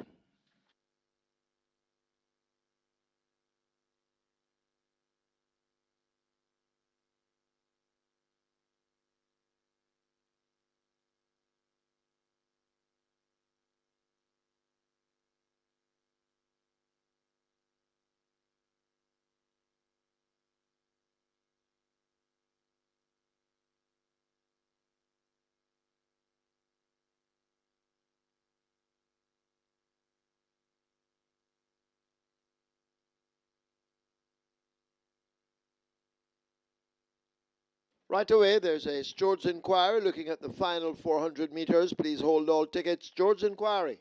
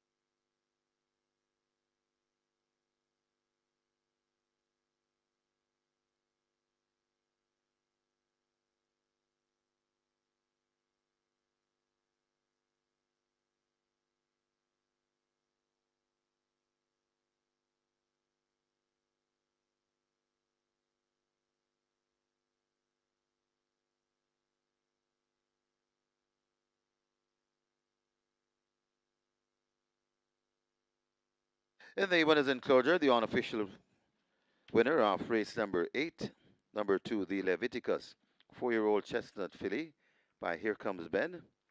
Special report by Burning Mark, bred and owned Peniel. A train Robert Pearson, the winning rider, Mr. Smooth, Demar Williams. The groom, Philip Rigg. Second, number 4, Duchess. Third, number 9, Hazelnut. Fourth, number 3, Lauren Secret. And a fifth, number 5, Brahma Bull. Final time for 6 furlongs, 1:14:1. Please note, Stewards Inquiry. Hold all tickets, please. Stewards Inquiry.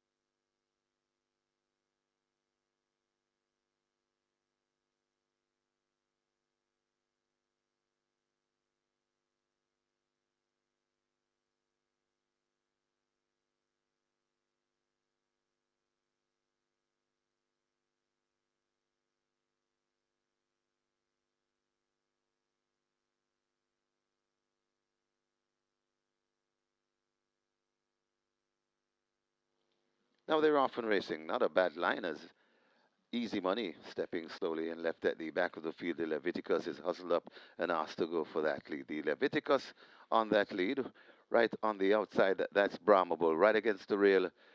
Lauren's Secret. Just behind them, that's last position. Then comes Duchess, a clump of horses with Hazelnut, 4:30, and backing out of it, that's Quantum Star, now joined by Easy Money. They go past D4 and head toward the 3, and it is the Leviticus in front of Lauren Secret, tracking in second. They're about 2 or 3 lengths in front of an improving Hazelnut going down into third. Duchess is right there in fourth, and what behind them, that's Brahma Bull. They're at the top of the lane. The Leviticus is let loose on that lead, about 3 lengths in front of, struggling behind. That's Lauren's Secret coming out wide. Hazelnut looking the danger, if any. It's the Leviticus in front coming to the furlong pole with a good-looking lead, and the Leviticus begins to skip away from these. Still fighting hard, that's Hazelnut and Lauren's Secret. Also coming into it late, that's Duchess. It's the Leviticus and Mr. Smooth, Demar Williams, winning. Duchess could be second. Then comes Hazelnut back in fourth. That's Lauren's Secret.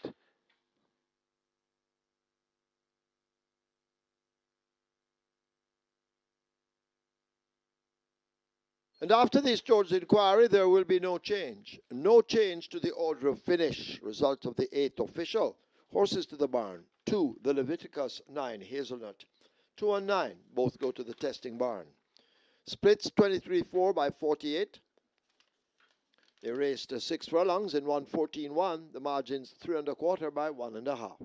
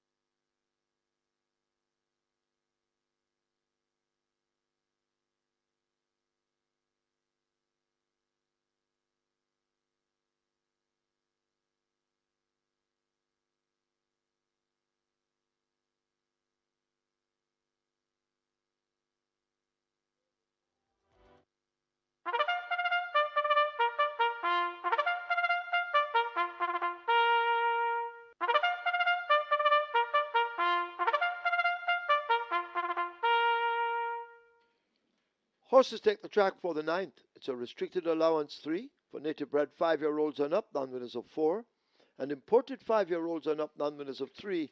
The distance 1,300 meters or 6.5 furlongs. Number 1, Adira. Make the weight 52 kilos or 115 pounds. 2, Ruby's Light, 49 or 108. 4, Playfair, 52.5 or 116. 5, Successful Man, 54.5 or 120. 6, Rockola, 52 or 115. 7, Princess Fiani, 54 or 119. Wagering on a double event, this is the late double. Heading for 800,000, the late double, exacta, quinella, trifecta, superfecta. Get your wagers on.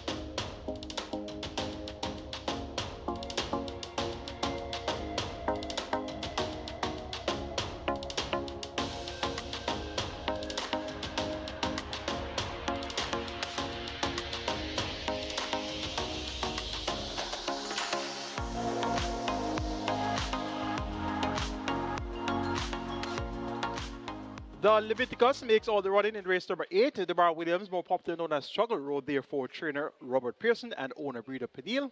Justifying the favoritism did the Leviticus. Live ticket count on the Twilight 6 now down to 166, and we have 2 legs remaining in the net pool there, 5.2 million. It's on to race number 9, start of a late double, and we have a field of 8 on the way to the starting gate. It's a restricted allowance, 3 for native bred, 5 years and up, nuns of 4, and importees 5 years and up.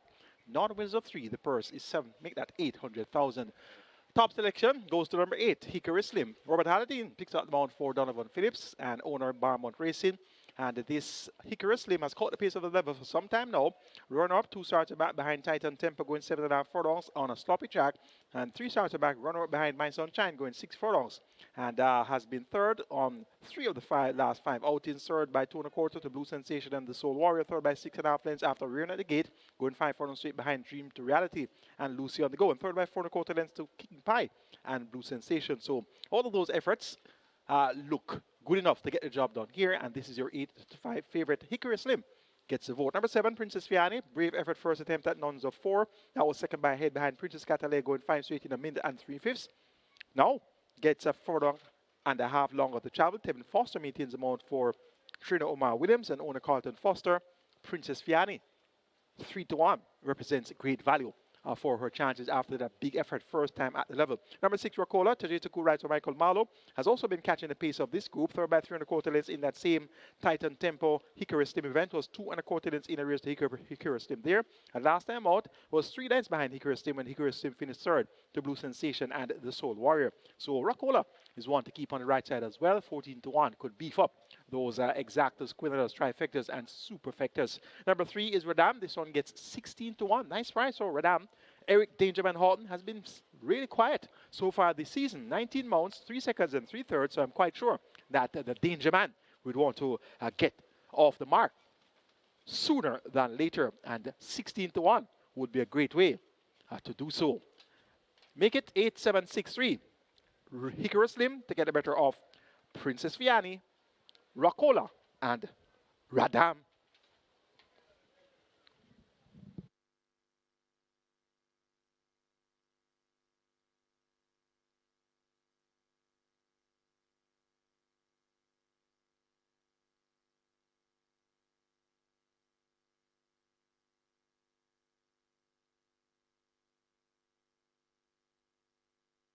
So the late double has gone past $1 million. It's heading to 1.2 million. So the late double approaching 1.2 million, could be heading to 1.5 if time permits.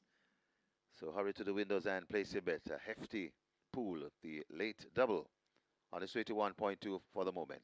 Get your wagers on. Runners have arrived at the start, so they're going to be closing the front of the gate shortly for the loading process.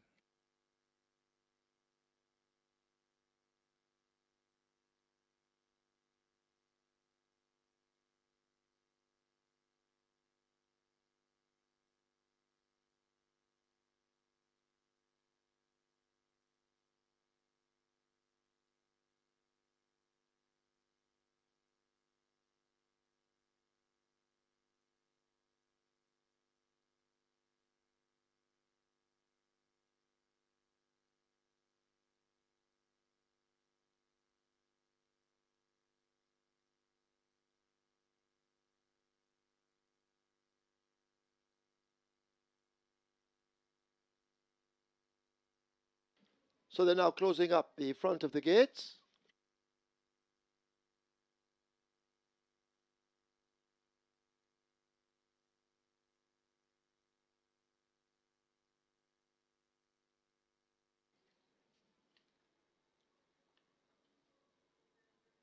So they've closed the gates.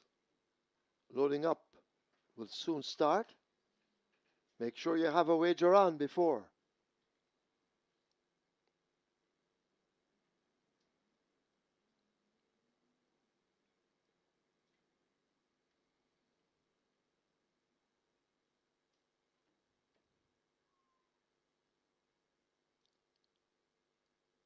Hickory Slim, the 6-5 favorite,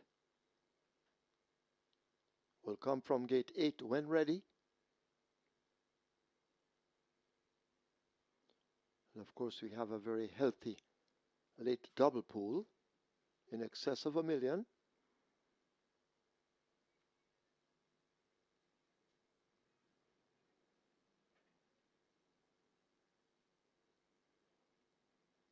Waiting on them now to begin the loading up.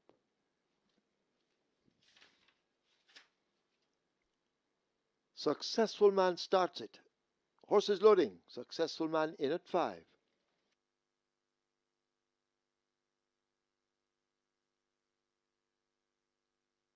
Late double approaching 1.5 million.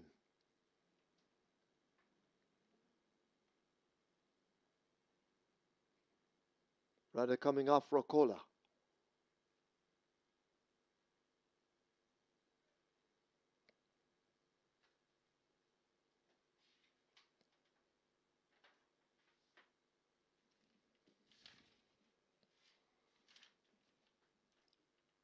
Rakola in at 6, waiting on Suku to mount.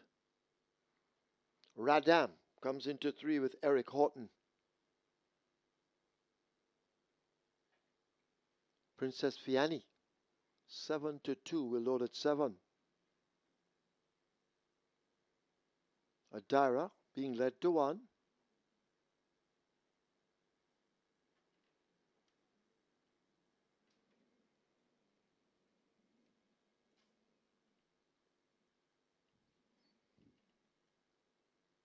They try with Ruby's Light, a winner last time out. 37-1. Play Fair coming into 4, 10-1. So Ruby's Light backing away from gate 2. Hickory Slim, 6-5, coming into 8. Waiting on Ruby's Light, giving problems to load.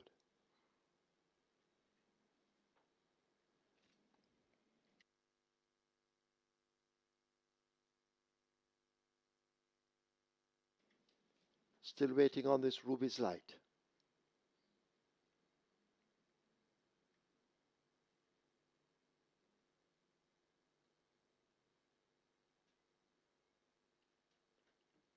So Ruby's Light. Almost in.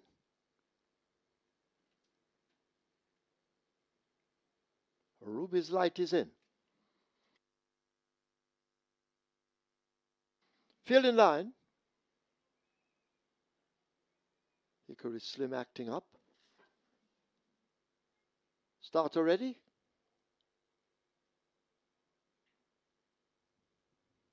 They're off. Play Fair misses it with Successful Man and Rocola. Princess Fiani shows some good early dash. Hickory Slim racing out wide. Adira motoring well on the rail, and Adira now bursts through the pack to get that lead. A length and a piece in front of Princess Fiani, joined by Hickory Slim in the pink. Ruby's Light is left about 6 lengths off that lead. Radam just in behind. Play Fair in the red sleeves races toward the back of the field with Successful Man and Rocola now outsped last. They're arriving at the half mile and go running into that turn. Adira on the rail with a narrow lead. Hickory Slim applying pressure already. Princess Fiani watches them some 4 lengths back. In behind those, that's a Ruby's Light. 3 lengths back to Successful Man. Play Fair on the outside. Now the rider shaking that one up and asking to make ground. Radam, the grey races on the rail. Forget Rocola at the moment as they're coming into the top of the lane. Just about a quarter of a mile to catch Adira. Hickory Slim trying to do it in the pink.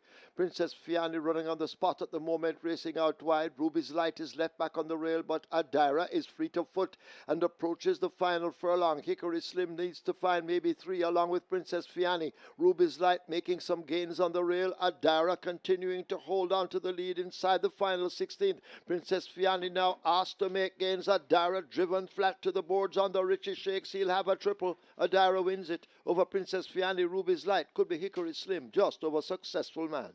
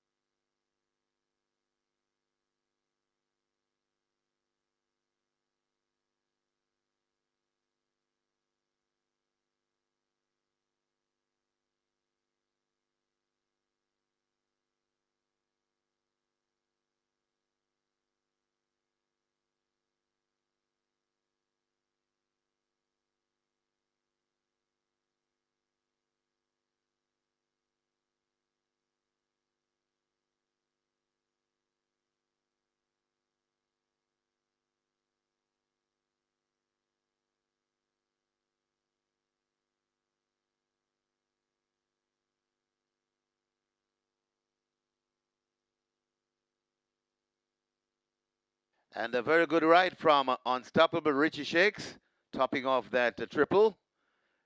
And also the trainer putting the cherry on top and a spanking triple as well. Congratulations to trainer Carlton Cunningham and Unstoppable Richie Shakes. In the winners enclosure, the unofficial winner of race number 9 and number 1, Adira. 5-year-old Chestnut Mare by Hedge Fund. This Girl's on Fire by Home Instinct. Bred Lakeland Farms Limited. Own Steve Cunningham. Winning trainer, 3 on the day for Carlton Cunningham. Congratulations. And Unstoppable Richie Shakes with a fine triple as well. And a good ride to boot. The groom, Jerome Samuel, second. The number 7, Princess Fiani. Third, number 2, Ruby's Light. And fourth, number 8, Hickory Slim. Final time for 6.5 furlongs, 122 flat.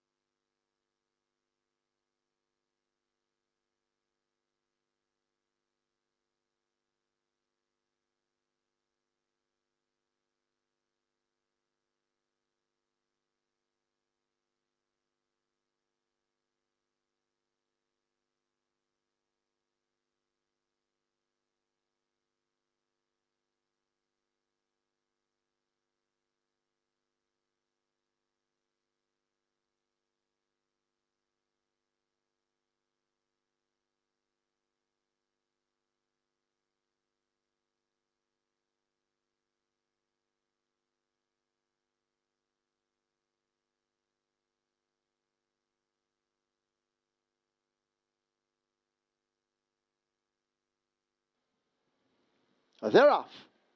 Playfair misses it with Successful Man and Rocola. Princess Fiani shows some good early dash. Hickory Slim racing out wide. Adira motoring well on the rail, and Adira now bursts through the pack to get that lead. A length and a piece in front of Princess Fiani, joined by Hickory Slim in the pink. Ruby's Light is left about 6 lengths off that lead. Radam just in behind. Playfair in the red sleeves races toward the back of the field with Successful Man and Rocola now outsped last. They're arriving at the half-mile and go running into that turn. Adira on the rail with a narrow lead. Hickory Slim applying pressure already. Princess Fiani watches them some 4 lengths back. In behind those, that's a Ruby's Light. 3 lengths back to Successful Man. Playfair on the outside. Now the rider shaking that one up and asking to make ground. Radam, the grey, races on the rail. Forget Rocola at the moment as they're coming into the top of the lane. Just about a quarter of a mile to catch Adira. Hickory Slim trying to do it in the pink. Princess Fiani running on the spot at the moment, racing out wide. Ruby's Light is left back on the rail, but Adira is free to foot and approaches the final furlong. Hickory Slim needs to find maybe 3 along with Princess Fiani. Ruby's Light making some gains on the rail. Adira continuing to hold on to the lead inside the final 16th. Princess Fiani now asked to make gains. Adira driven flat to the boards on the Richie Shakes. He'll have a triple. Adira wins it over Princess Fiani. Ruby's Light could be Hickory Slim just over Successful Man.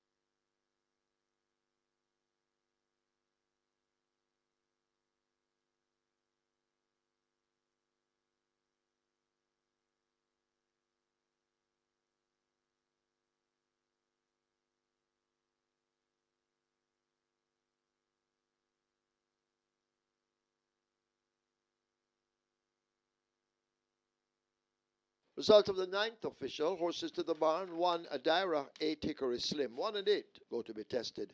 Splits 24, 47 4, 114 2. They raced 6.5 furlongs in 122 flat. The margins a half by 1 3/4.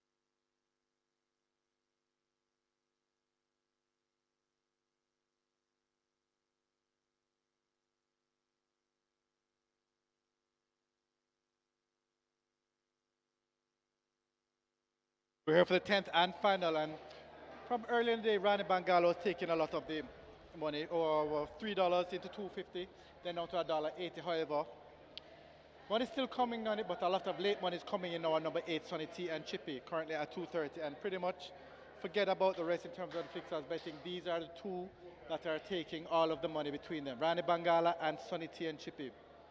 So, for those of you can't decide between these two, a lot of betting opportunities on the play side of things. You can find a horse, if you feel you can't separate the two that are taking all the money, you can find a horse come third because some good prices are here to place. But when you're looking at the win betting at the fixed odds windows, Randy Bagala, $1.80, and Sonny T and Chippy, 230, and it's strictly between these two for the win at the fixed odds window. So good luck for race number 10.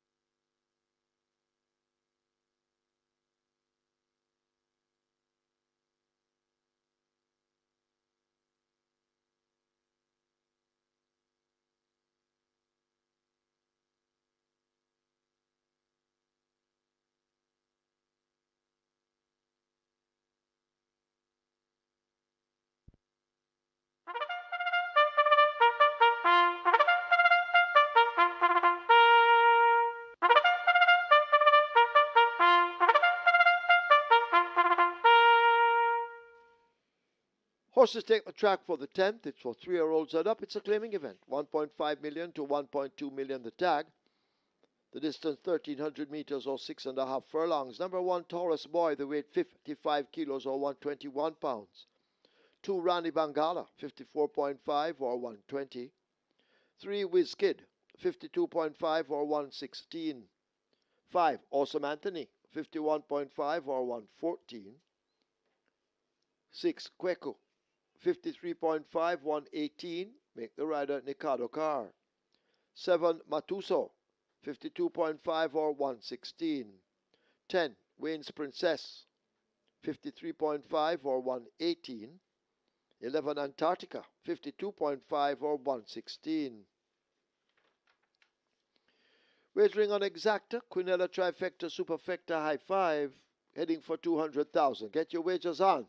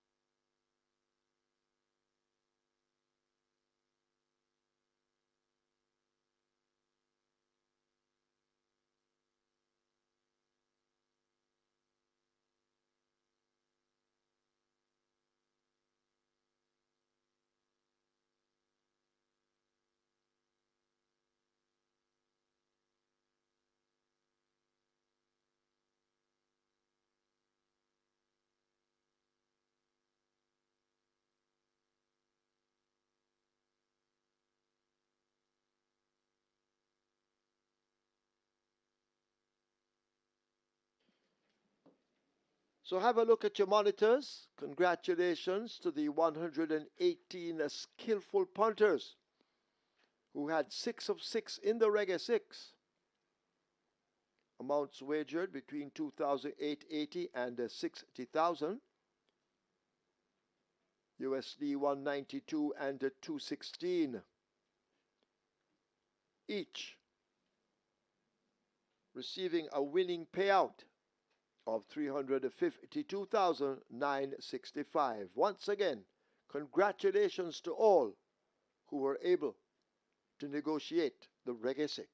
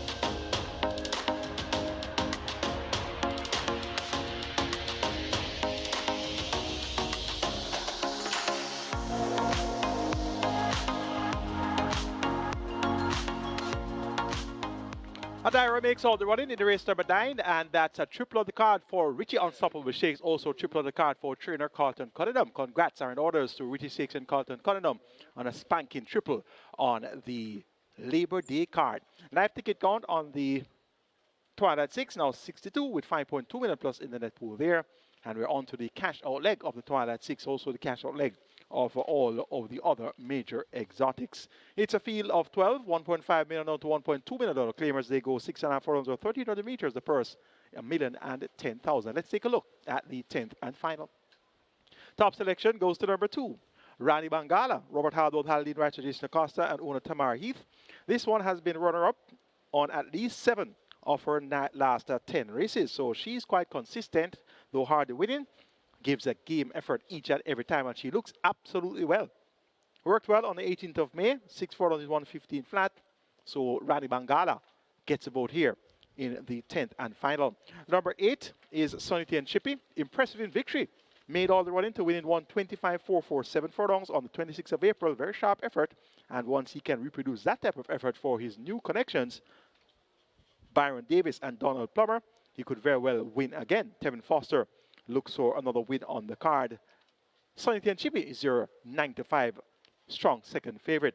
Number 11 is Antarctica. Ran fourth last time out after leading for the first 5 furlongs in a 7 furlong contest, which was won by Shooting Star over Randy Bangala.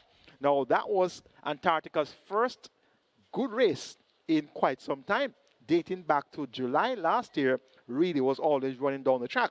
So having shown that he's back to good form now, could be peaking at the right time and cuts back in distance from 7 furlongs to 6.5 furlongs.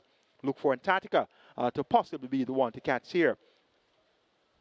Number 3 is Wizkid, upset winner at 67-1 on the 14th of February, beating the top selection, Rani Bangala. And Rani Bangala gets 4-5 today, and you're getting Wizkid at 29-1. So if Wizkid can reproduce an effort similar to that of the 14th of February, he most definitely can upset calculations. Raced among Overnight Company, 3 of his last 4, 6 by 20 and a quarter lengths to Nia Star, Don Quasi, and Brenda Boy. 12 by 33 lengths behind Don Quasi, Mark My Identity, and Cookie Day and Night. And got a lot closer, 4 by 10 and 3/4 lengths. That was among 1.5 claimers on the 26th of April in that same Sonny and Chippy Crown Chaser, the head cornerstone event. Went back among Overnight Company on the 10th of May, finished up 6 by 15.5 behind Is That a Fact, Blue Vinyl, and Inspire Force. So now back among claimers. Look for an encouraging effort here, and 31-1 would be a great way to close of the Labor Day card. Make it 2, 8, 11, 3. Rani Bangala to get the better of Sonny and Chippy, Antarctica, and Wizkid.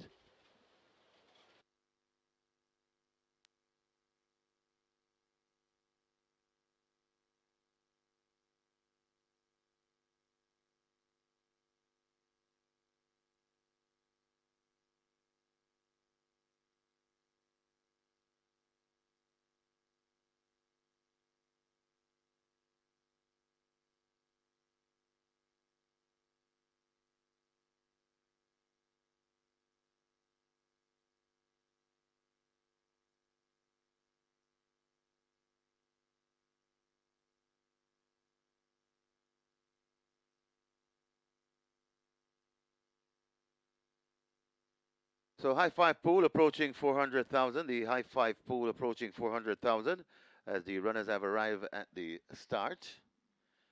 Going to be closing the front of the gates shortly to start the loading process. Get your wagers on. High five approaching 400,000. And this is the final live race we have for you here at Caymanas Park. But be reminded, there's plenty in terms of simulcast. We simulcast until about 9 o'clock this evening. And we close with your favorite track, Mountaineer Park. And the MR6, that's one of the big bets at Mountaineer Park. And we always get a massive pool, and today will be no different.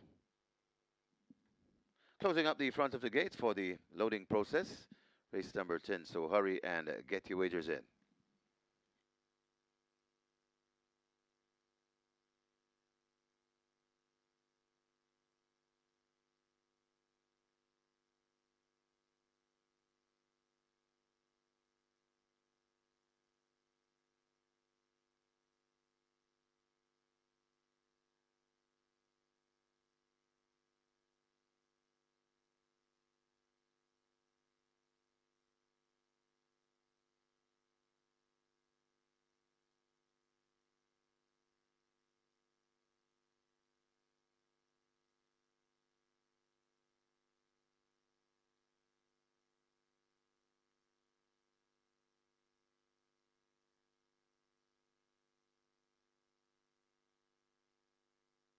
Horses loading, loading for the 10th and final. First one in, Wizkid, gate number 3. That's filled.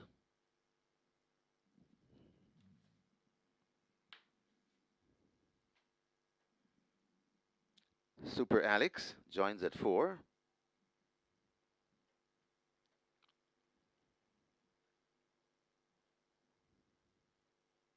Got a favorite at even money, Rani Bangala, horse number 2. That's the favorite. Then we get 3-2 on the 8. Sunny T and Chippy. Now 7-5. 3-1 on number 11, Antarctica. And of course, Antarctica is trained by Errol Waugh, and he's on 199 winners, looking for his 200 wins.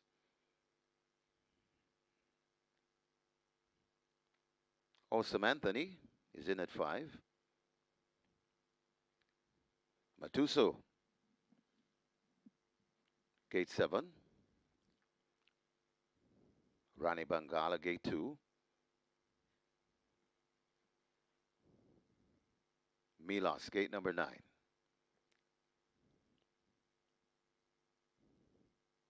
Wayne's Princess, gate 10.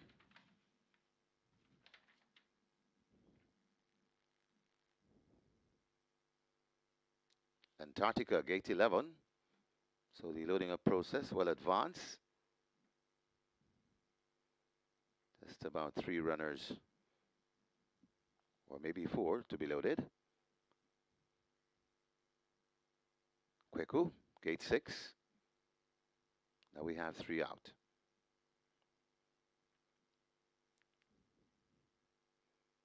Working on Taurus Boy to gate number 1. They've opened the front of gate 1. They've also opened the front of gate number 12. That's for I Am Fred. I Am Fred is in.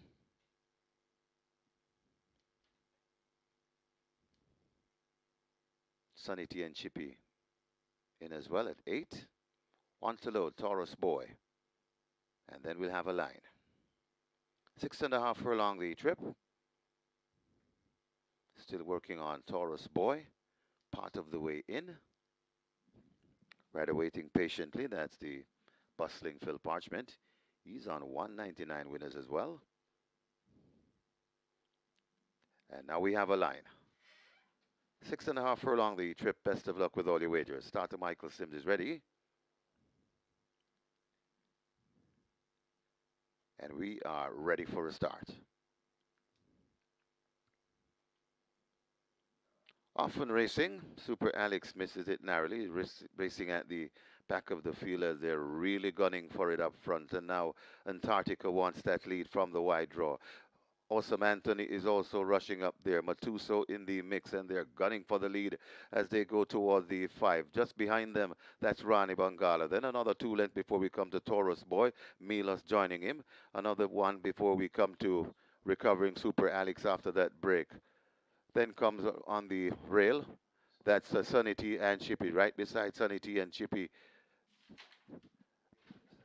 Wayne's Princess as they make their way coming to the 3. And now Awesome Anthony has grabbed a hold of that lead. It's Awesome Anthony in front. Here comes Rani Bangala winding up for a charge. It's Awesome Anthony in front. Rani Bangala making dangerous progress. Also coming on Matuso, but it's Awesome Anthony still in front. Rani Bangala is really coming forward nicely, but Awesome Anthony is still repelling Rani Bangala as they've got over a furlong to travel. Also coming on, that's Matuso, but it's Awesome Anthony in front. Whiskey is closing fast in, but it's Awesome Anthony hanging on still. From here comes Whiskey is flying late, but Awesome Anthony trying desperately to get there. Awesome Anthony just beating Whiskey. Then comes the Rani Bangala, Saditi and Chippy. Maybe Super Alex is back in 5th.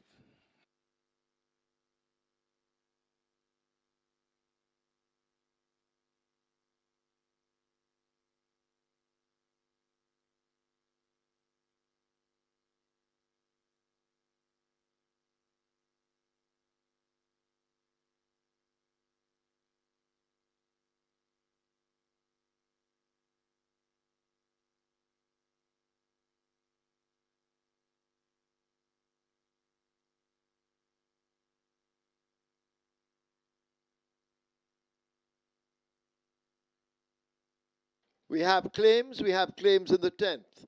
Number 2, Rani Bangala. 2 claims submitted. Sacklin Roman claims Rani Bangala for Sydney Roman. Rani Bangala claim by Sacklin Roman for Sydney Roman. One submitted for number 3 Wizkid, Errol Sobrati for Aberdeen Foster. Errol Sobrati claims Wizkid for owner Aberdeen Foster. 2 claims submitted for number 8 Sunny T and Chippy, Oral Hayden for Carol Campbell. Oral Hayden claims Sunny T and Chippy for Carol Campbell.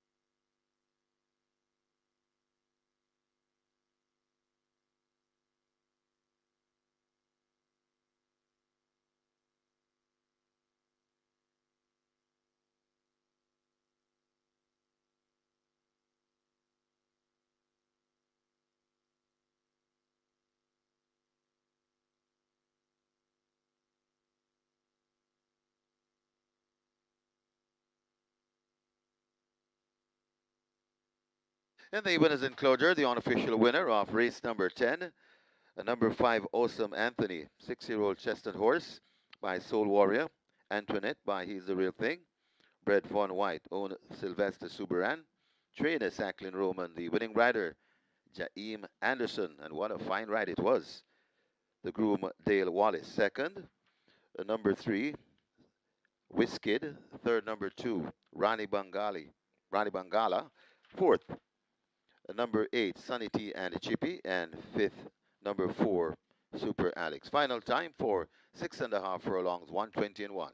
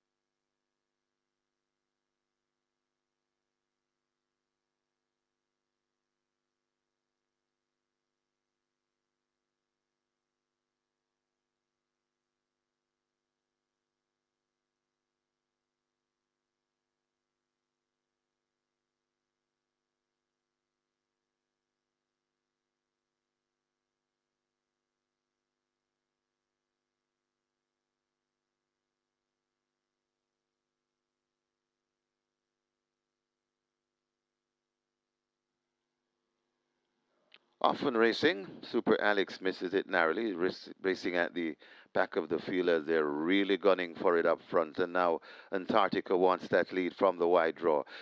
Awesome Anthony is also rushing up there. Matuso in the mix, and they're gunning for the lead as they go toward the 5. Just behind them, that's Rani Bangala. Then another 2 lengths before we come to Taurus Boy. Milos joining him. Another one before we come to Recovering Super Alex after that break. Then comes on the rail. That's Sunny T and Chippy. Right beside Sunny T and Chippy, Wayne's Princess as they make their way coming to the 3. And now Awesome Anthony has grabbed a hold of that lead. It's Awesome Anthony in front. Here comes Rani Bangala winding up for a charge. It's Awesome Anthony in front. Rani Bangala making dangerous progress. Also coming on Matuso, but it's Awesome Anthony still in front. Rani Bangala is really coming forward nicely, but Awesome Anthony is still repelling Rani Bangala as they've got over a furlong to travel. Also coming on, that's Matusa, but it's Awesome Anthony in front. Whiskey is closing fast in, but it's Awesome Anthony hanging on still. From here comes Whiskey is flying late, but Awesome Anthony trying desperately to get there. Awesome Anthony just beating Whiskey. Then comes the Rani Bangala, Saditi and Chippy. Maybe Super Alex is back in 5th.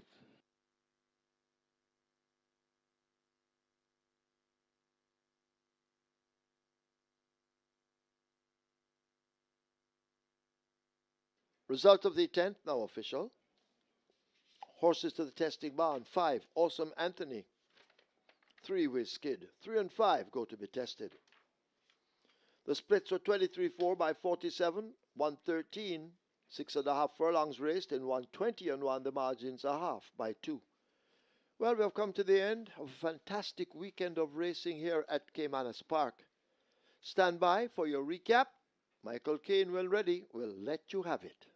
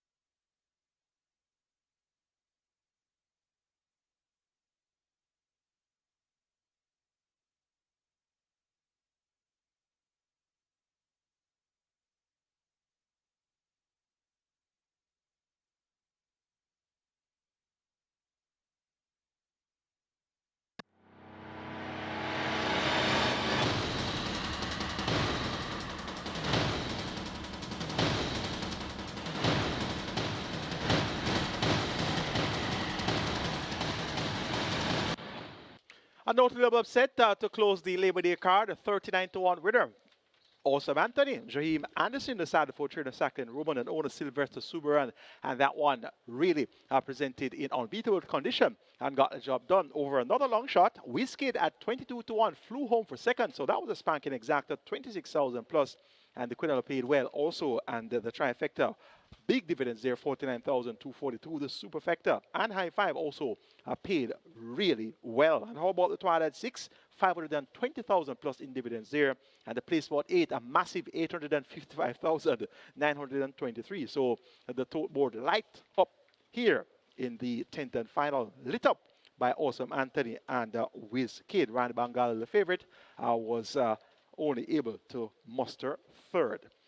Leading lights on the card, Richie Unstoppable Shakes had a triple, and the trainer, Carlton Cunningham, also had a triple. And of that triple for Carlton Cunningham, Richie Shakes was aboard two of them. Global Machine in race number 2, and the other was in race number 9, Adira.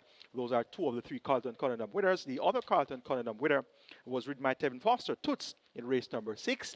And Richie Shakes' other winner in the card came in the first event aboard Joe Boxer for trainer Barrington Bernard. So triple for Richie Shakes and triple for Carlton Cunningham. We have one race to recap. That's the feature on the card.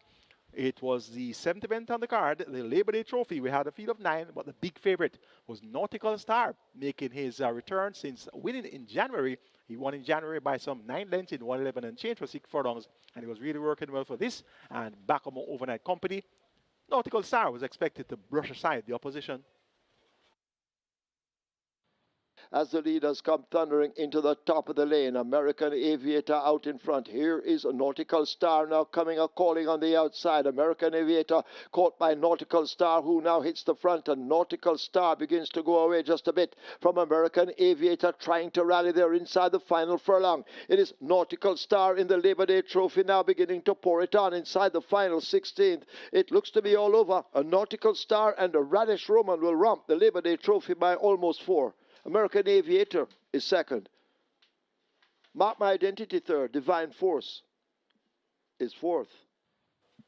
So no problems there for the big favorite Nautical Star. Radish Robot riding for Anthony Nunes and one guy in the racing. Definitely dismissed the opposition there with utmost ease, and also made that American Aviator was able to hold on for second over Mark My Identity, who checked in third. That's going to be it from us here at Caymanas Park today on Labor Day. It was indeed a pleasure taking you live and direct. Congrats to our Reggae 6 winners of mandatory period day, over 350,000 in dividends there.